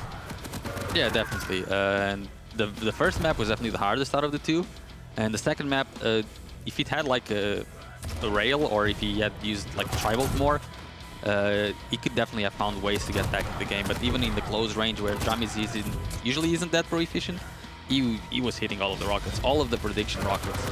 Even when he couldn't see Rom, all of them were hitting. So Dramis just feeling really, really well in that game. Even when he played earlier on against Zeniku, he looked very strong anyway, considering the circumstances. It's just, even in that Ruins game, it definitely could have gone either way. We all assumed it could have been Dramis for the, like the 5 minutes of that last match when we played against Zeniku. It was just absolutely amazing in itself. But speaking of the Devil, though, we do have Dramis for an interview to see how he felt with that matchup. Hello, Dramis. Congratulations on winning the last game. Round 5 of lowers. Now you're going through to the semifinals of lower bracket. So how did you feel playing against Rom, and how went? Just let us know. So I was pretty comfortable with the picks that he gave me. I'm obviously a good crouch slider, so once he gave me those picks on the maps that we had, I think it was pretty fair to say that it was going to be hard to win, because I just love the crouch slide, so it's going to be hard to fight that. But I was pretty comfortable up there. I was hitting my shots. Everything felt pretty good, so I was just pushing. Great. Now you have a chance to go through to reach the lower bracket final and eventually maybe going to the grand final. So what are your expectations in this way through? There's too many people, really good ones in between. So what do you hope to achieve? So yeah, I hope to make the run back to grand finals. I'm pretty comfortable in the losers bracket, so you know I have no problem with that. I'm not sure who else is going to be down there because I haven't seen the other matches. But yeah, I think I can definitely make it back up to the finals if I keep playing like that. Great, thank you very much, and again, congratulations on winning the last game. So that was Dramis. Back to you guys. Thank you very much indeed, and thank you, Dramis, for the interview as well. And what I love about, I think 4 to 6 of the pro players so far, it's like, yeah, hopefully we'll get to the grand final. Every single one of them just think they're going to get to the grand final no matter what. And that's good, because usually it's like, oh, we're trying to go as far as we can until Rafa or Razy knocks us out. But this time they're saying they want to reach the grand final, so I love that. I do, and let's have a look at the bracket. If you guys just joined us at home or haven't been here for the previous part of the day, where have you been? Where have you been? Well, nice of you to join us anyway, as we've just gone through the first part of Losers Round 5, as we did have Rom versus Dramis, and Dramis did make it through 2-0. And a very, very interesting matchup in itself between CNZ and RMV. Yeah. This is the kind of matchup I've really wanted to see in terms of how RMV will do, how he will try and improve himself, make an impact, but also for CNZ to try and, get back to his previous form. The CNZ revenge and redemption arc. Exactly. It's either that or RMV's, shoot up to becoming one really impressive player overall. Like this, he needs to beat CNZ if he wants to make it to the top. And CNZ needs to beat RMV if he wants to start his redemption arc. So it can go either way, really. It's a very balanced matchup. Both players have really good skill, and I'm looking forward to see it. I think we're going to finish up on a really good game. I think so as well. I do think it's strongly dependent on the picks and bans, especially from RMV's side. We've seen what he's like on Veil, and we've seen what he's like on other maps. He's still very good on other maps, don't get me wrong, but on Veil, it just seems to be like, a new person. It just seems to be incredible from what we've seen so far. But we've seen more of that on some other maps where he seems a little bit more comfortable. Then, he definitely could progress further. Yeah, I think so, and I agree with you. I think the picks and bans will tell us a lot of how this game is going to go out. So I'm looking forward to seeing them once we do have them. And I like seeing RMV play a lot. He has this kind of aggressive style, very aim-heavy, very flashy. And these rails are amazing as well. And CNZ, on the other hand, he has like this kind of hybrid play style, because he used to be a very defensive player, but then he started playing really fast champions as well. And it seems that he hasn't really, you know, completely adapted to that yet. But once he does, he's going to, I think he's going to go back to his consistency. Yeah, it's a bit interesting in itself, but we are going to have a look upstairs to see exactly what it's like. Of course, if you want to see how the LAN environment is, we've got the player area, you've got the green room over there, and as you go upstairs, you do have, you know, the LAN itself. So this is where all the games are being played off stage. So of course, we've got many of the loser bracket games, which are also being played out on Max's stream here, and this is where all the players basically warming up, getting ready, and they all have their own station as well. Yeah, this is the cool part about LANs. Like, you saw Maxer there hanging out with Sleep, and Max is just, you know, out here. He's one of the best players in the world, and he's just talking to people, playing with them, giving them tips, and that's the beauty about LANs, especially open LANs, right? You have all the players together, just chilling. You can go and talk to a pro, he'll talk to you. Everyone's really accessible in the Quake scene. Yeah, you kind of feel, you get that vibe, don't you, in terms of like being able to communicate and talk to everyone else, and yeah, we see you there. We see you, don't you worry about that. But yeah, this is basically the venue itself. So of course, you guys here with the main stage, but it's nice how well set up the player lounge is just to relax and try and get away if you've, you know, just had a rough match or you just want to take a bit of a breather, a bit of a break, anything like that. And the fact that you've got your own station as well to warm up and get ready for future matches, especially on the main stage or getting ready for that losers run, it's super Achilles running that super RGB keyboard that they probably didn't have back when he was competing at the highest level. No, we didn't have RGB back then. We just had plain white grey keyboards, depending on the circumstances here. But yeah, no, honestly, it's been an incredible event itself. We've got everything we need here. It's been fabulous, like how well set up as well. Everything's accessible. It's close by as well, which is super important. Yeah, and as we're seeing now, we're just going through the rest of the players that are here. This is where the B stream is happening, actually.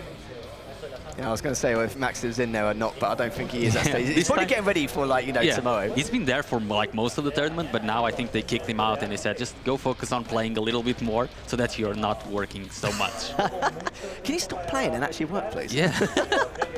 But what are you playing at? But honestly, it's an awesome setup. Like, it was beyond, I don't know how you felt, but it was beyond my expectations. Yeah, I didn't know how it was going to be because I hadn't been here before. I casted the last KeenCon LAN, but it was in GameGoon, and I had never been to this studio, and it's incredible. The space that they have here is great. The production is really high level. Everything has been top notch. Yeah, I think that's the main talking point as well. They've actually utilised the area extremely well. The fact that, you know, every player has got their own station. Every player can warm up. They don't have to worry about switching or anything like that, or making any rotations. The fact that the player lounge is literally directly underneath them if they need to get away and, you know, think about the consequences of the actions and how they lost their last match, or want to go through VODs or anything like that there. So, you know, there's a lot for them in order to prepare for some of their matches. As we're going back in. This is the beauty of LANs for me. Like, everyone's just chilling, hanging out, talking to each other, all loving Quake together. Well, this is what I mean. You know, we don't really get many open events nowadays, do we? Like, no, none at all. It's not just Quake. It's just everywhere in general. Like, it's getting more and more to chase to the state of where esports is becoming like mainly franchise leagues, right? Yeah. And while that has its pros, the biggest con is that for most of the players, for like 99% of the player base, they cannot compete in the best tournaments anymore, right? And I think that's one of the beauty of esports that's starting to get lost. So I'm really happy that KeenCon decided to bring this back, because it's definitely a really cool thing. And not only that, with it being beneficial in open tournament, I kind of felt, well, from my personal perspective anyway, every tournament I went to, I kind of felt like I naturally improved when I come back home, just from watching so many games, watching the pro players, being able to play against the pro players as well, and especially in an open format like this, you know, it makes it, you know, feasible. Because you're going up against the pro, like for those 10 minutes, no one knows what's going to happen. You might be severely underdog, but if you play better than him for the next 10 minutes, you can beat him. You can beat the best player in the world. Yeah. That's a great thing. And this is exactly it. But guys, we've only got one more match left for you in the losers bracket. It is going to be CNZ versus RMV. This is a match I can assure you do not want to miss. So don't go anywhere, as we'll be back in just a few.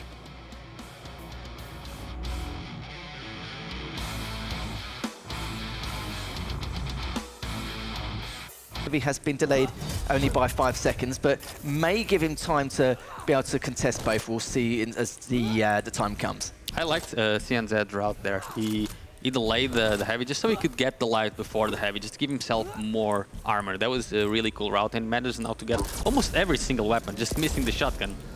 He's already trying to close out the distance against RMV. He knows he has more stack.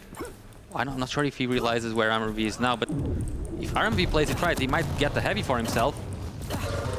Oh, wow, there's so much LG damage by CNZ. He does drop down, but luckily he has the injection, but the injection is not quite enough to save him. So first frag goes the way of RMV. I thought that was going to go to CNZ, but then the drop down, and again, a drop down. Exactly, yeah, it's not the first time we've seen it, and it definitely won't be the last. We thought we might have... I think it was the assumption he made. He thought he was going to go straight into heavy and he can continue doing damage with the LG. Wasn't going to be the case, but CNZ just barely won that little scuffle to 12 HP. Picks up the Mega as well. Catch him on support, and he's still left on only 12 HP, and should be able to pick up the heavy here. As RMV could try and trade it out. He's looking to try and barely had an angle to, which was a little bit unfortunate for him. I gotta say, CNZ's lightning gun is looking amazing so far. I don't know how much he's hitting, but it's gotta be like 45, 50s. Versus a slash, that's very impressive. Yeah, that's the kind of vibe I'm getting at the moment. Use the inject now to get ready to contest this Mega. Zarvi hits 2 for 2. He's going to go for the third just before he picks up the Mega. That was so crucial. The clutch shots coming out again from RMV. Just landing rail after rail after rail. Equalizing the scoreline. Trying to go for yet another to see if he can get another frag. Oh, 100 damage and then 75 with the shotgun. That was a chunky shot. Certainly was indeed. Can't wait to pick up this next light. Mega's up in 5 seconds. RV's in a prime position to pick this out. Just pick up the rockets just so he can cover that T side a little bit better. Heavy now up also in the next few seconds. Yeah, I was going to say the same as well, but does find him in the end. He could have contested a bit better if CNZ didn't hit that first rail, but now he's hitting for 2. He's have to back away straight away, and hopefully, for his sake, does get pinned in the courtyard, which he has done. Oh, and yeah, he does end up dying, because the only reason for RMV to take that route, if he's assuming that CNZ will not be at the heavy to try and cut him off, for if he was, trying to rail from the LG, and turns out CNZ did actually push for the heavy. That turned out detrimental, as RMV is now has nothing to play with, and CNZ just taking item after item. Certainly has done, and CNZ's got a lovely, huge, healthy stack to work with. Just trying to find some information on the whereabouts of where RMV could be. Good bit of chip though from RMV here. Managed to hit the seconds. That's so important, but do remember that CNZ does have that inject. I think CNZ should really keep the game at like mid-range, because his LG is hitting a lot, but in the rail battles, it's all about RMV. He's just not letting up at all in the slightest. When I saw him contest so well against Maxter with his own rail, that's when I knew that could be seeing someone playing a very rail-heavy game. Again, especially on a map like this. CNZ must be hitting like 50 LG, but and RMV just closes out the distance. CNZ must be hitting like 50 LG, but he's rail. I don't know if he has even hit 2 rails in a row yet. And RMV is just hitting most of the rail shots. Yeah, he's really packing a punch in this first map. Just shows how hungry he is for it to progress into the next round of the losers bracket. 4 minutes in, RMV with the 1 frag lead. And RMV doesn't have the trail as of yet. Just hits him back to back. Wow, this is unheard again straight afterwards, making the injectors useless. Okay, this time it's a shotgun. I thought it was a rail. Exactly, I know. I can understand what CNZ was trying to do. Was hoping that RMV would back away enough for him to try and steal the Mega, but sadly it did not work out for him, as RMV was more than prepared there. As RMV now getting a decent stack of his own, and it's going to be dangerous territory here for CNZ. Just diving straight on in. We should be able to collect if he can. Yes, he does, left on 27 HP. Mega's up in the next 10 seconds. Just give him a little bit of time to try and recover from that last engagement, but also contest this Mega as well. I thought, CNZ getting caught off guard a little bit there. I thought after the first shotgun blast did 10 damage, I thought he was screwed, but then the second did 100, and he was back into that fight. 5-minute warning. It's not like Anarchy's as big as a board anyway. Like, it's not like... You kind of feel like the way he's been hitting and then the amount he's been hitting is against a clutch or something like that. It's been absolutely ridiculous how great his aim skill has been from the very beginning of this match up to now. And I would love to see amount of shots fired and his percentage afterwards. Is RMV now just baiting the fact that he's trying to go for the Mega, which he is not. Managed to get away in the end. Actually catches him. CNZ was picking up that lighted in the end, but it looks like RMV has backed away. He's done quite a bit of damage nonetheless, but the problem is, if he picks up this heavy, CNZ's going to have a huge stack, and yeah, that's the time to basically get out of it. RMV is just waiting for him to see if he does come on up, which looks like he won't be. Yeah, he was a little bit late going to the heavy because he wanted to get the light before, and CNZ read that perfectly and went for the heavy and got positioned there way before RMV could get there. This time around, roles reversed, and RMV is the one getting position on the Mega, but CNZ does actually try to push in, which, much to his demise, does not work. Yeah, he was hoping to close out that frag and be able to pick up the Mega straight after this. It hits another rail, going straight forward for that heavy. It does get picked up in the end, so there's going to be a slightly closer affair here for RMV. Will he be able to pick up? No, he does not, as CNZ was able to get behind the wall a little bit quicker to reload that shotgun and be able to take him out straight afterwards. CNZ now still on 56 HP. Let's hope he doesn't get caught with his trousers down, with RMV potentially been able to finish up or try and get a trade, but it looks like it's not going to happen. 3.5 minutes left. Mega has been picked up for CNZ. He's trying to stabilize some kind of control. Finally, a missed rail and 2 misses, in fact, from RMV, which is quite funny. It's not something we'd normally see from RMV so far, from what we saw from the previous minutes. But the LG engagement comes out on the courtyard. Should better finish him. Yes, he does. Now only a 2-frag deficit. So yeah, as we said, this game is super balanced, and it's 3 minutes to go. RMV is in the lead, but we still can't really be sure who is going to win. It can change in a heartbeat as CNZ gets yet another kill, getting closer and closer to the tie. Oh, can he hit the second rail? There it is, the second rail, tying up the game with still 3 minutes to go. Good control going over for CNZ now. Can he get the spawn frag as well? He does. Standing the lead now. Can't believe how much this has turned around in comparison to what we witnessed in the past. It's gone straight back into him again. It's going to be a caught off guard. And it's gone from a 2-frag deficit in 1 minute to now a 2-frag lead. Oh, he almost got him there as well. Does miss it in the end? The CNZ is starting to read RMV quite well. There's a Mega coming up. RMV stealing the Mega, which it doesn't. If he spawns in the heavy, this could be very good for him. I think he does spawn in the... No, he spawns above. And he doesn't read that. CNZ goes for the bottom light armor. As we can see, CNZ was very careful getting in there because he assumed RMV could have taken it, but it seems not so. Whoa. Good by CNZ there.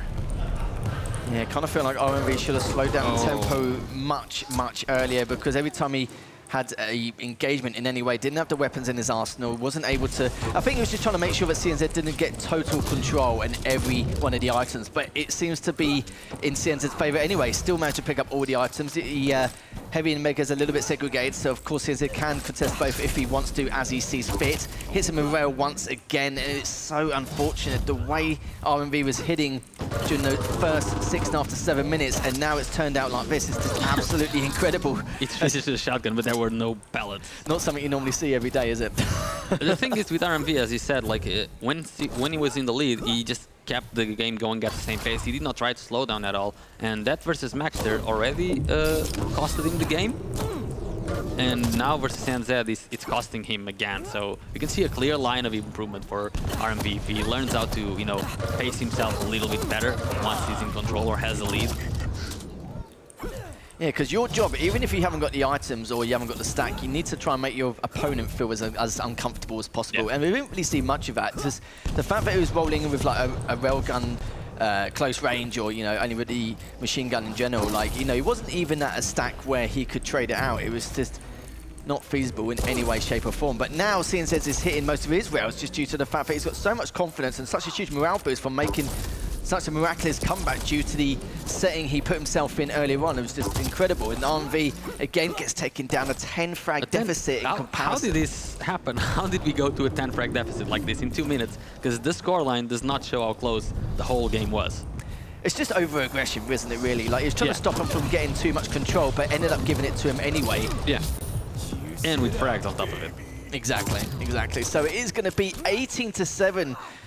And sadly for RMV, it did spiral out of control, and he literally, it was what, I don't know, about, it was like 6-4, 7-5 at like the 6.5 minute mark, and then clawed all those like frags back to back. 7-5 at 7 minutes, and then somehow CNZ got given almost 11 frags in a row. And not only that, though, you saw the positioning from CNZ as well. It's the fact that he was always hiding around, you know, that rail corridor or around LG, because he knew at some point he's going to add that to the collection of weapons, which, of course, RMV is going to need later on, and just kept baiting him for it every single time, and it worked. And once you've got a bigger stack on top of that, it just makes matters worse.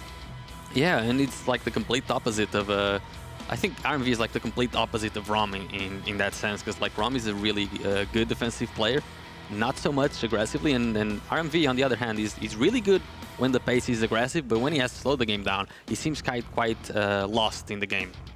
So if he learns that from Rom, I think he will improve a lot.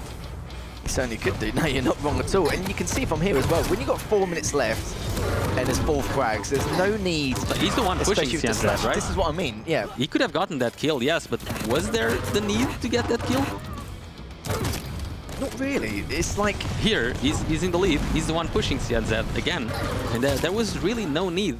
He could just, you know, chill back, get the rail, try to go for shots after the items that has been picked up for CNZ. But he's the one trying to force the fight when he's the one in the lead.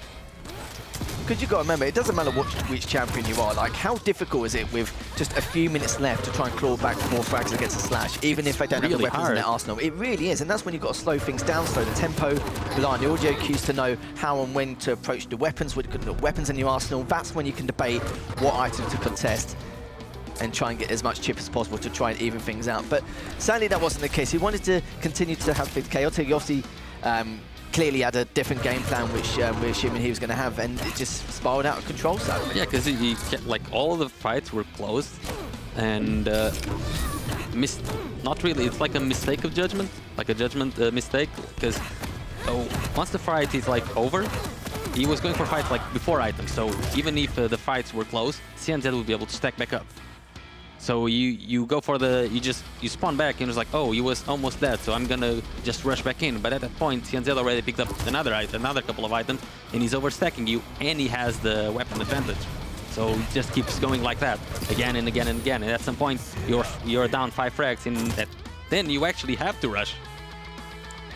And this is where you got to fix yourself as well, like, you know, especially with 2 like champions. If your opponent has like all the items and got a huge stack, it only takes, you know, 2, maybe 3 rail shots just to even things out. And if you're in one is enough versus light champions. But this is what I mean though, like if you're in a bad position as well, like with the Slash, you can quickly get out anyway and just fight another day. Give it another 10 or 20 seconds, eat up the lights to, you know, recover, go back to that default stack. Exactly, and RMV sadly got caught in that aggression spiral. So maybe in the second map it will be a little bit different, but I doubt it because he's playing Scale Bearer. So Scale Bearer kind of forces you to be aggressive all of the time, because eventually once you get a couple of kills, you can snowball quite effectively. I think this map will go RMV's way quite a lot more. I feel like it should do. He's not the kind of player where a map with a huge scoreline will phase him at all in a study. It's got, you know, a very strong mentality with the game, which is so crucial with a game like Quake.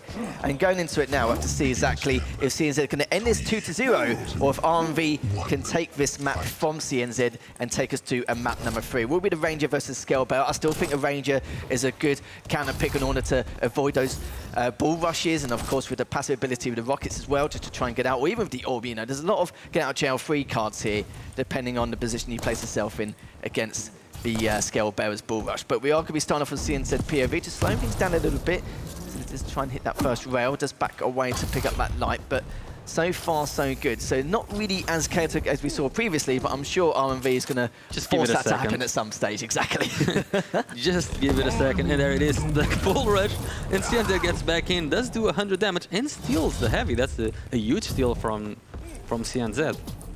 RMV, is he still going to try to push? Oh, well, he is. Of course he is, and there he comes in. Hits the... But CNZ, he does die, but he hits so much. And the tanks do take a lot longer to, you know, stack back up to a normal stack. So CNZ definitely could be playing much more aggressive, like from spawn now. Let's see. Both major items are going to be spawning at the same time. CNZ definitely wanting to take one of them at least. Sure he will. He's only got a few rockets left remaining.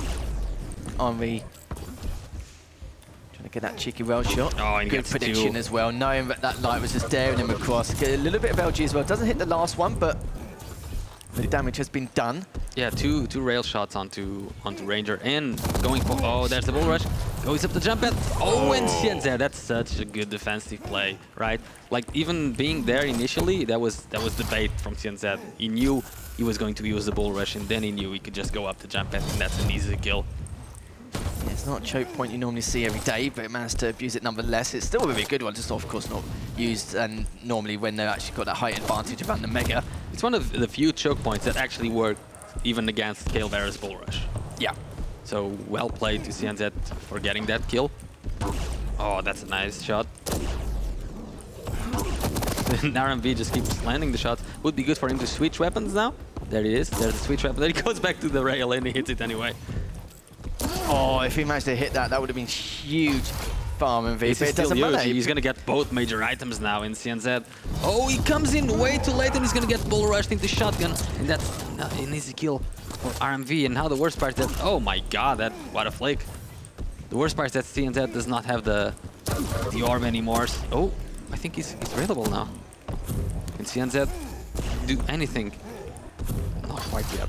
And luckily not anymore after the health bubble, but he's picked up the light and the other health anyway, so it doesn't really matter too much. He's just standing his ground, holding a height advantage, picks up the light, will get the Mega, and he can also go for the rotation for the heavy if he can. Doesn't need to bull rush towards it. He probably wish he could, but didn't have the bull rush available, sadly. Oh, man. Hits the first rail. Looking for the second.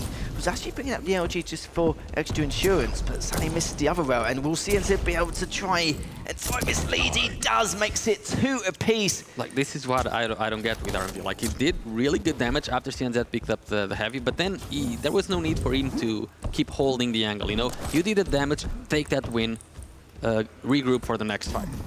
Yeah, both from a number of occasions in this match and previous matches have overextended or been in a position a little bit too long. Good rail again from RMV. I love the rails from RMV so far. It's like a British Maxter, so to speak, when you see him playing on the map like that. Yeah, that's probably the best the best way I can put it so far. Hitting another rail again, it's just ridiculous. And some good damage, almost cleaned him up with the MG. Does pick up the health bubble in the end, but he smells blood. Oh. Cleans him up with the rail anyway. Of course he does. A little bit of style points there. Picks up the Mega and the light. Heavy is up as well. And if he picks up... Oh, in the end, CNZ actually managed just to steal it. But how much more is he going to be able to do? Most hit the first rail, so it does a bit of chip. That's fine. So he doesn't walk away too much with the stack. It means that Scale isn't walking around with 200 armor at least. So CNZ can definitely come back into this game now. If he plays his positions right, because he knows that Scale does not have the bull rush yet. However, he's in the part of the map that shouldn't be good for CNZ. What the hell was that rail again? I've never seen a Scale Bearer use rail so much, ever. Because as Scale Bearer, you want to play close, but he's playing long range and somehow it's working because he's hitting everything. When it should be his opponent trying to keep his distance, but basically giving him the position, like gifting it to him, and still can't hit these rails. But the rails RMV is hitting, it's just absolutely incredible. But does he's way too early here. It goes for the bull rush and does do some damage, but CNZ does get the kill in the end. 3 seconds for the Mega, and the heavy will be up soon as well. He was kind of scared to see where RMV was going to be. Can you blame him at this point? Yeah, and now he sees that, okay, he stole the heavy, good rail by CNZ. Just go back, take the position on top. And now he's lost it. And he also got railed on top of that, just to add salt to injury. And both these players just need to not overextend, just be patient, just slow down the tempo, especially RMV now, exactly. Right? He's in the lead, he's in the position that we often see him. And this is where things usually start going wrong for him. So he's overstacking his opponent. He's in the lead. There's less than 5 minutes remaining. Let's see what he will do with this. Like, I don't like this fight by RMV. He didn't have to go for that fight, right? The stacks were completely even. There was no way CNZ was going to be able to push him. But this is the beauty of playing Scale Bearer, is that if you do enough damage to your opponent, you spawn with such a massive stack, you can just go back in right from spawn. Yeah, exactly. Whereas with other champions, he would try this and it wouldn't work. With Scale Bearer, it definitely works. So maybe this is why he plays like this with the other champions, because he has this bad habit with Scale Bearer.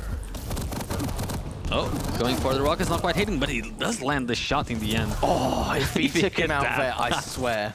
I swear to I think God. the CNZ would just GG out, even though there's another map left. It would just be 2-ing onto another planet, wouldn't he, at this point? But in the end, he's still only 1 frag behind. Stacks are almost equal. Just picking up the hourglasses here, get ready for the next orb. And the orb has helped him more ways than one. CNZ now just going up top. RMV gets them 2 beautiful rails to be able to clutch up and get that mega heavy. Is going to be up in the next 17 seconds. So still got quite a while yet, but he's more than welcome to stand up top and stand in position, or just to put a little bit more pressure onto CNZ, which he has done here. And it's good to see as well, just depleting his stack before going for the heavy, so he can get it for free later on. Job is only on 17 HP, but RMV is almost on the same HP as well. Misses that last well. Actually goes for it. RMV takes it in the end, picks up the heavy as well. Now got a 3 frag lead, still got 3 minutes left remaining. And CNZ knows exactly where he is, but has to, of course, prioritise the items and pick up, well, hopefully at some stage a rail of his own, but goes in close range and gets a scale of all things you don't want to do. 11 HP. RMV is equally as weak, but he knows that, of course, CNZ doesn't have a rail of his own. Let's see, 2.5 minutes to go. CNZ a little bit of an advantage. Can he get this kill? He hasn't taken any damage. This is a very clean kill overall. So 5 seconds for the Mega. CNZ should, yep, just rocket jump up, get ready for it, get the Mega, and then go on a hunt. He also needs to get some more ammunition for his weapons, and to get that rail as well.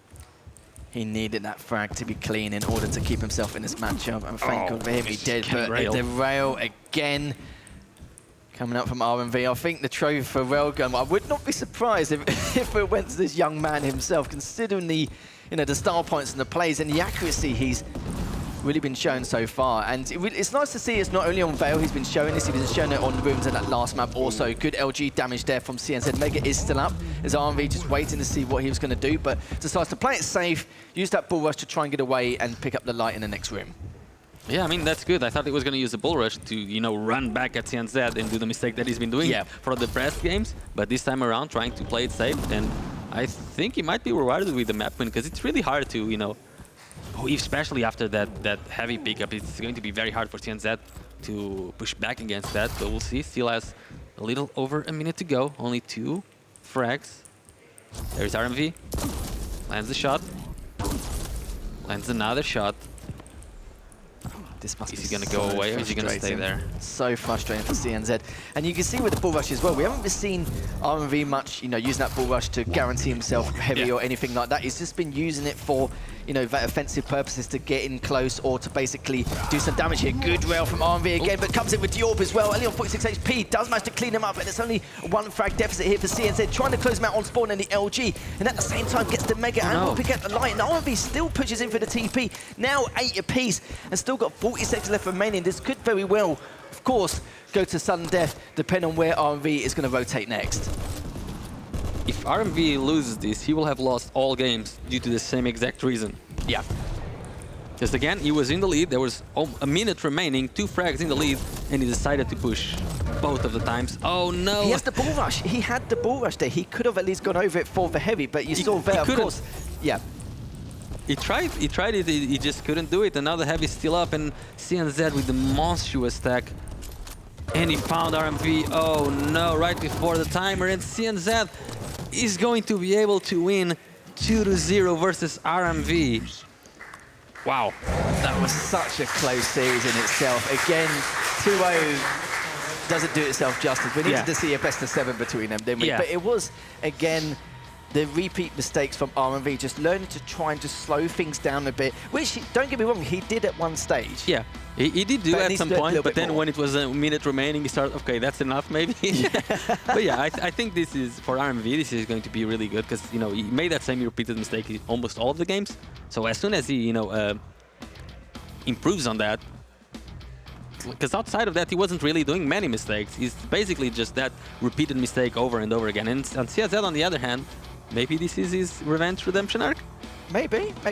We'll see as time comes. We'll witness exactly what's going to happen with CNZ Samo. And yeah, against RMV, he's shown a lot of class, a lot of potential as well. And I kind of feel like that one key problem he has is just slowing things down a bit and just trying to not be too predictable with some of the bits and pieces he does with his like for example, like with, with his ball rushes or how he plays with some of the champions, then we could be seeing a completely different scoreline. Like it easily could have been 2-0 for RMV. The 2-0 doesn't do it justice, right? Because all of the maps were very, very close, and we didn't know who was going to win until the last 5 seconds on both maps. Yeah. And even then, as we see on the frag highlights, it was very close the whole way throughout.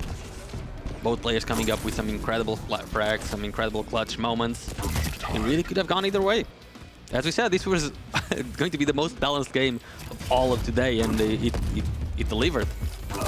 Just the fact that it could have gone 2-0 the opposite way round to RMV. So certainly for RMV, he is out of the Tommy. He will be kicking himself a little bit, but I can guarantee you this one little issue he has, which he can rectify in terms of controlling the tempo of the matchup, we could see him being an absolute monster in the future. Definitely. I mean, it's not something that hard to fix once you're completely aware of it, because it happens always at the same kind of time, right? So once he's aware, now he should be aware of it. If not, he can just watch the VODs and become aware of it. Then he just has to improve on that, and he will, improve tenfold as a player, because he was ahead versus even Maxter.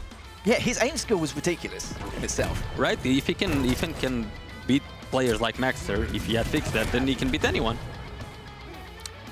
Yeah, it's interesting in itself. It's just, again, very unfortunate, but I know it's going to be a little bit demoralizing for RMV, but literally it's like we said before, and we say again, this one little thing with RMV which he'll fix, which I'm sure he will do during the off-season, during challenges. I'm sure he'll be a real force to be reckoned with and a real nuisance for a lot of these top players. He already is. This is what I mean. I imagine he already is a force to be reckoned with, and it's still only his second LAN. So, imagine, I wonder how he's going to be improving a year from now. Yeah. He's going to be like a much more complete player. Yeah, absolutely. We kind of see him more as an open-ended player right now, but with the over-aggression, slow down the tempo, and being a little bit less predictable of where he goes when he's a player of the lower stack, then we could be seeing an entirely different player overall. Yeah, definitely. And I'm looking forward to see how he improves based on that. And I'm also looking forward to seeing how CNZ progresses throughout the rest of the tournament. Yeah, still plenty of way to go here, trying to make that losers bracket run. I'm sure he will, seeing how he does tomorrow, as this is the final match of the evening. But speaking of the devil, we do have CNZ ready for an interview to see how felt that match unfolded. CNZ, congratulations on winning the last game. What a comeback, man. Amazing, that second map. When we all thought that we will go to the third map, you managed to not do so. So how do you feel with that comeback? I feel well, actually. I'm really glad that I could make that kind of comeback, because as we know, Scalber is really hard to play versus him, and to come back also sometimes. So I tried not to die and to get ready for a bull rush. Yeah, now that you are going to the semifinals of the lower bracket, you will go against Dramis. So I think so, maybe not, but you will reach maybe eventually the final of the lower bracket, maybe eventually the grand final. So how would you prepare those next fixtures? I think I already played enough for today, and maybe before tomorrow's match versus Dramis, I will play a bit with someone duels, maybe a bit ranked, I don't know, we'll see. Yeah, thank you very much for your words. I hope you enjoy on the main stage, and I hope to see you tomorrow again. So enjoy your win. Thank you very much. Back to you guys. Thank you very much indeed. CNZ as humble as always, and if it is going to be a CNZ versus Dramis matchup, it will be another a team kill with Dragon Ball and Esport, yeah. But at least one of them is going to be guaranteed going into the next round, of course. Yeah, that's good. So, we're going to be looking at the upper bracket a little bit now, as we see the team kill right at the start, Razy and Zenako, which will be playing tomorrow, then Maxer versus Shane. Like, all of these games are really, really good games. Like, Razy should have the advantage versus Zenako, right? But then Maxter and Shane, I don't know. Both of these players are sort of in the same position. They both performed amazingly in the Quake World Championship 2022, and they've both been playing amazing in here. So it's going to be a really cool game to watch. I think with Zeneku as well, we saw how amazingly well he performed against Rafa at QuakeCon. Literally, that one shotgun shot, I'll never forget it on that top heavy bridge. He just got really unlucky twice with Rafa's rockets, right? Exactly. So it was heartbreaking to see, because it was twice. Yeah, twice in one shot. It wasn't even just the one time. Versus Razy as well, it was in Corrupted Keep, right? Yeah. Yeah. Yeah, I remember that rocket. It was that rocket versus Razy, and then the shotgun at the end of Blood Covenant versus Rafa. It was two heartbreaking moments for him. Yeah, you couldn't make this up, could you? But if he put on such a good performance against Rafa and Razy in the past, there's no reason why he can't do it again here. But exactly. It's possible to look at the elimination bracket as well to see how everyone's performing so far, just to keep everyone updated to see where they are positioned. Because, of course, we've been talking a lot about the winners bracket in terms of the winners semis and how they're going to perform. We know that Razy, Zeneku, Chain and Maxter, guarantee themselves top 6 here.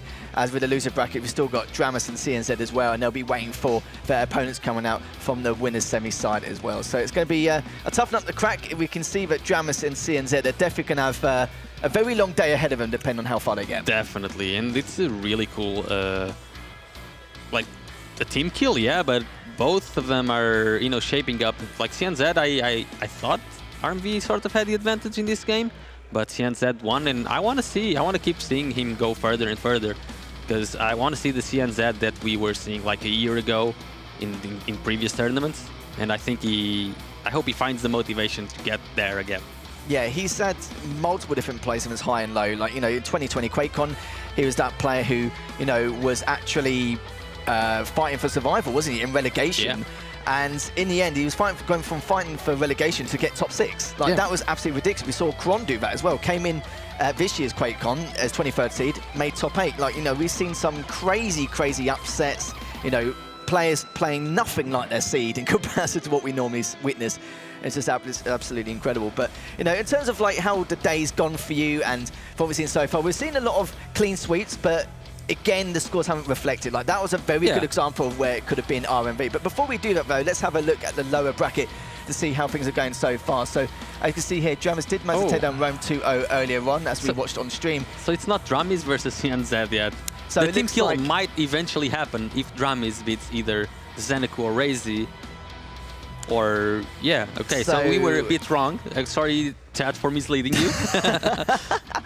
I'm sure it's fine, but it does mean that these two players are going to have some very, very tough opponents if they do want to have that dragon. Well, if they do somehow both make it into losers semis, then it means at least one of them is going to be guaranteed into the top 3. But it's a big ask. You got to remember. Now you've got either Maxter, Chain and Razy or Zeneku. I think it just became a lot harder for both of them now, right? Because one of them like this would be guaranteed to the lower bracket, like semi-final, but now it's a lot harder. I don't think it matters. It's basically pick your poison at this stage. Who do you want between the two? Yeah, I don't know. I don't know, really. I think all of them are really hard to go up against.